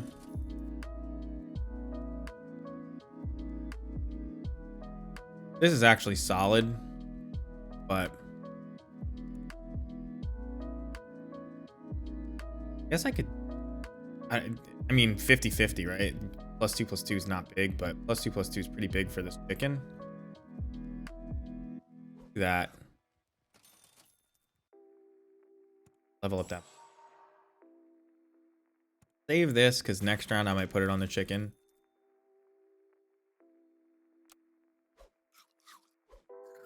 Ugh. 6 matches left. 4 and 2 is probably pretty. Oh my god, we just barely made it to that guy's health, but we're getting knocked out of the box pretty quick here. Oh, 3 8-1s? That seems good. Not good enough. They had a 1/1 poop head at that. That may be something we want to do. Add like a honey pot to this guy instead of whatever he's got going on. So we'll chicken it up. Roll.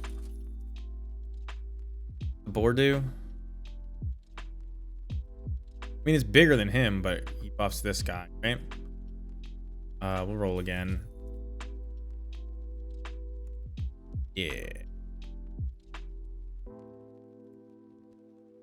If we see a bone attack, we would put it on. Well, we can't afford it now, but pizza. We're freezing the pizza for good luck. We gotta win 2 more. This is the farthest I've ever... Is 50-50 the max? Oh no, I didn't know that. Well, I should lose, right? I just wasted... That was the second time I gave it 50, I gave it more when it was already at 50-50. I could have been buffing my chicken. That's disappointing. I wish I had noticed that. Well, good game. Stupid way to die, but now we've learned. We've flown too close to the sun. Yeah, you don't do anything. I'm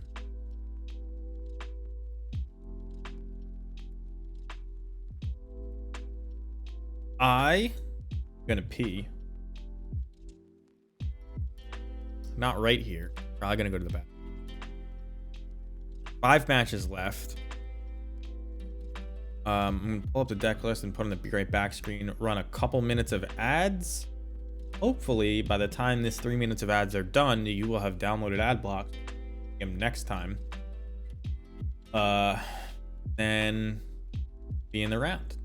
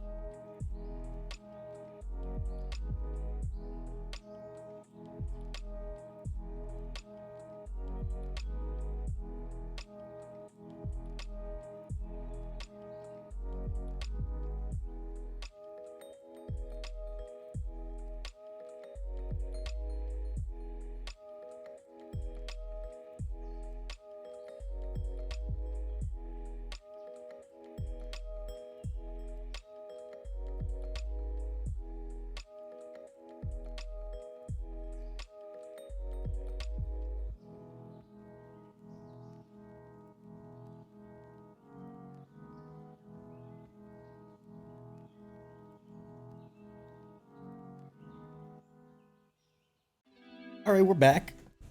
My hat's looking funny. It's actually looking funny because that's my hat. Okay.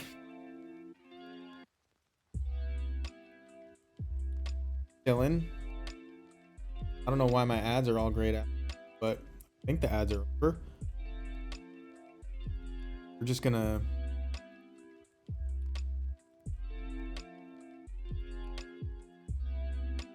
Oh. Pull up.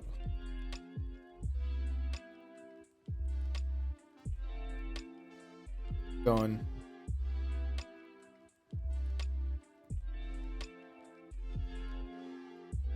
R.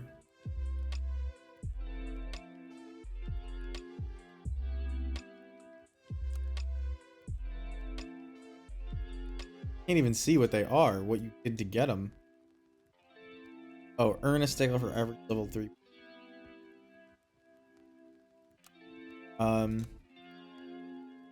Currently 3 and 2 for round 5. Going around 6 soon.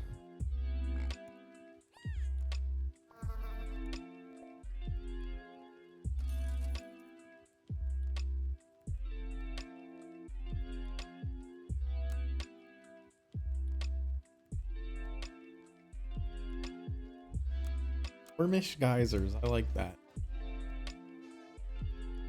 We're hanging out. We've lost twice, both times to Blue Red Murktide. Second time was close. First time was not close. Got wrecked.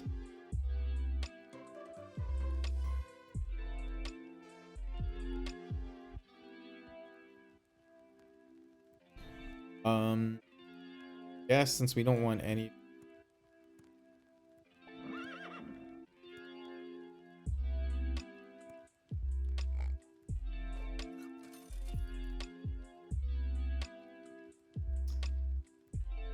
Okay, so next round we go to level 2. If the pigs actually get a level 3. So I think I get rid of...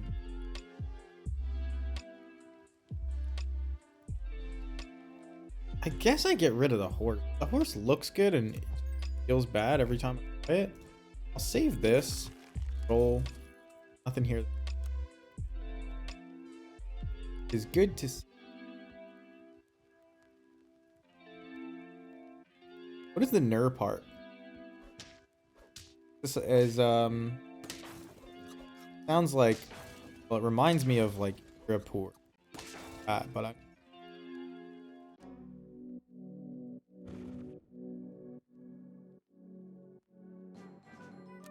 Tier 2 animals unlocked. Now we this.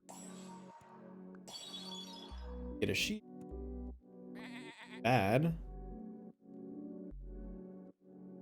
Wishing I had kept the horse. This.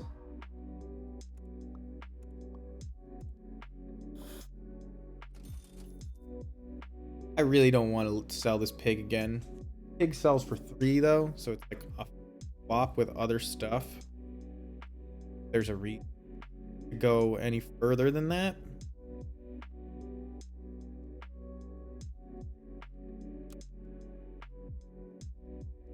Only 1 match left. Obviously.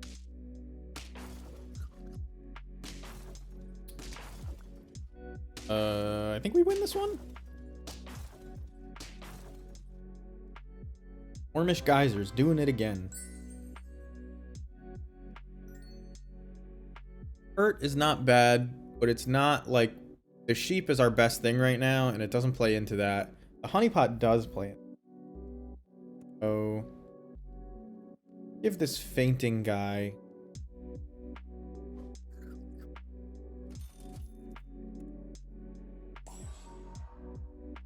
I don't want these ducks, but not badly enough. Fish in the dodos. Let's just roll. Bunch. I don't want to save these honeypots. This is a good... This lets us level. Ooh, we're being paired for round. Golden poop heads. Look like they might beat me. Always hard to tell. Oop. All right. Golden goose is what does it. Got a minute and a half. I'm still chilling. We'll level up. We'll see what the tier 4 unit we get is. Okay, a feeding team. Can we do that?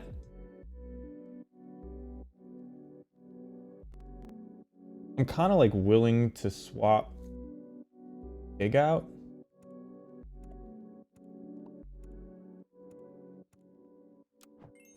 For this.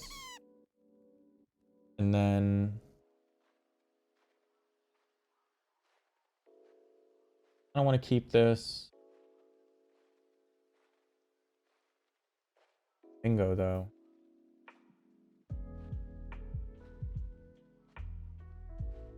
I kind of like it over this, but this already has a honey pot on it, so we'll just roll again for now. Okay, that's actually good. The deer I like. Okay. So now we're on a plan.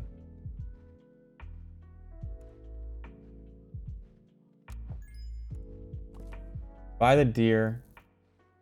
I think I'm supposed to buy this flamingo. Although it doesn't make a ton of sense with the deer if we're going all in on the deer, does it? We are on this like summon a whole bunch of stuff thing. I think this kangaroo actually becomes good. And this squirrel is worse than I thought when I bought it. But let's get the kangaroo right now. We'll roll. I don't want any of these. I want the kangaroo. I kind of want this. And then we'll play our round. Round 6 in the Saturday weekend challenge. Ugh. Already 3:30.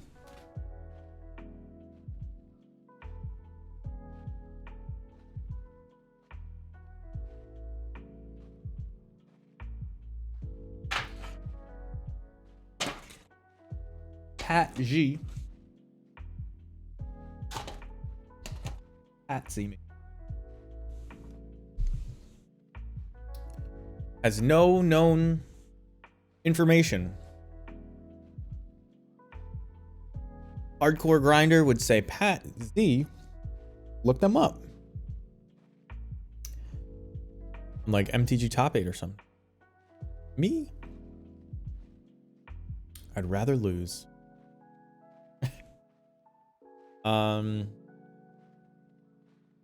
I think this is 7 rounds. I'm gonna check that. MTGO challenge number of rounds. There's like a table.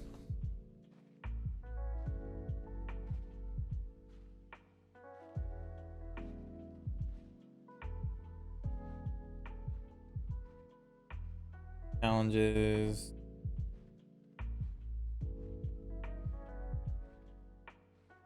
Seen it before. We have 116 players, so this is 7 rounds.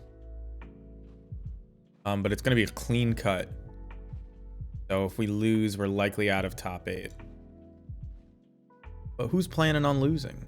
At G is gonna be playing Titan, and we're just gonna steamroll him with a combo. They're gonna be playing Living End. And we're gonna juke them with Skirk Prospector. May need to go grab. So in preparation for this event, I bought, to channel my inner Patrick Sullivan, bought some Dunkin'. Not a sponsor of this. That's done.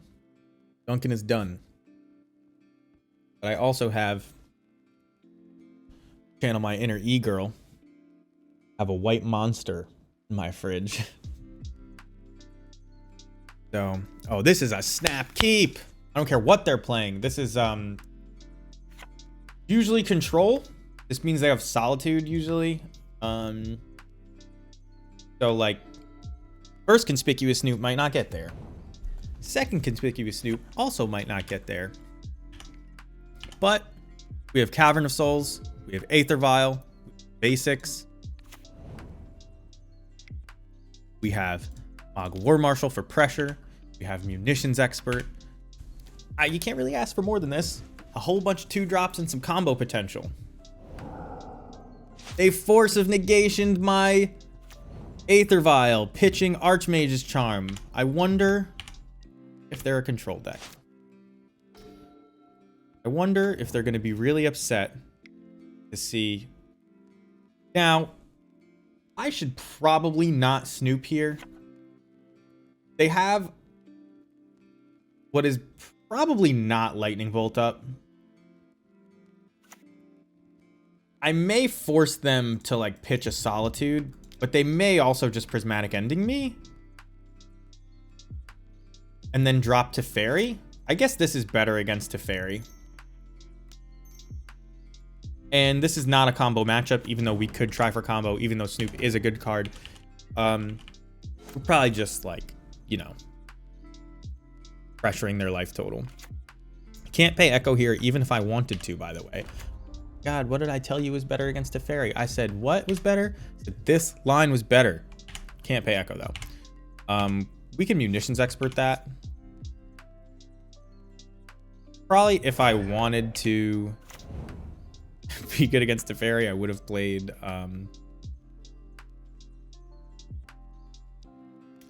played Snoop out. But now I guess I just Munitions Expert that because they probably don't have a lot of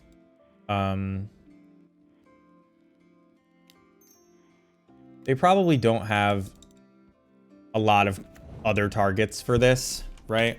So we're committing pressure to the board. We're getting rid of their Teferi.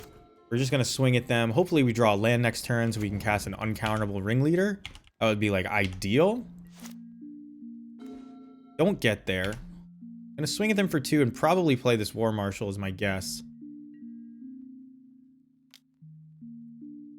They have 4 cards in hand. I guess I could play Snoop. If there's a Mog Fanatic on top, I could play it.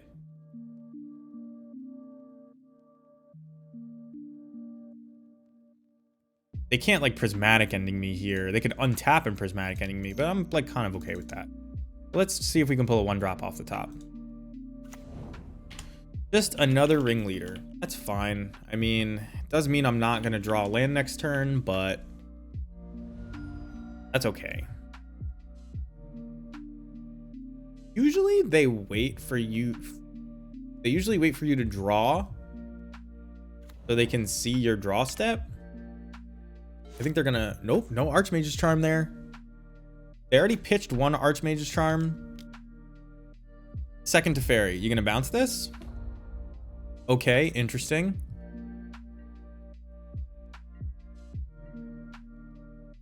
We're gonna attack this Teferi with both.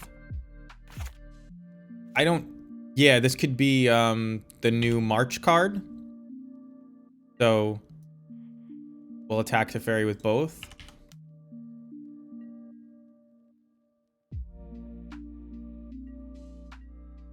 And then, just like last turn, I want to see if I can pull a Mog Fanatic off the top or something like that. It would be good to draw an extra card here. Another Snoop. Need a land pretty badly. I mean, I don't know. I guess I don't need one.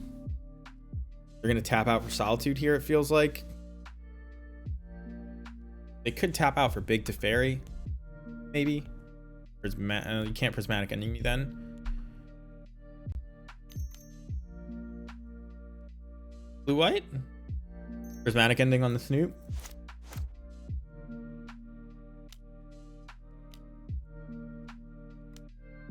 Jace the Mind Sculptor, better than all.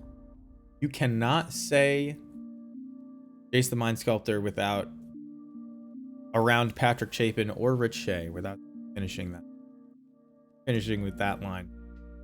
Did they already play their land this turn? No. Get to this record without playing well. If they don't play a fetch, they're just gonna... We're gonna kill this Jace. Can't really let that stay in play. Only clean way to kill it is this Munitions Expert.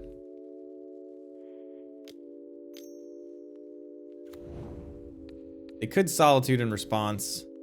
They don't have it.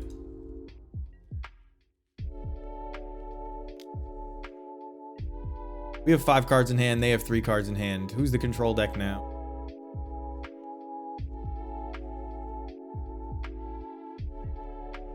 I guess we're just... Really need a land, though. I mean, I say we really need a land. Not that big a deal. Another Jace? Big Teferi. Okay. Celestial Colonnade. I assume they're going to untap 2 blue-white sources. They have Archmage's Charm up. Blood Crypt. Don't mind if I do. We're definitely attacking the big Teferi here. Gonna dress down me. We'll just plan dress down. Not a phone in sight. What's that mean? Living in the moment, playing dress down. You gotta attack down the big Teferi. It will kill you. And taking them to 12. I don't think it's super relevant.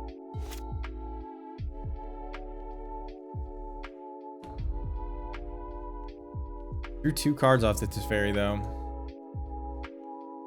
Feels kind of bad. Joking about who's the control deck now, and now big Teferi is pretty scary. Looks like they're gonna try and leave up. Okay, just Supreme. They could dress down me again.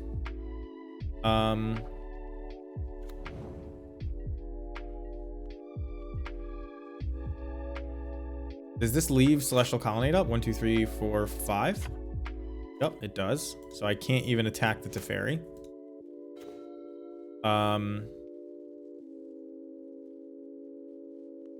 Do I play Ringleader to draw cards, or do I play Snoop and file? It's gonna be hard for me to pressure this Teferi on board when I play Ringleader, but I may be able to just kill them because I've run them out of stuff.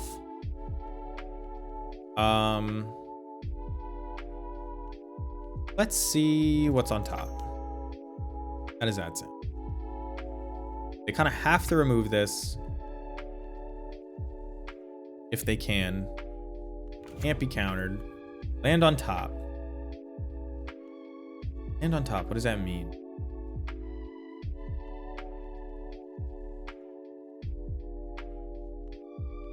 Means if I play Ringleader next turn, I'm gonna grab back Snoop. But maybe I just play 2 Snoops? No, because they can counter this. That's why I was playing Mogwar Marshal. So if they want to counter Mogwar Marshal, they're welcome to. Second Cavern next turn is decent. It's usually tough to overcome Teferi on tapping, but they were pretty low on resources when they played it. So I don't know. So it's not at a high loyalty, so they kind of have to do some funny stuff. We're not going to pay Echo.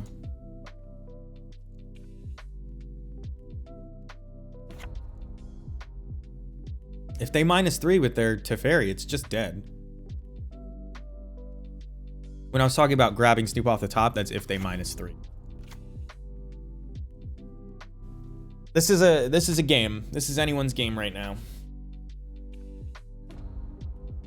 So they choose to draw a card, hoping to find something else to kill the Snoop with, or they already have it. They put Kahira in their hand? They're doing? Yep, they put Kahira in their hand.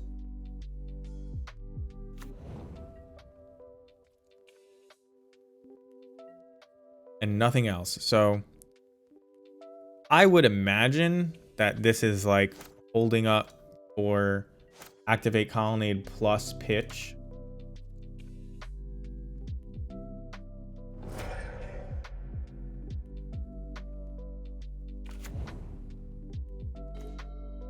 Cavern of Souls is still good, by the way.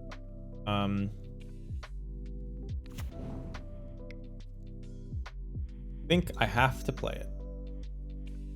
Play this Ringleader. Solves no dress down. Kirk Prospector in the hand. Do I play that or Aether Vial?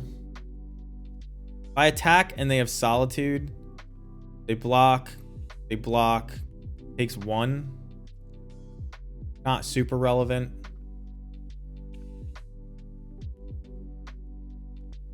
I build a board by playing Prospector. I play into Supreme Verdict more, so I'm gonna do this.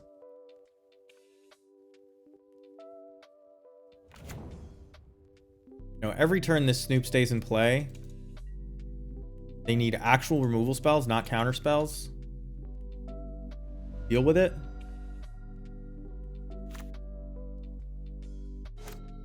Would have been nice if I could have paid for Echo. Not in the cards right. The Fairy's getting them a lot of value. They're now up to 7 cards in hand again. Not good news for us. I'll tell you that.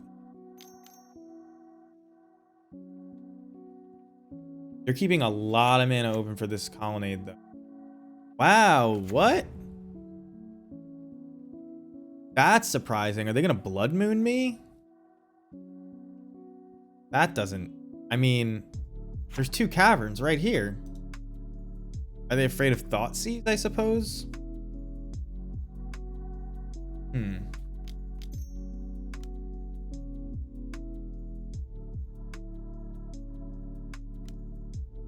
don't have a large sideboard for this matchup, by the way. You can bring in Blood Moons, but like, and I guess it's pretty gnarly against them. The extra color. Okay, so no more. I mean, they can probably pitch Solitude, but like, why would you play this and then pitch Solitude when you could just hard? Oh, they could still hard cast Solitude. Okay.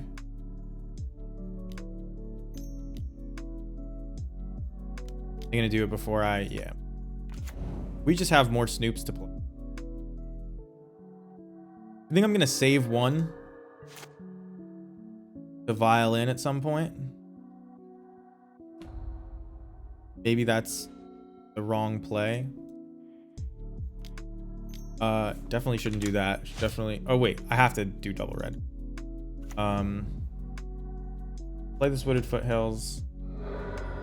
Shuffle. Our life total doesn't actually matter, so I'll get the Blood Crypt. Of course, the same Bloodstained Mire is on top.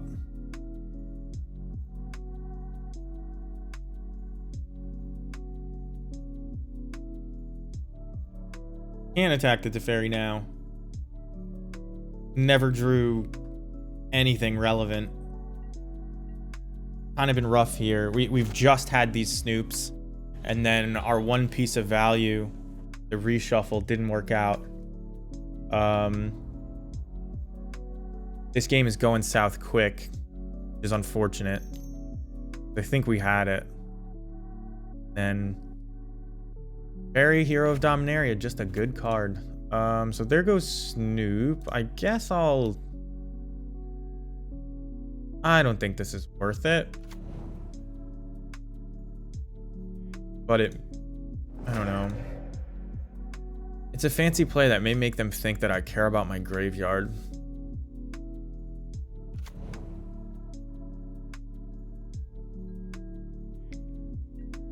It's like not really relevant. I'm going to do this at the end of turn.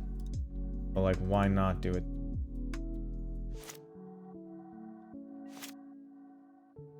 So Vile here.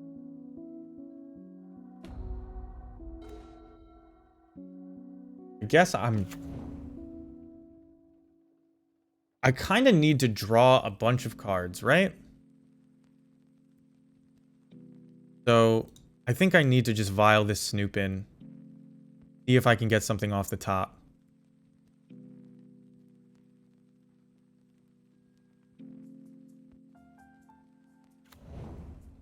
We find something off the top.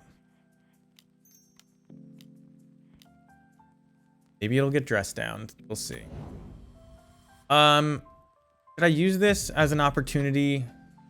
I mean, this is decent against them, but it's not good, right? 4-4. I can just like try to find something else. I already know one of them is not there, but you can do that afterwards too, I guess. I have mana. Matron, not bad. See if there's something else. Grab a mount. Tavern, not the worst either.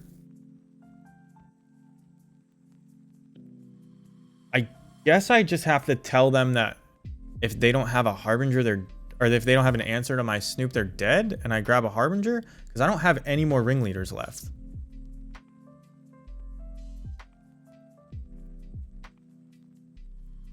Although, how much can I attack them for if I get Battlecry Goblin? I play Matron. I get Battlecry Goblin. I sack Matron in a token. I play Battlecry Goblin. I can't give anything haste without sacking more. So I don't attack for that much.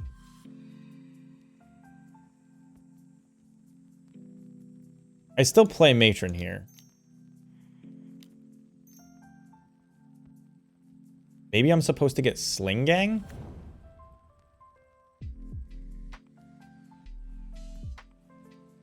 But I can just put Sling Gang on top and draw it with the Harbinger, right? Let's do that. Can't attack. They have 3 blockers and we only have 4 attackers. It would end up gaining life. And if I would lose a Skirk Prospector, and it's like... Try. It's gonna, I mean... They're probably going to find answers here, right?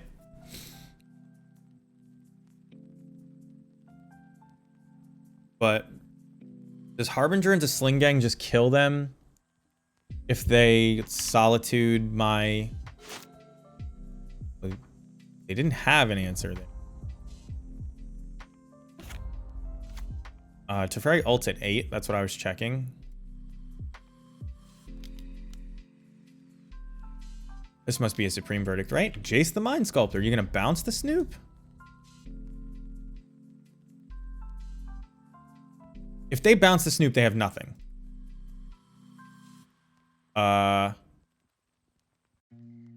They very... Oh. I was like, where did the Brainstorm ability go? I see that they activated in the log, but it's just... There's just so many lands. It's the same size now. So they Brainstorm... Which means they probably have something. Which means I have to get a little bit tricksy. Maybe by flashing in the combo with the Vial.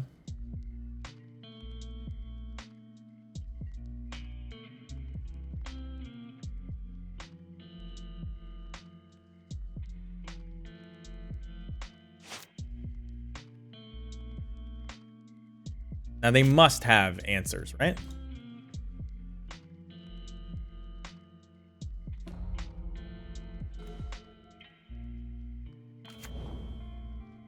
What can I put in with Boggart Harbinger? Does Pashlik Mons kill them? 1, 2, 3, 4, 5, 6, 7, 8. Comes close. I don't know why I didn't vial it in. I think because...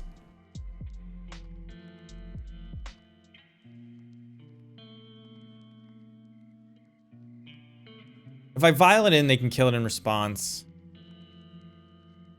But, like...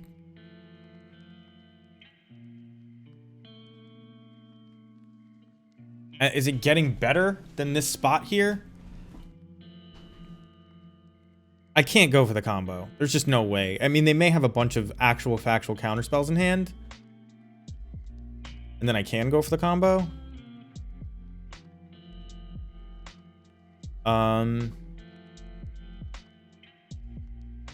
I think I just commit this Skirk Prospector to the board and then pass the turn. And then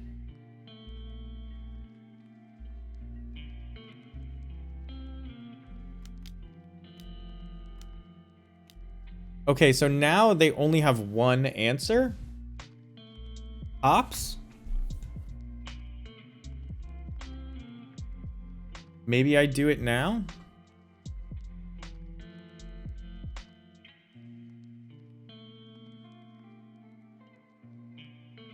But I could just get value off the Kiki Jiki if they let it go.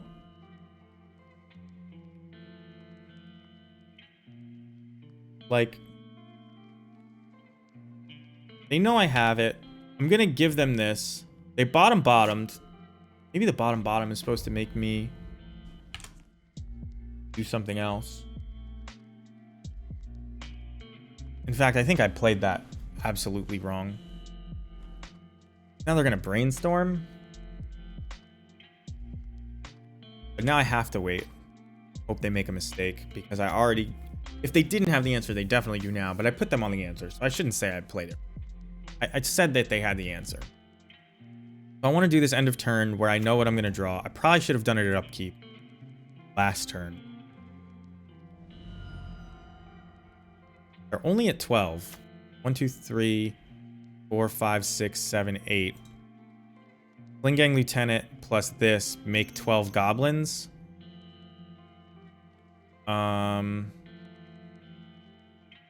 This is fine.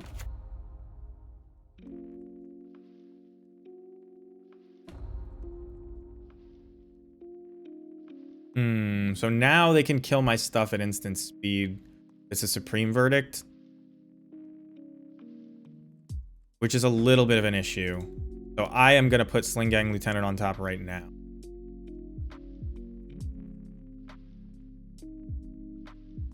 There's a Solitude in their hand there, right? But I think I have to make this move.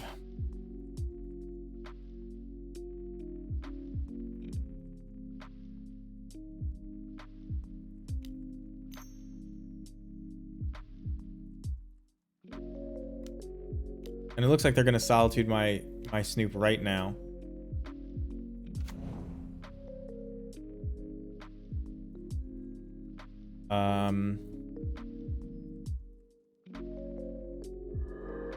There's no reason not to use this right now. Because they can still instant speed at my upkeep.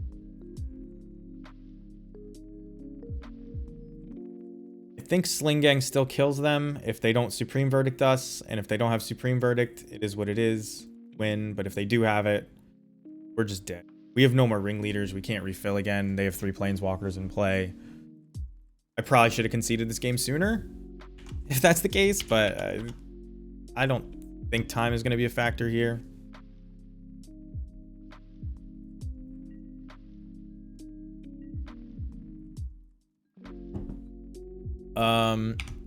So by blocking and sacking, we basically deal 4 damage to them.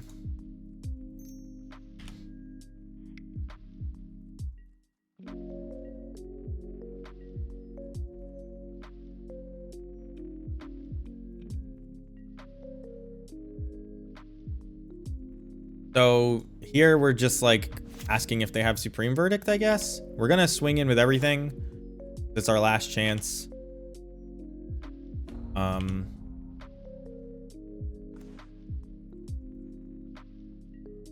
We sacrifice all the things that are blocked to deal damage. And we put all our cards on the table. We won't gain any life. They know they're Supreme Verdicting? Is that what's going on here? Oh, they're worried about the sacrifice. Okay.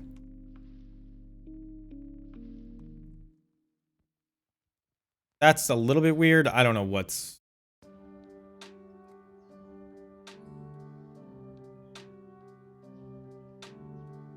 I guess this implies they don't have Supreme Verdict? Because they're like worried about this Kahira surviving?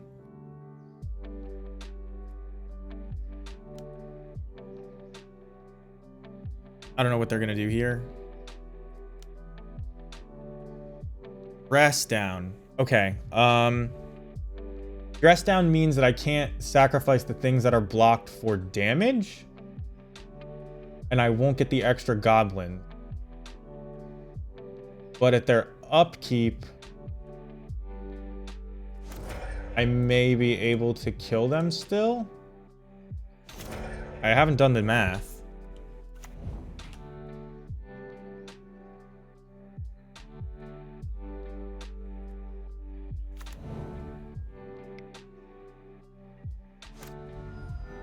Yeah, I mean, I can kill them at their upkeep.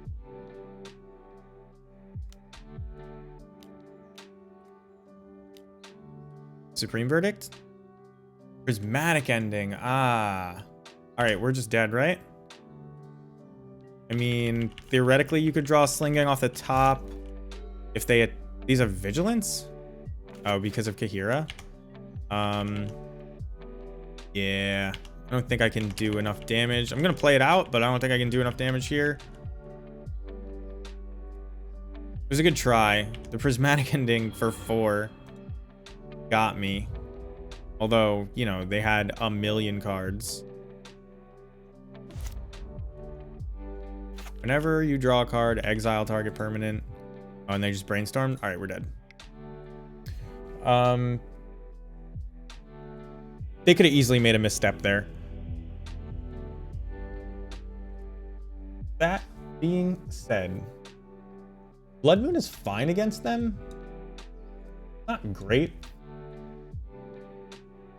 I'm willing to bring in 2 because I think some of my other cards are probably bad, but failing to see the ones that are bad because I kind of just want to put pressure on them and then draw a bunch of cards.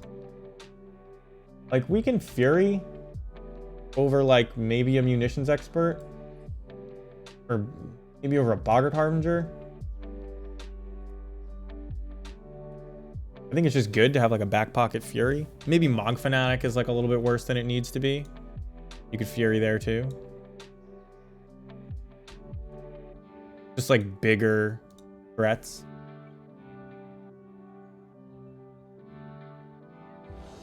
At very little sacrifice to the way our deck functions. Yes, we'd like to play first, and yes, we'd like to play a little bit faster. Because we have to win 2. But we win fast. We can win faster games. They kind of can't. So if I play fast, it may put them in time pressure, and then we might see a lot of mistakes come out. I'm going to keep this. Not fantastic, but I don't want to mulligan. We have a Munitions Expert for Teferi. We can pitch Fury. We just keep drawing lands. We can hard cast Fury. Kiki Jiki's good. Like this is the hand that makes both lands and spells good. I guess that's the summary. And we have some powerful things going on. We don't have a Cavern of Souls. That's a thing. But well, it's too late now. Maybe I should have mulliganed, but again, I'm kind of playing up the time pressure angle a little bit here. Definitely weren't a bad player. Like a bad player may have even forgotten that they could do that at instant speed last turn. Stop. Upkeep.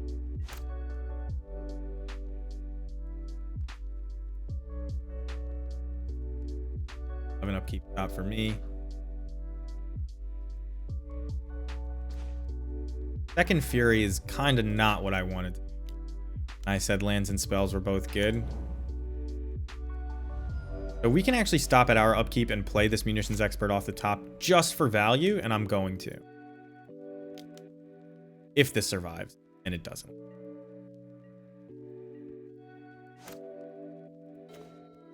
So we can flash this in just to start pinging them for 1.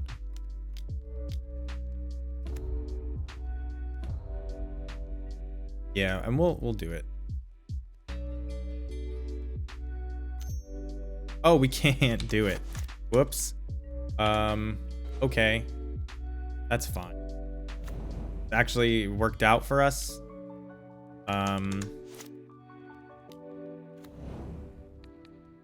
Hit this Teferi for a little bit, put some goblins in play, pass the turn. We could muscle out a Fury next turn. They tap out, we would do that. They don't tap out. I'm gonna hit the Teferi for 2.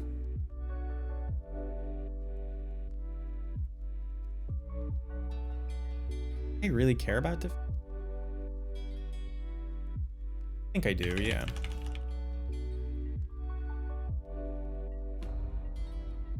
They haven't gotten anything from this? They haven't drawn a card, right? Yeah. So let's just... Second time I did that.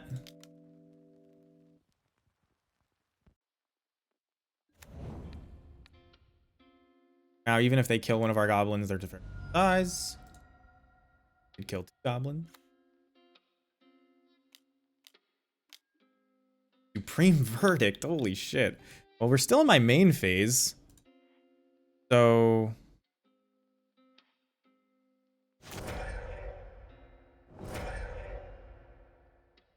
we have 4 mana?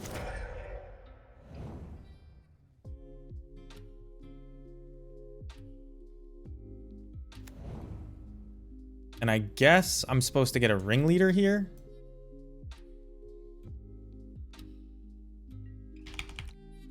Even if I don't have the land, I think I get the ringleader. Does allow me to pitch this Iki-Jiki without caring as much. To kill maybe a Jace or something that they play.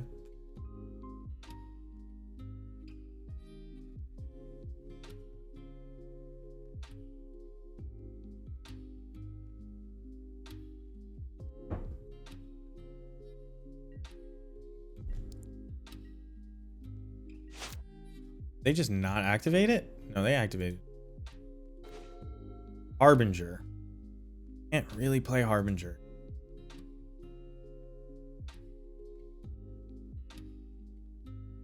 Guess I'm going to. Just like not be able to cast this ringleader. Maybe they counter Harbinger. That's a good exchange for us.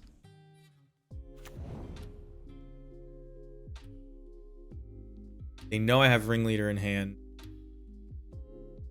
I suppose I get another expert. Probably not correct.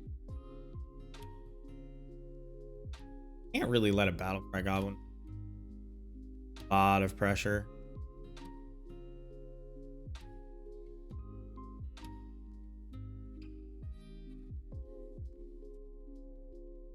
Let's get...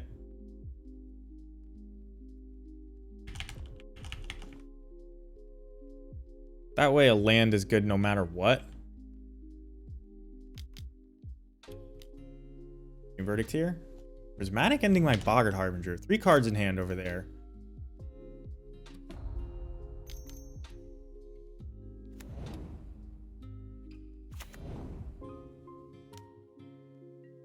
They have not drawn anything off this Teferi. This is almost certainly counterspell.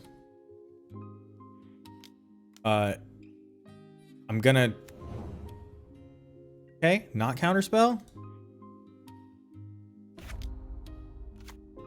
I mean, them just making land drops is really good for them. Like, we are slowly falling behind here. It's prismatic ending. Okay. Do I pitch? No, the Teferi's not doing anything except letting them play their removal at instant speed, which doesn't do a lot, because I haven't been playing anything good. So...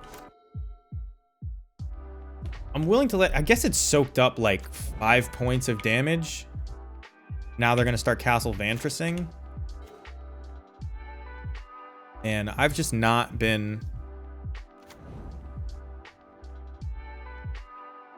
I'm doing this because I shouldn't have showed them the Aether Vial first, which is a mistake on my part.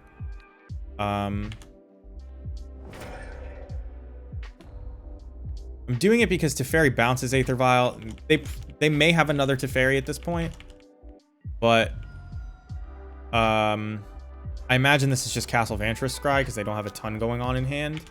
And now a Cavern of Souls is fantastic. This vial slowly ticks up. We have a Fury to remove things that are like really problematic, like a Jace or something. But obviously I don't want to use this Goblin Ringleader on fuck, man. I was hoping that it wasn't actually a Jace.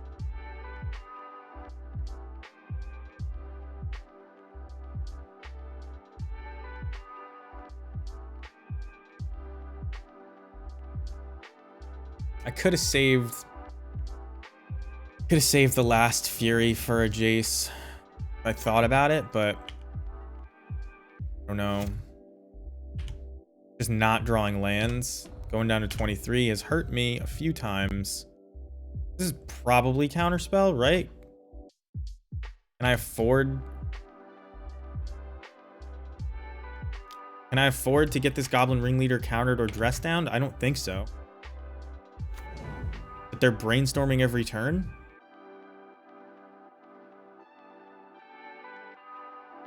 I think I need to wait until I can force them to counter something.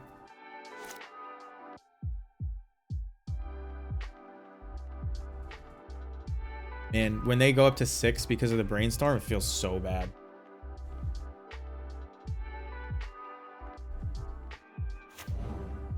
I kind of just have to present a complicated enough game that they take time on their clock, right?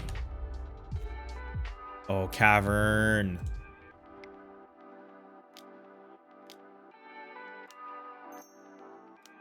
Cavern was good.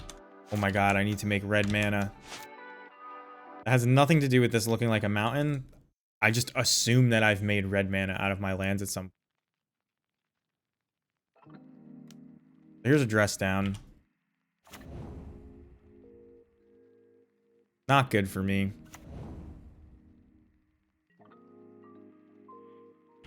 If they Solitude here, it can just block. Look.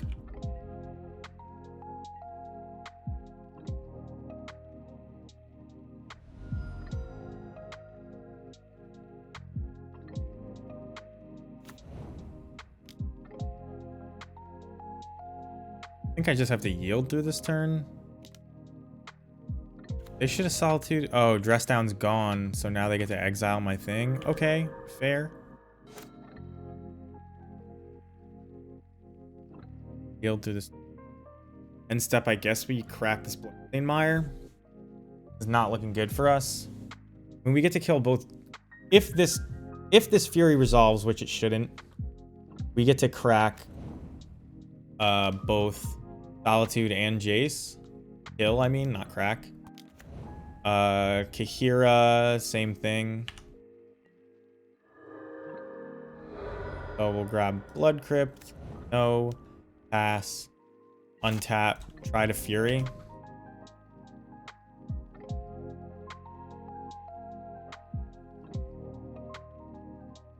Big pause here. Clifford. The big red pause.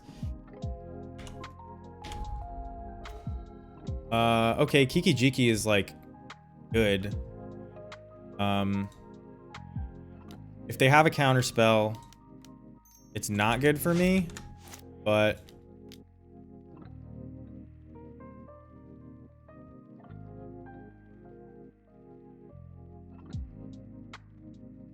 this is the last spot their counterspell would be good anyway, because I have a Cavern and I'm kind of handing it to them.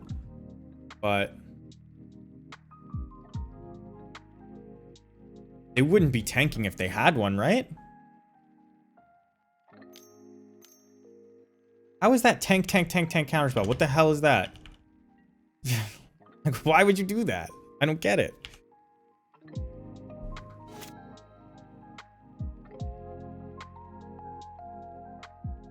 We're gonna Kiki Jiki and start to like draw some cards, but never mind. They're gonna bounce our Aether Vial. Maybe dead before these 5 minutes are up.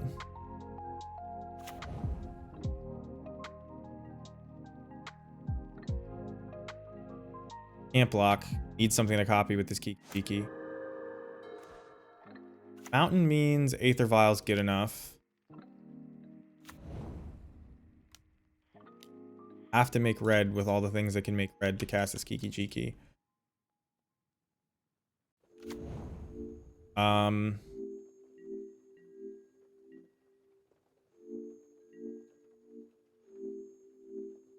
At their upkeep, I guess I make my copy. I can do it at my own end step. Nah, I should do it at their upkeep.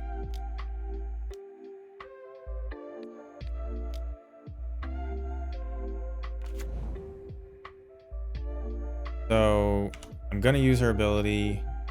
Gonna grab. I get Munitions Expert. I think I just need to be able to play like a bunch of goblins. By the way, they're still playing really well under the time pressure. That was the exact right moment to do it. Main instead of the end. Bounce my shit. They hit me for set. Oh, I didn't even see Hall of Storm Giants. They got me. Damn. Yeah, can't win them all. All right, we're 3-3. We're hoping to go 4-3. You can't really make top 8 in a tournament this large with 4-3, but we're gonna play the last round. Been a good day. We were in contention until now. I think we get our money back. Be 4-3 as well. If we don't lose half of it. But I don't think that, in fact, I know that blue-white control is not a terrible matchup, but it's a fair one. And we probably played a little bit sloppy, although I don't know. No, sometimes things just don't line up right, but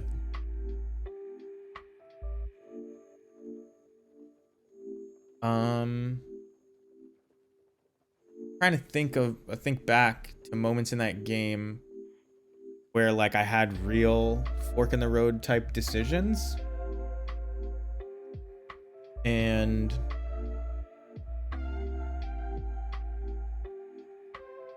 I don't know. Like pressuring that to Fairy may have been silly. Maybe the keep was silly. Not sure. Like, we ran out of ringleaders. Maybe I waited too long to go for it, but they had 5 cards in hand. It just wasn't getting any better though, so like you could go for it. I waited for them to make a move, hoping that maybe they made a move that prevented the other cards in their hand from doing something, right? Like that was the idea. But with Teferi the Fun Raveler in play, you can kind of do whatever you want. Like that prismatic ending doesn't get us. They don't have very active.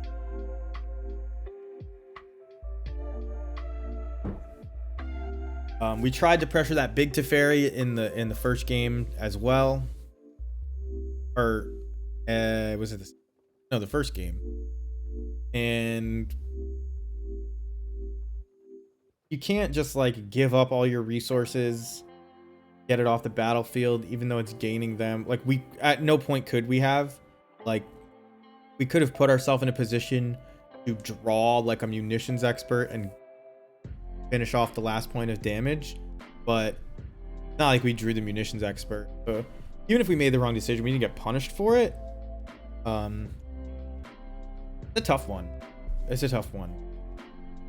Because like that is a good matchup. We draw a lot of cards. They're uncounterable. We just got to get out on the field early. With some pressure. Right? But not knowing what build of blue-white controller on, not knowing, you know, if they're playing Chalice or not.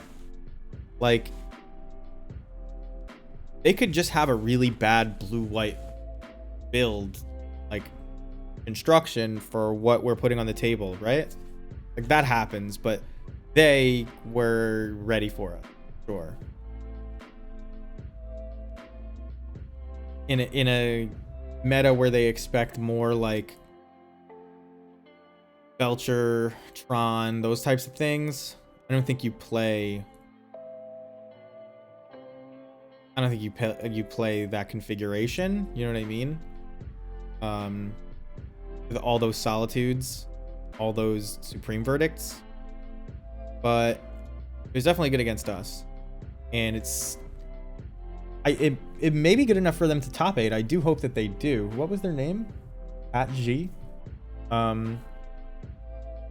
They're still live. They're at 4-2, hopefully going to 5-2. It always feels good when the person you lost to gets there. But there's gonna be a whole bunch of 5-2s. There's a whole bunch of 6-0s that are gonna come out of this. 1, 2, 3, 4, 5, 6, 7, 8, 9, 10. So there's gonna be, oh wait, there may just be only one 5-2 will make it.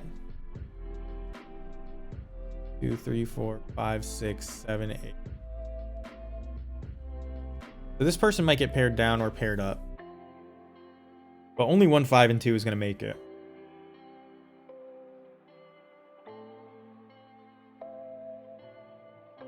So somebody's going to be 8th on breakers, which is better than the proverbial 9th on breakers.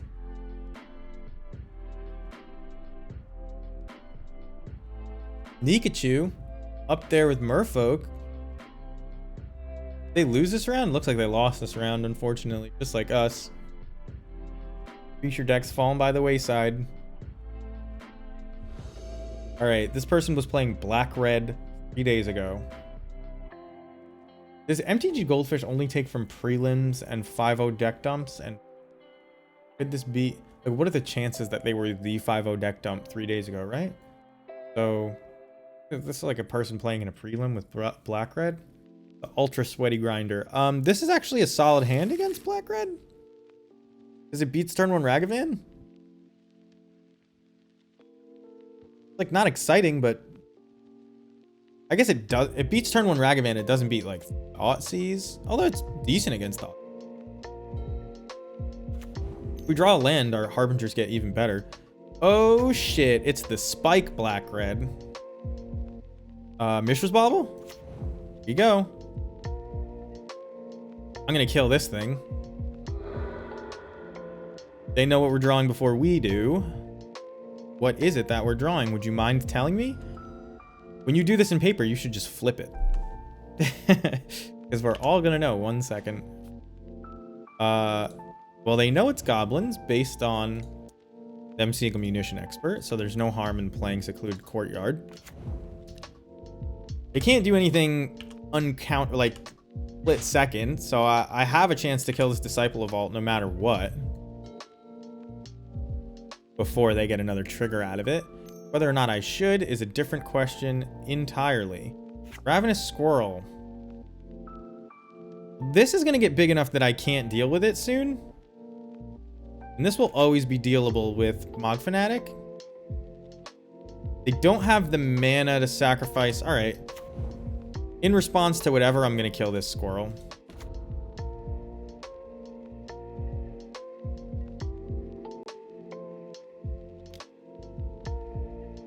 We'll block. We'll sack. We'll untap. We'll kill Disciple. I think we're fine against these Luris artifact piles, but I've never played against them, so I don't know. But they have a lot of little creatures. I don't actually know if they're playing... I assume they're playing Shadow Spear. It's like probably one of the best cards in their deck. Shadow Spear is good against us. So you better believe I'm bringing in all my artifact hate. For just that card. They have Galvanic Blasts and Shrapnel Blasts. So they deal a lot of burn damage. Without an Oni Cult Anvil, they don't gain any life. We may be able to just pressure their life total depending on what they have here. Although Shadow Spear gains them life. This is a cool deck to see 6 rounds.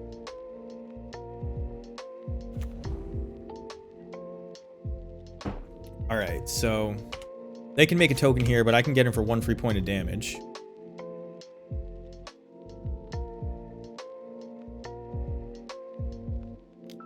Do I get Sling Gang Lieutenant?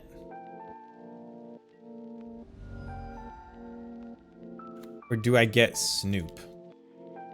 I get Snoop. They are forced to point their removal at my creatures, but I have 2 Boggart Harbingers here. Like,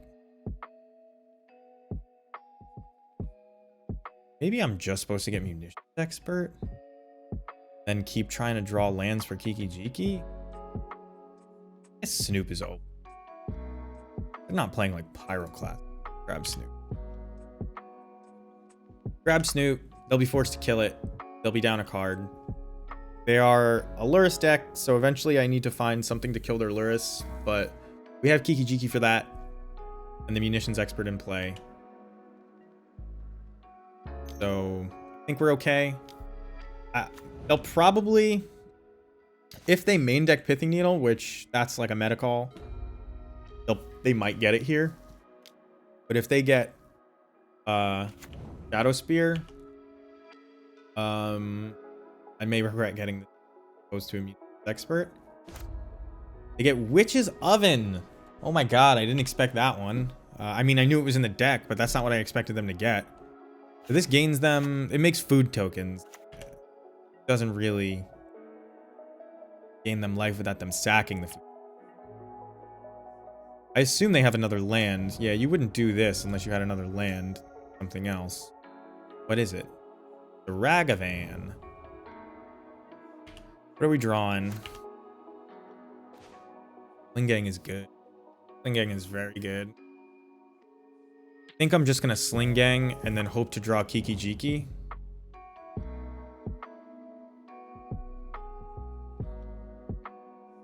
Like, we haven't seen any removal yet. I would be shocked if they don't point removal at this Sling Gang. Just makes a bunch of blockers. Slowly gains us life. They know I have a Snoop. This makes like lands a good draw. Makes not lands a good draw. Makes removal fine, because then we pick a Snoop, hopefully. Synthesizer. Not a creature. Can't. Oh man. Perfect creature. Perfect creature for them to get. Alright. So we have to finish this game out pretty quick. And that means playing a Snoop.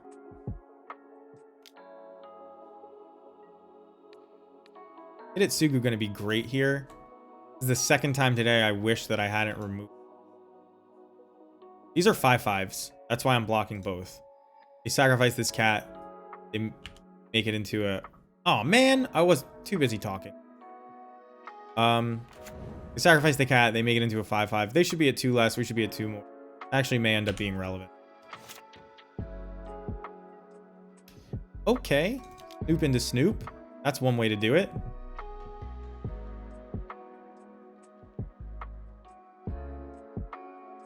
I think I'm playing both Snoops here regardless of what's on top.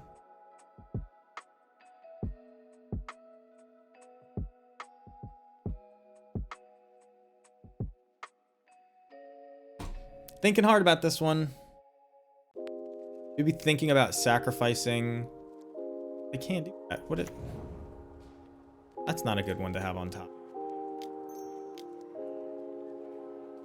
So we're just praying that one of our Snoops survives the turn. They only have 2 cards in hand. And, you know,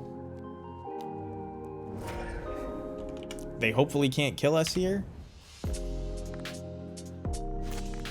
They're just working on making their constructs bigger.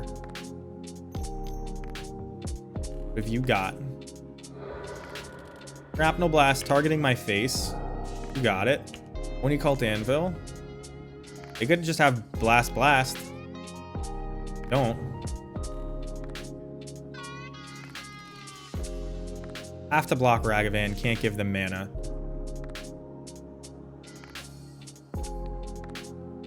Did they already play their land? I cast Conspicuous Snoop. They cast Shrapnel Blast. Triggered ability. No, they haven't played their land yet. So I do need to play around a Galvanic Blast. I don't need to sack these. I'm gonna leave the matron to kill the rag.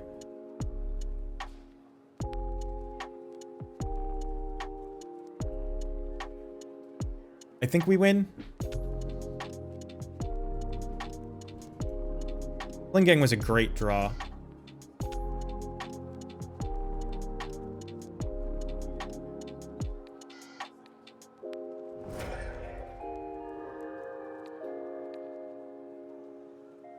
Where they play crash through and show me the tech. I'll trade with Ragavan.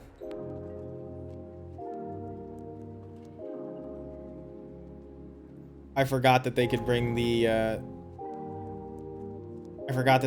cat back, so I'm even more glad that I blocked everybody, because I would have been doing math on incorrect assumptions.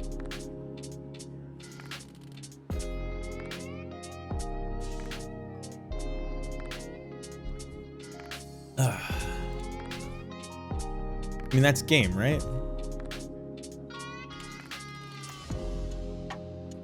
I think they're just confirming that it's game. They don't know that I have the Harbinger in my hand. I respect playing it out. Aether Vial, just always staying on top. They should just concede here. Okay. Going to sideboard. Engineered Explosives. Hidetsugu consumes all. Raider Maker... not that good, is it? Leyline is actually pretty good. Leyline shuts off Disciple. It shuts off Cat Oven. I think it shuts off Oni Cult Anvil.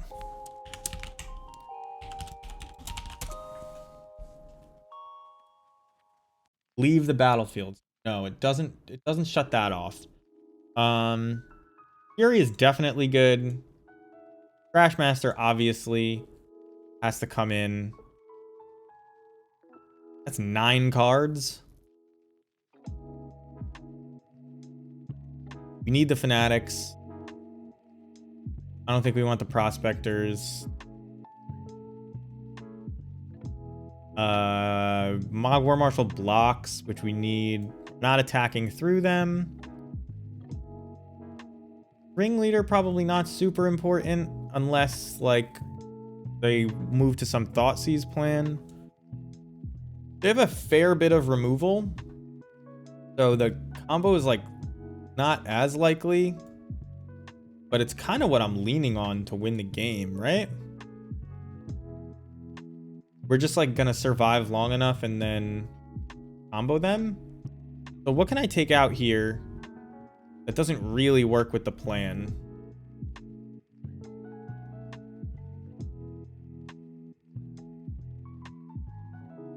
Shave a munitions expert. We need to block. So Mog War Marshals are staying in. It could be these Furies are just not good enough because their constructs get too big and the things we're killing with them are just gonna come back. Like, it's maybe just too much of a good thing, this Fury. I think we'll go like this. And the reason I'm leaving Crater Maker out is because, yes, they have Shadow Spear, but a lot of their artifacts are colored. Maybe I should have left it in. But no, they have so many copies of their artifacts. Oh, we keep this. This is a snap keep. I mean, if you're gonna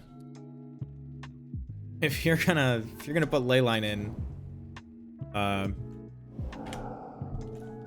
you're gonna put Engineered Explosives in, gotta keep this one.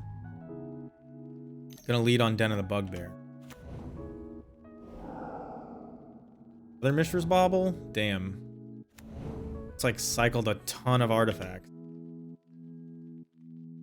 But they can't get any of this back with Luris, which is good. They have no way to remove a Leyline. We have 1,000 blockers, and we have double Vial. Well, don't want to Engineered Explosives on one, that's for sure. But that's all we can do it for right now. 1 or 0.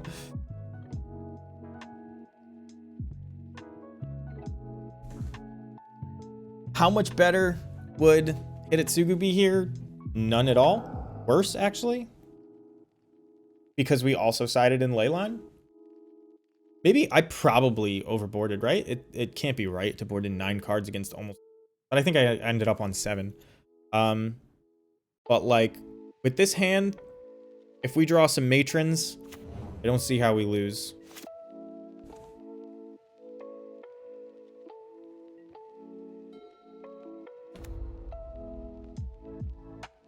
Does this grab Saga? It does kill all the Saga tokens. Oh man, I may have to Engineered Explosives on 1. With these 2 Witches Ovens in play. I actually think I... Well, so... I guess I wait to see what they get off Saga. But I definitely can't play this Vial out. I still want to draw lands, so I'm going to play the Secluded Courtyard. Like, if this becomes a cat... Oh, well, I guess it can't become a cat oven game. I really don't care about these Witches Ovens, do I? They're just there to make the construct tokens bigger. So we wait for them to make all their constructs, and then we just wipe them? Sounds good to me. We keep our Aether Vials. Then they know... Well, they don't know that I have Engineer Explosives. That's a pretty solid draw. Should I play Vial this turn? Since I'm not going to put it on 1? Because I don't care about this. I think I do.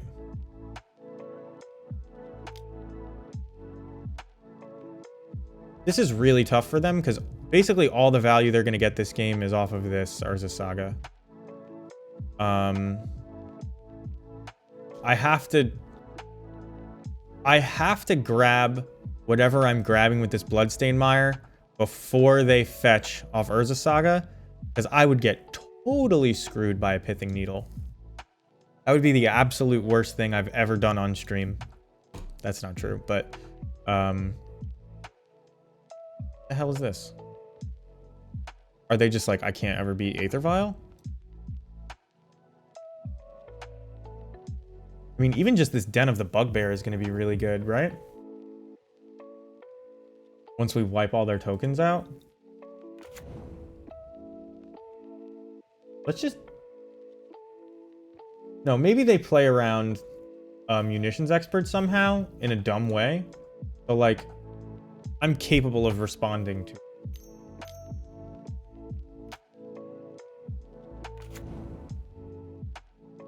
Actually, there's no way they could play around Munitions Expert. Well... There's no way they could play around Munitions Expert. I could get Blood Crypt and save all the life that I want to save.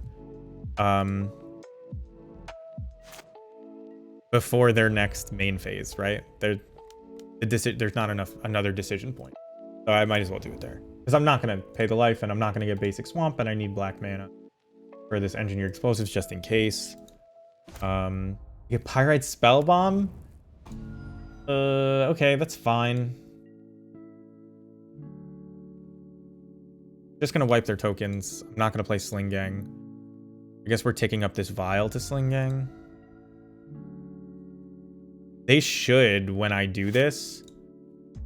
Oh no, I guess it doesn't make a difference. I was gonna say they should sack these to make food, but then the food tokens just get destroyed.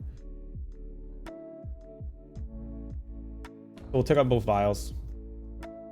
We do have to draw something. Like, the Sling Gangs will buy us a lot of time, but... do have to draw something. Harbinger is not the worst. Since we have a Vial on 3 right now.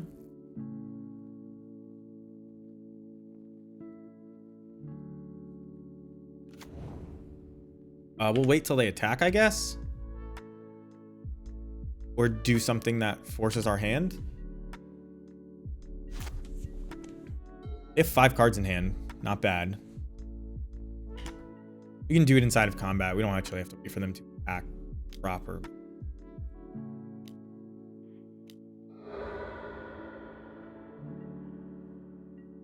This card costs no mana to play, and yet it survives. Closes for 0. What kid? But now they can like sack these to make 1/1s. Bad. They also drain us for 1 at a time, right?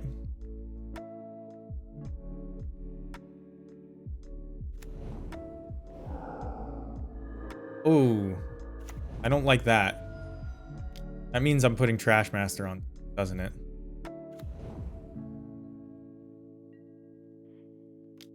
It's gonna be a pretty good Trash Master. Actually, with the trigger on the stack, I'm gonna fetch here.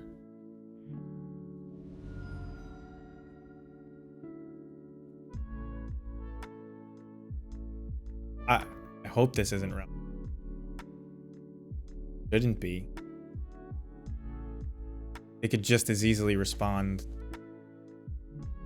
I guess I can't kill this right now, but I don't know. Maybe they're thinking about Pyrite spellbombing this right now.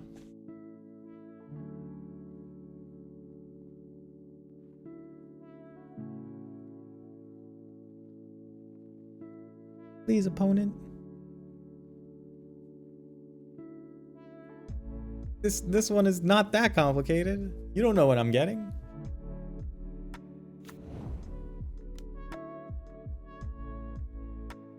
H Cook 725. Trash Master coming. Where are you?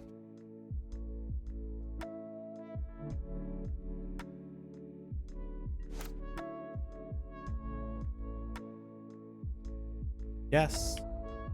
Yes. We can attack with this Harbinger.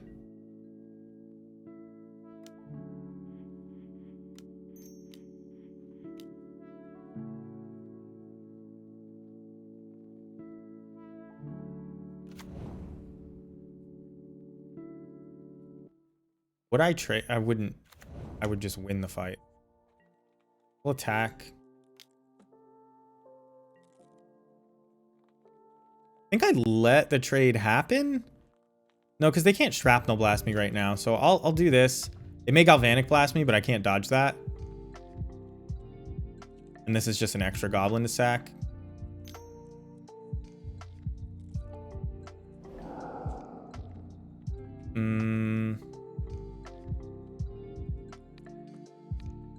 Okay.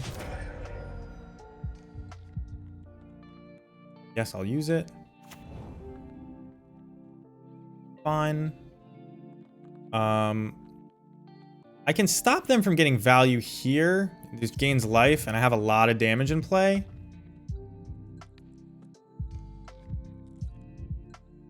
I think that's fine. And then if they try to equip Shadow Spear, I can kill it, but I don't want to have to.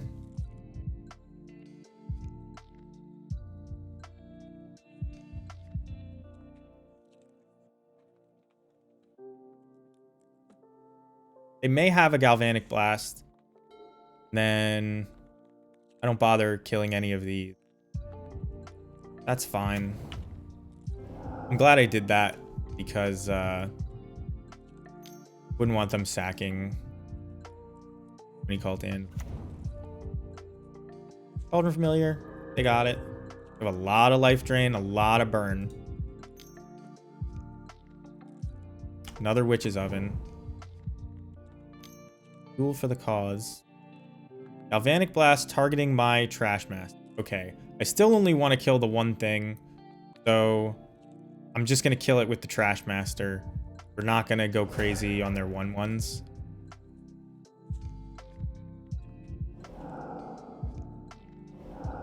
And now we have to like kind of draw some good stuff. I'll get rid of this before they get a Disciple of the Vault into play. It's worth more damage. They may have cut Disciples. I don't know. But Iki-Jikis are good draws. I don't know why I didn't tick up on that 2 Vial. I should have. Not relevant here. Pass the turn. I may thin, but it puts us dead to 2 Shrapnel Blasts. I don't like. We're not really dead.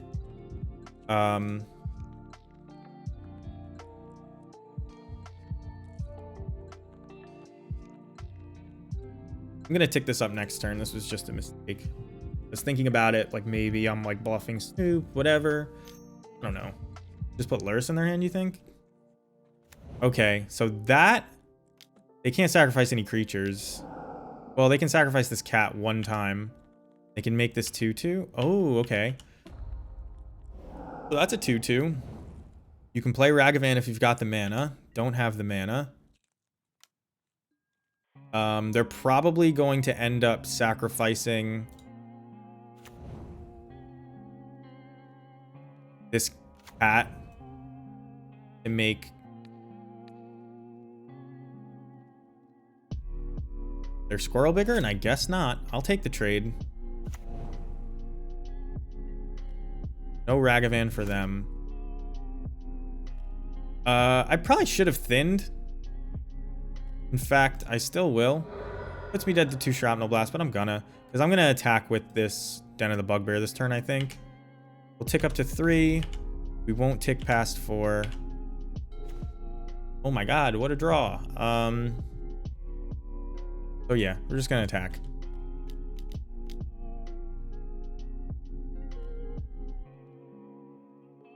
They can trade. Fine. They can also eat this.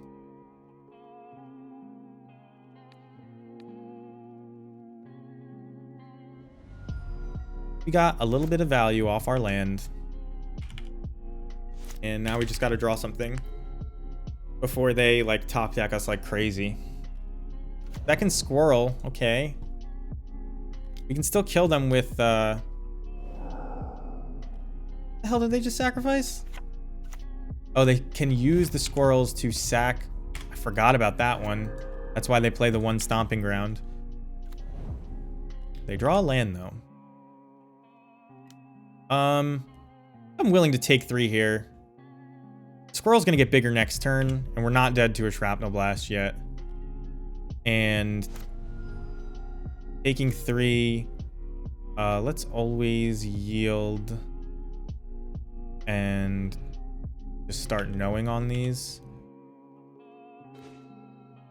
Well, one of the reasons you don't like putting ley lines in your deck, isn't it? We got no attacks, nothing to violin. But a lot of live draws, as they're going to draw 2 cards a turn for a minute.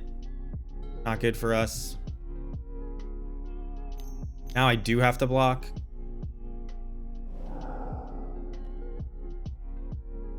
One of them. Go to 9 here.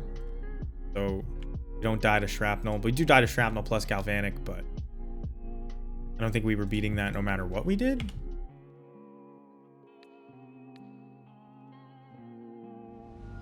I just need like matrons, ringleaders, Mog War Marshals. Got this game. Ragavan is fine. So we want a yes to just the first one.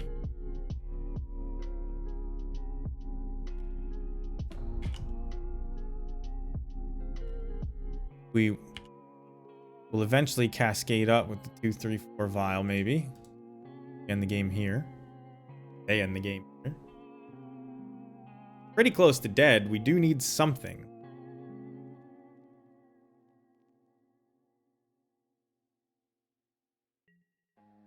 Jiki Jiki. Oh no, because I didn't tick it up. I only have 4 mana. Oh, fuck. This is a huge misstep by me. We may lose the game because of this.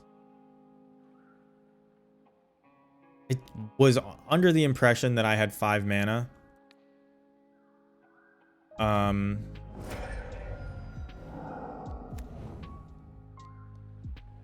So now I have to block this. I take 5. They get a token. Actually, I take 6. I'm dead to absolutely anything. Disciple does it, doesn't it? I think that does it because I messed up. Had I not messed up, we would be alive. But now I take 6. No, I'm alive by 1. I don't know what I can draw at this point, but...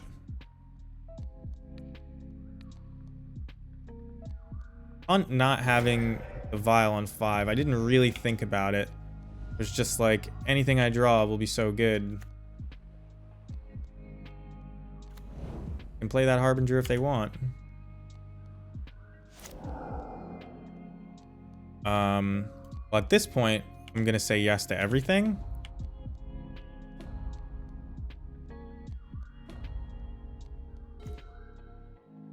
Right, lose.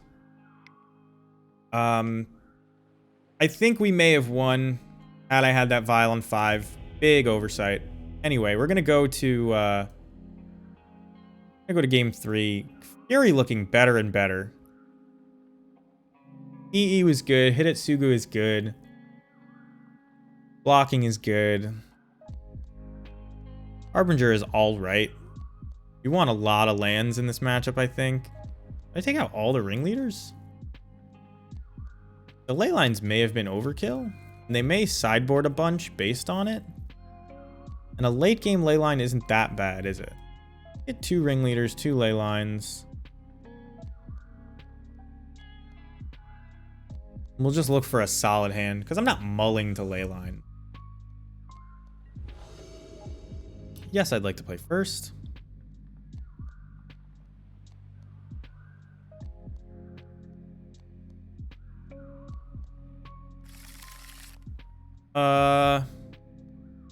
This is awkward because of the Aether Vial and the Hidetsugu, even though the Hidetsugu is very good against them. And the Kiki-Jiki will mulligan. This is a snap keep? Maybe not. It's got Leyline and a Fury and combo potential, but it's got 1 land. Can't really keep a 1-lander. I think they put on too much pressure for me to keep a 1-lander. Especially one that doesn't cast Snoop. When I said snap keep, I meant definite mull. I guess we keep this. We'll put back 2 Kikis. We have blockers and a ley line. Could be worse. Could be worse. Falling to 5 is not good. They kept 7. Ugh. I mean, we shut off their main value engine of Luris. I say main, I mean the one that they will always have no matter what.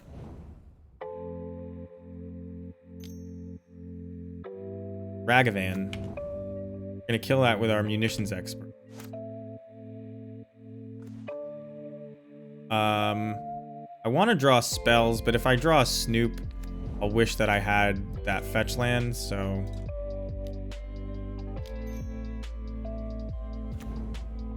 Not gonna come up this game. I suppose it almost did. Can't pay echo costs with this.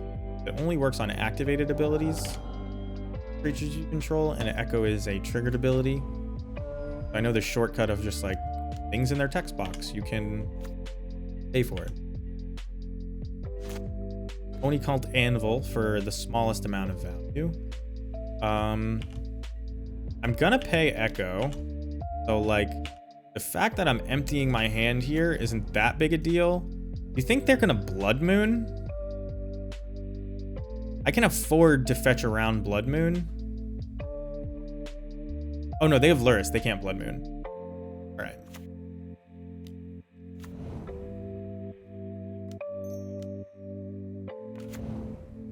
So we just have a lot of pressure, but it's all 1/1s. And they have Oni Cult Anvil. And like, they're gonna make some free 1/1s. So we're probably just blocking forever. Unless they have nothing.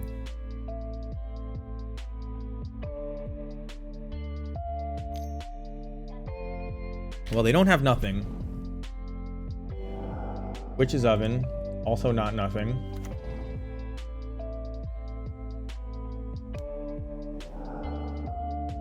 Wow, they're looking for something other than Witch's Oven? Find Blood Crypt, but they already played their land. That was a mistake. They failed to find a land on the first one and then played the fetch land out.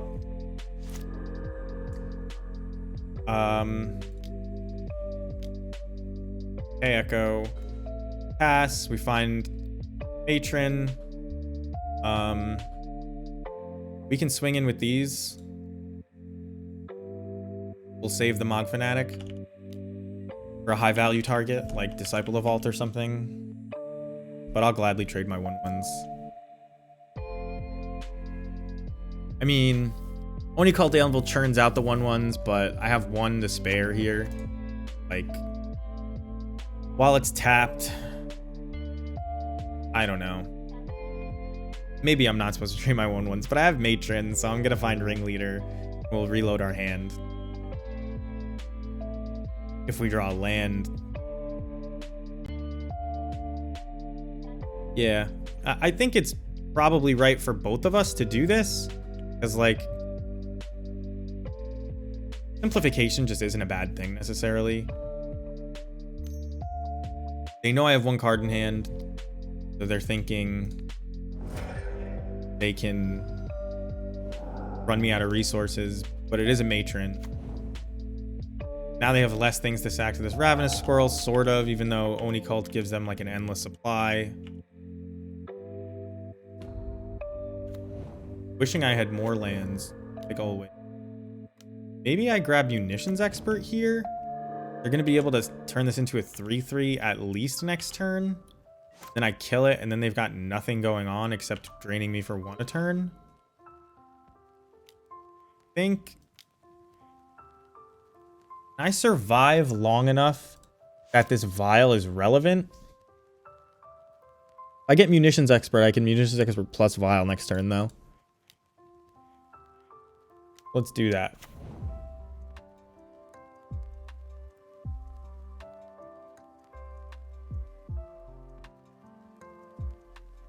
We're kind of like, we're trying to dodge a sacrificable artifact.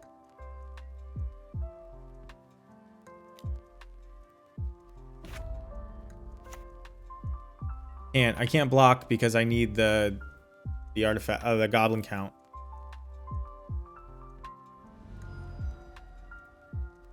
Oh, I forgot to update my record. Whoops. Well, do it now. Take my record out of the title. How's that? Forgot I put my record in my title. Guys could have warned me.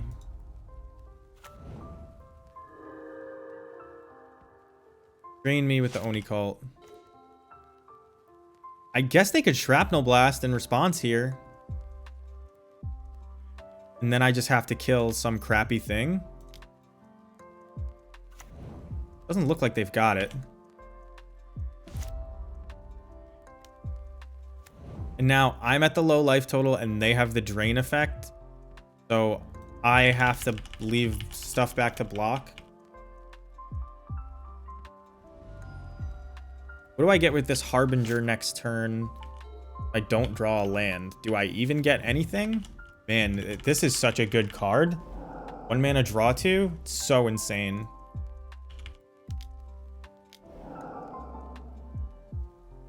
This deck just auto loses the Stony Silence. Like, never in a million years does it beat Stony Silence. You have to kill that now. Maybe Leyline is just bad against them too?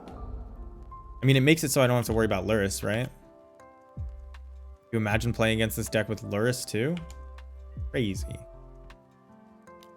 I mean, I have to block. This whenever...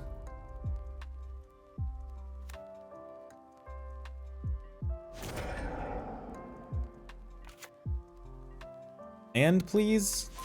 Maybe not land. I don't want land, actually. Matron? I don't know. I don't even know what the hell I want. That was not what I wanted. 5 damage every turn? So much pressure.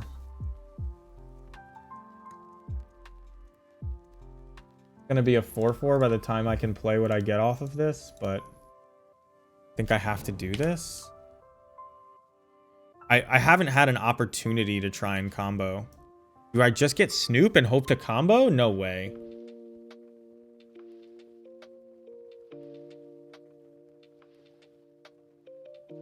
Trashlick Mons is okay, actually. But if it's gonna be like all I play next turn,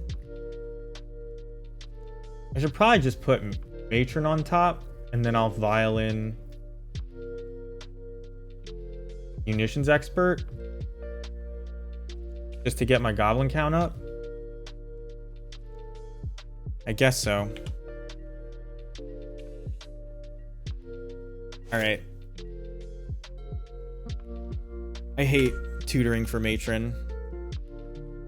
Well, there goes that guy. We're dead to a Shrapnel Blast. But can I win if I do?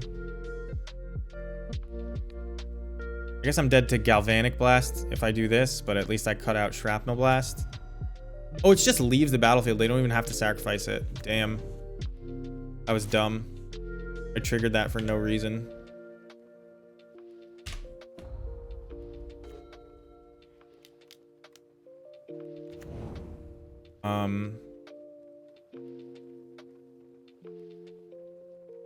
I get Munitions Expert.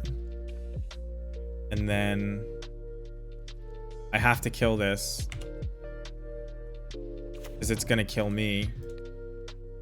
Then I have to double block Luris. Take 3. I mean, I needed a 4th land so I could play Ringleader at some point this game. It feels like a few times today cutting back on lands has kind of cost me. Or I've been just like, oh, I'm not supposed to block this. I'm just talking. Oh well. I don't think we're winning this game anyway. But that was dumb. I did the same dumb thing again. Don't know what's on top. Something good. Really needed that 4th land this whole time. That's game. Alright. We are knocked out. Completely. That's the last round. They're good games, though. I like playing against this deck. It's at least interesting and fun. There's only one match left, so I'll wait to see what prize I get. If I get top 32, which I don't think I can, right? I can't, no. I was 46th and then lost. I may not even get my entry fee back because I just lost 3 and 4. Whoops.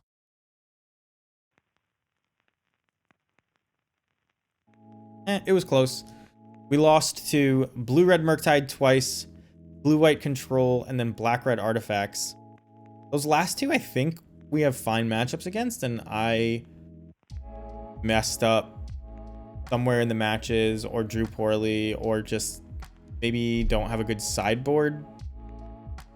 I'm not sure how much sideboard matters for Black-Red Artifacts or Blue-White Control, though. Definitely don't have a great sideboard for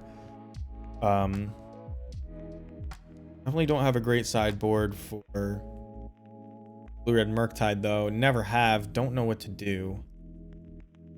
Playline is just bad. Let's sort this by record. It's sorted by rank, I guess, but some people's record is updated, right? Only Lands is on the 7-0. A lot of people try to take that slogan. No, what's his name? Oh, I can't remember his name. The vape guy who Ham almost got in a online fight with. Can't remember it. When I say dumb, silly. Don't remember it. This actually might go on for 10 minutes. Let's do like a debrief, I guess. List up. Couple times I found myself wishing I had more Hidetsugus. Couple times I got killed by a bunch of artifacts.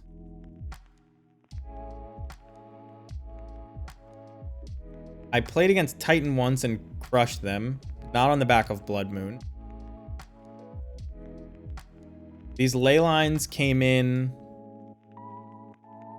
and were good against Living End, and that's it.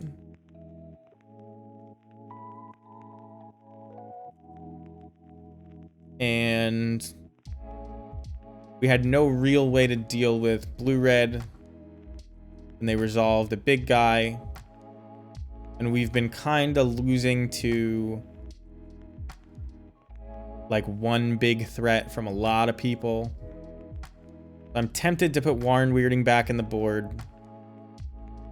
EE was okay. Might have won us that game against Black Red. I think we still lost. Didn't have enough pressure behind it. We didn't try to combo. Could have. Really, it's a brand new matchup. I don't get to figure out what's important. The Void Mirrors may not be necessary if we're playing ley lines, and we can lean on Blood Moon and ley line for Living End, and then just hope you don't hit rhinos, because like, what are you really doing against rhinos anyway? So if I was going to replace these knee jerk, like without really thinking about it, I add these and then reassess where I'm at. It's like, we didn't play against 4-color blink at all, which is what we came ready for. Tried to. We are losing to... Man, I took out this morning, I took out a Chain Whirler or a Crater Maker. And Chain Whirler would have just been so good. So, like, maybe we don't want the 4th Blood Moon. Chain Whirler, but, like, Chain Whirler plus Fury plus hit. It's, like, overkill for those 1-1 matchups. And Chain Whirler, even good. It's a 6-mana play. Like, you'll always find it, but... And it attacks pretty good. It would attack into that board pretty good. I don't know. I think we want more lock pieces. Is it time to bring back Chalice?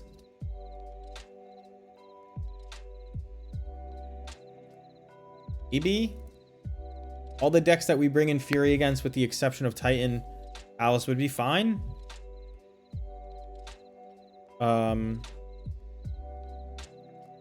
Meaning blue-red. All these little 1-1 decks. Maybe we just do want Chalice? Chalice stops a lot of removal. Doesn't stop Prismatic Ending. Isn't there a spell that punishes people for playing X spells? Chalice also does a good Void Mirror impression. And we stopped playing it against the Fury decks, right? I have like 4 different Chalices.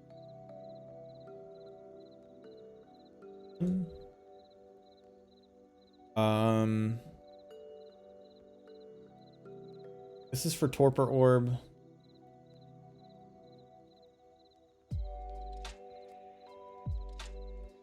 We would have to cut 3 sideboard cards if we wanted this many Chalices.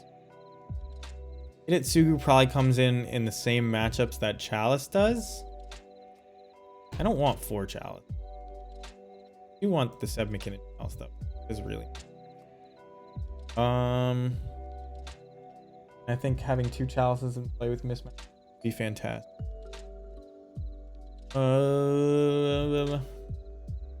We just have to cut these Hidetsugus for engineered. But the Hidetsugus are so good.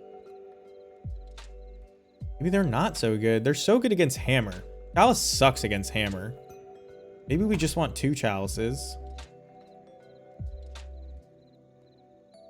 And we cut these Furies. And we play Chain Whirler. So that at least in those crazy matchups with a bunch of 1-1s. Crater Maker is pretty bad.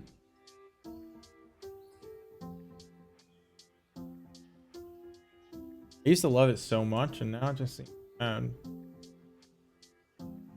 How do you stop that deck from drawing cards?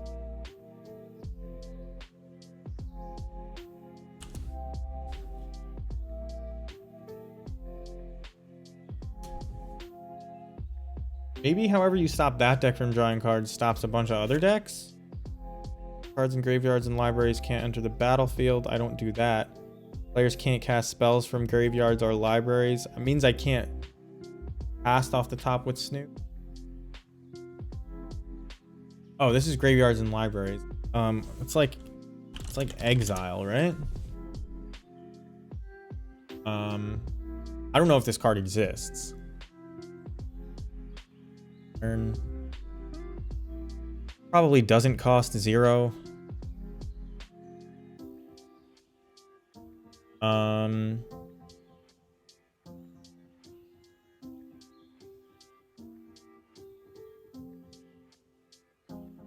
Like what do you do?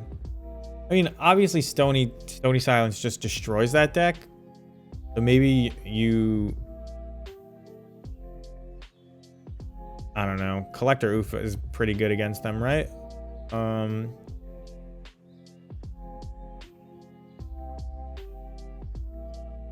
Like there's nothing that's like you can't cast spells from exile. Whenever a player exiles a spell from their hand. Whenever casts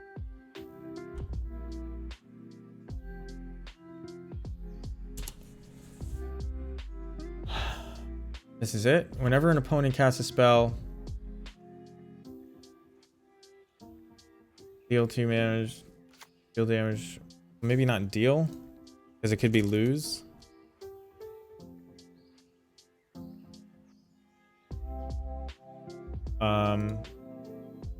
Whenever a player casts a black spell, no. Mog Sentry. Whenever opponent casts a spell, no. That's the Goblin version of cards. Whenever a player casts a red spell, you can play 1. Can't block.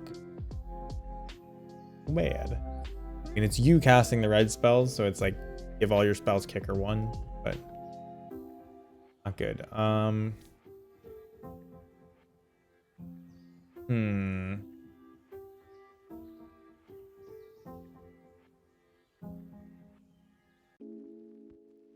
First of all, I should not be showing versions separately while I search. It does let you like slowly process, but what? Oh, this showed me the bottom now. I was like, how did there come only 8 spells and they're all huge? Ash Zealot is interesting. Not good. Humans should probably play that card. That deck cannot beat Eidolon of the Great Revel in 1,000 years.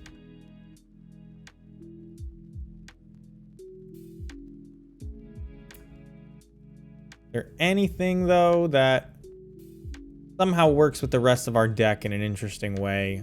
Either we can find it. Nothing. We just got beat. We went on a losing streak against decks with fine matchups. We may just be tired. I don't know. I may be making bad plays. But the we lost to blue-white control, which, like, you know, it's a good matchup. There's play. I don't doubt a good player will beat me most of the time because it's like, you know, fair. 50-50. Hard lineup, skill, that all matters. And then we lost to Spike's new black-red artifact Oni Cult Anvil, like super hyper face damage deck. We went to 3 games. It was close. It's like my first time playing against it. I've seen it played a bunch. I probably made a couple mistakes, but it draws so many cards, and like the only thing I think you can do is chalice it. So like I've heard Spike say it a million times, but I wasn't playing my Void Mirrors against any decks with the elementals in them anymore. Like, it just isn't coming up.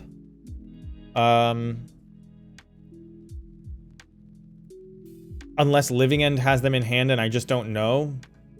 But we have Leyline of the Void for Living End. So I'm trying to make room for more chalices. And I'm thinking like Chalice and Hidetsugu are awkward together.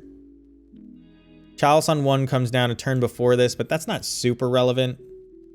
This is just good against Lurrus decks, and this is good against decks with lots of 1-cost spells, but they are the same decks usually, right? So it's tough. I think you just play them both. I don't think you care. I took out the Furies for a Chain Whirler and to make room for these Chalices, which may not be good. Maybe Crater Maker is supposed to be... I don't know, but I'm looking for, like, just ideas, right? Like some kind of tech against these decks, like 4-color and blue-red Murktide that are just ripping through their deck with cantrips, fixing their mana with them, filling their graveyard with them to ramp. And, like, it's got to be Chalice, right? Like, you just play Chalice against blue-red Murktide. You play Chalice against 4-color Blink. You fuck their mana up. And then Hidetsugu does the same thing. I don't know. But I'm kind of just waiting on the prizes. I'm pretty sure I got 64th. Wait, round 8. This the top 8? Oh, I got no prizes, that means? No, I'm in 51st place. So we have to wait for the top 8 to finish? All right. Well, we got 150 play points back out of 30. I'm going to open a pity chest that I just happen to have already. See if we can feel good about ourselves. I mean, I feel fine. But what did our record end up being? 3 and 4? Yeah, not great today. I mean, it was okay. We almost were as good as last week, which was a decent record. So whatever. Sealed product. Come on. Give me the stuff I have. 1 pity chest. Coming right up. I don't know. I'm going to try it like this soon. We'll see if they hit it. The Hidetsugus I want to be good. Maybe they aren't good. But they, like, destroy Hammer. It's like, do I need to destroy Hammer? Here comes a chest. Is this the card that we need to play? This is a black-red card. That doesn't look like it, but as an additional cost to cast this spell, you sacrifice any number of creatures, and it costs 2 less to cast for each creature sacrificed. Makes everybody sacrifice a creature, each opponent. Then we get a 3/6 red avatar token with haste, and whenever this creature attacks, it deals damage. So if I were to sack 3 creatures, this black-red card sucks. I almost played it in Pioneer, though. I actually... You want to know where I put it in Pioneer? Deck I just lost to. Oni Cult Shenanigans. I had it, like, in the maybe board. Probably better than Herald of Anguish, to be honest. Because it's a removal spell. Although this is, like, also a removal spell. The flies. Probably way better than this. Than that anyway. Meathook Massacre is too expensive, otherwise I'd try this one out. I shouldn't have added those missing cards. This was like 8 tickets other than Meathook Massacres, which are like 30 each.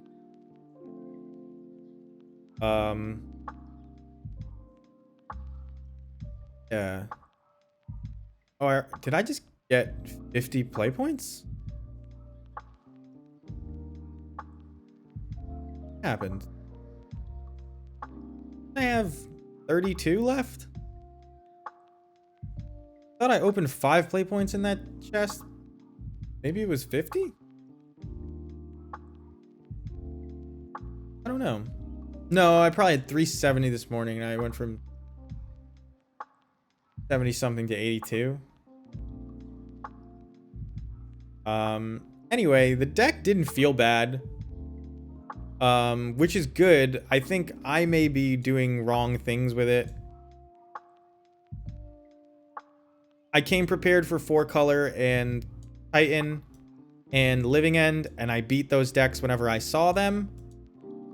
I lost to Murktide, and I lost to Control, which I literally have 0 sideboard cards for, because our main deck is usually fine against it.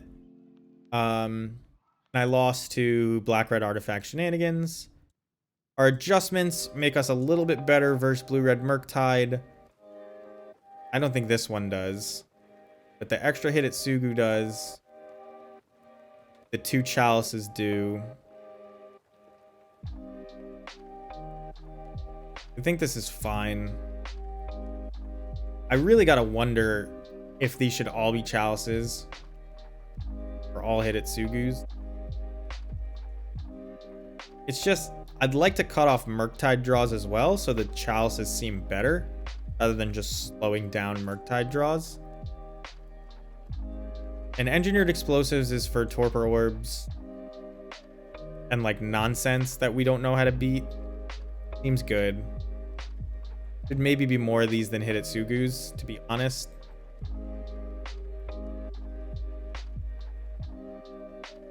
But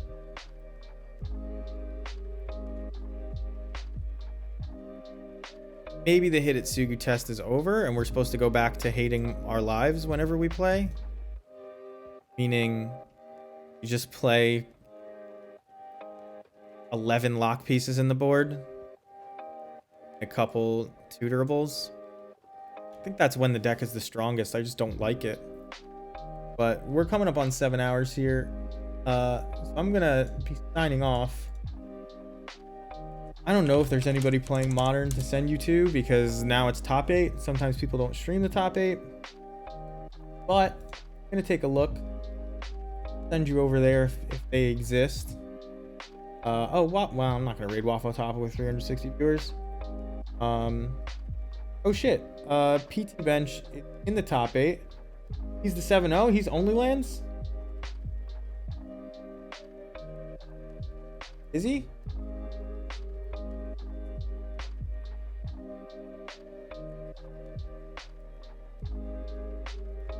I want to see his name. This isn't the guy who I was saying used the only land slogan.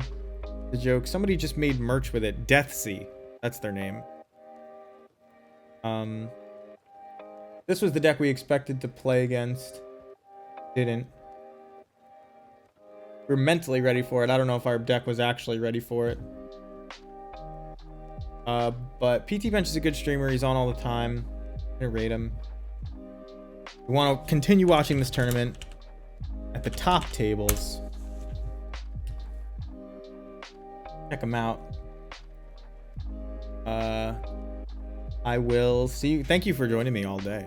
I'll see you guys next time. If you have comments and suggestions and tech ideas that aren't bringing Leyline versus blue-red, I want to hear them. Anyway, I'll see you guys next time. Have a good one.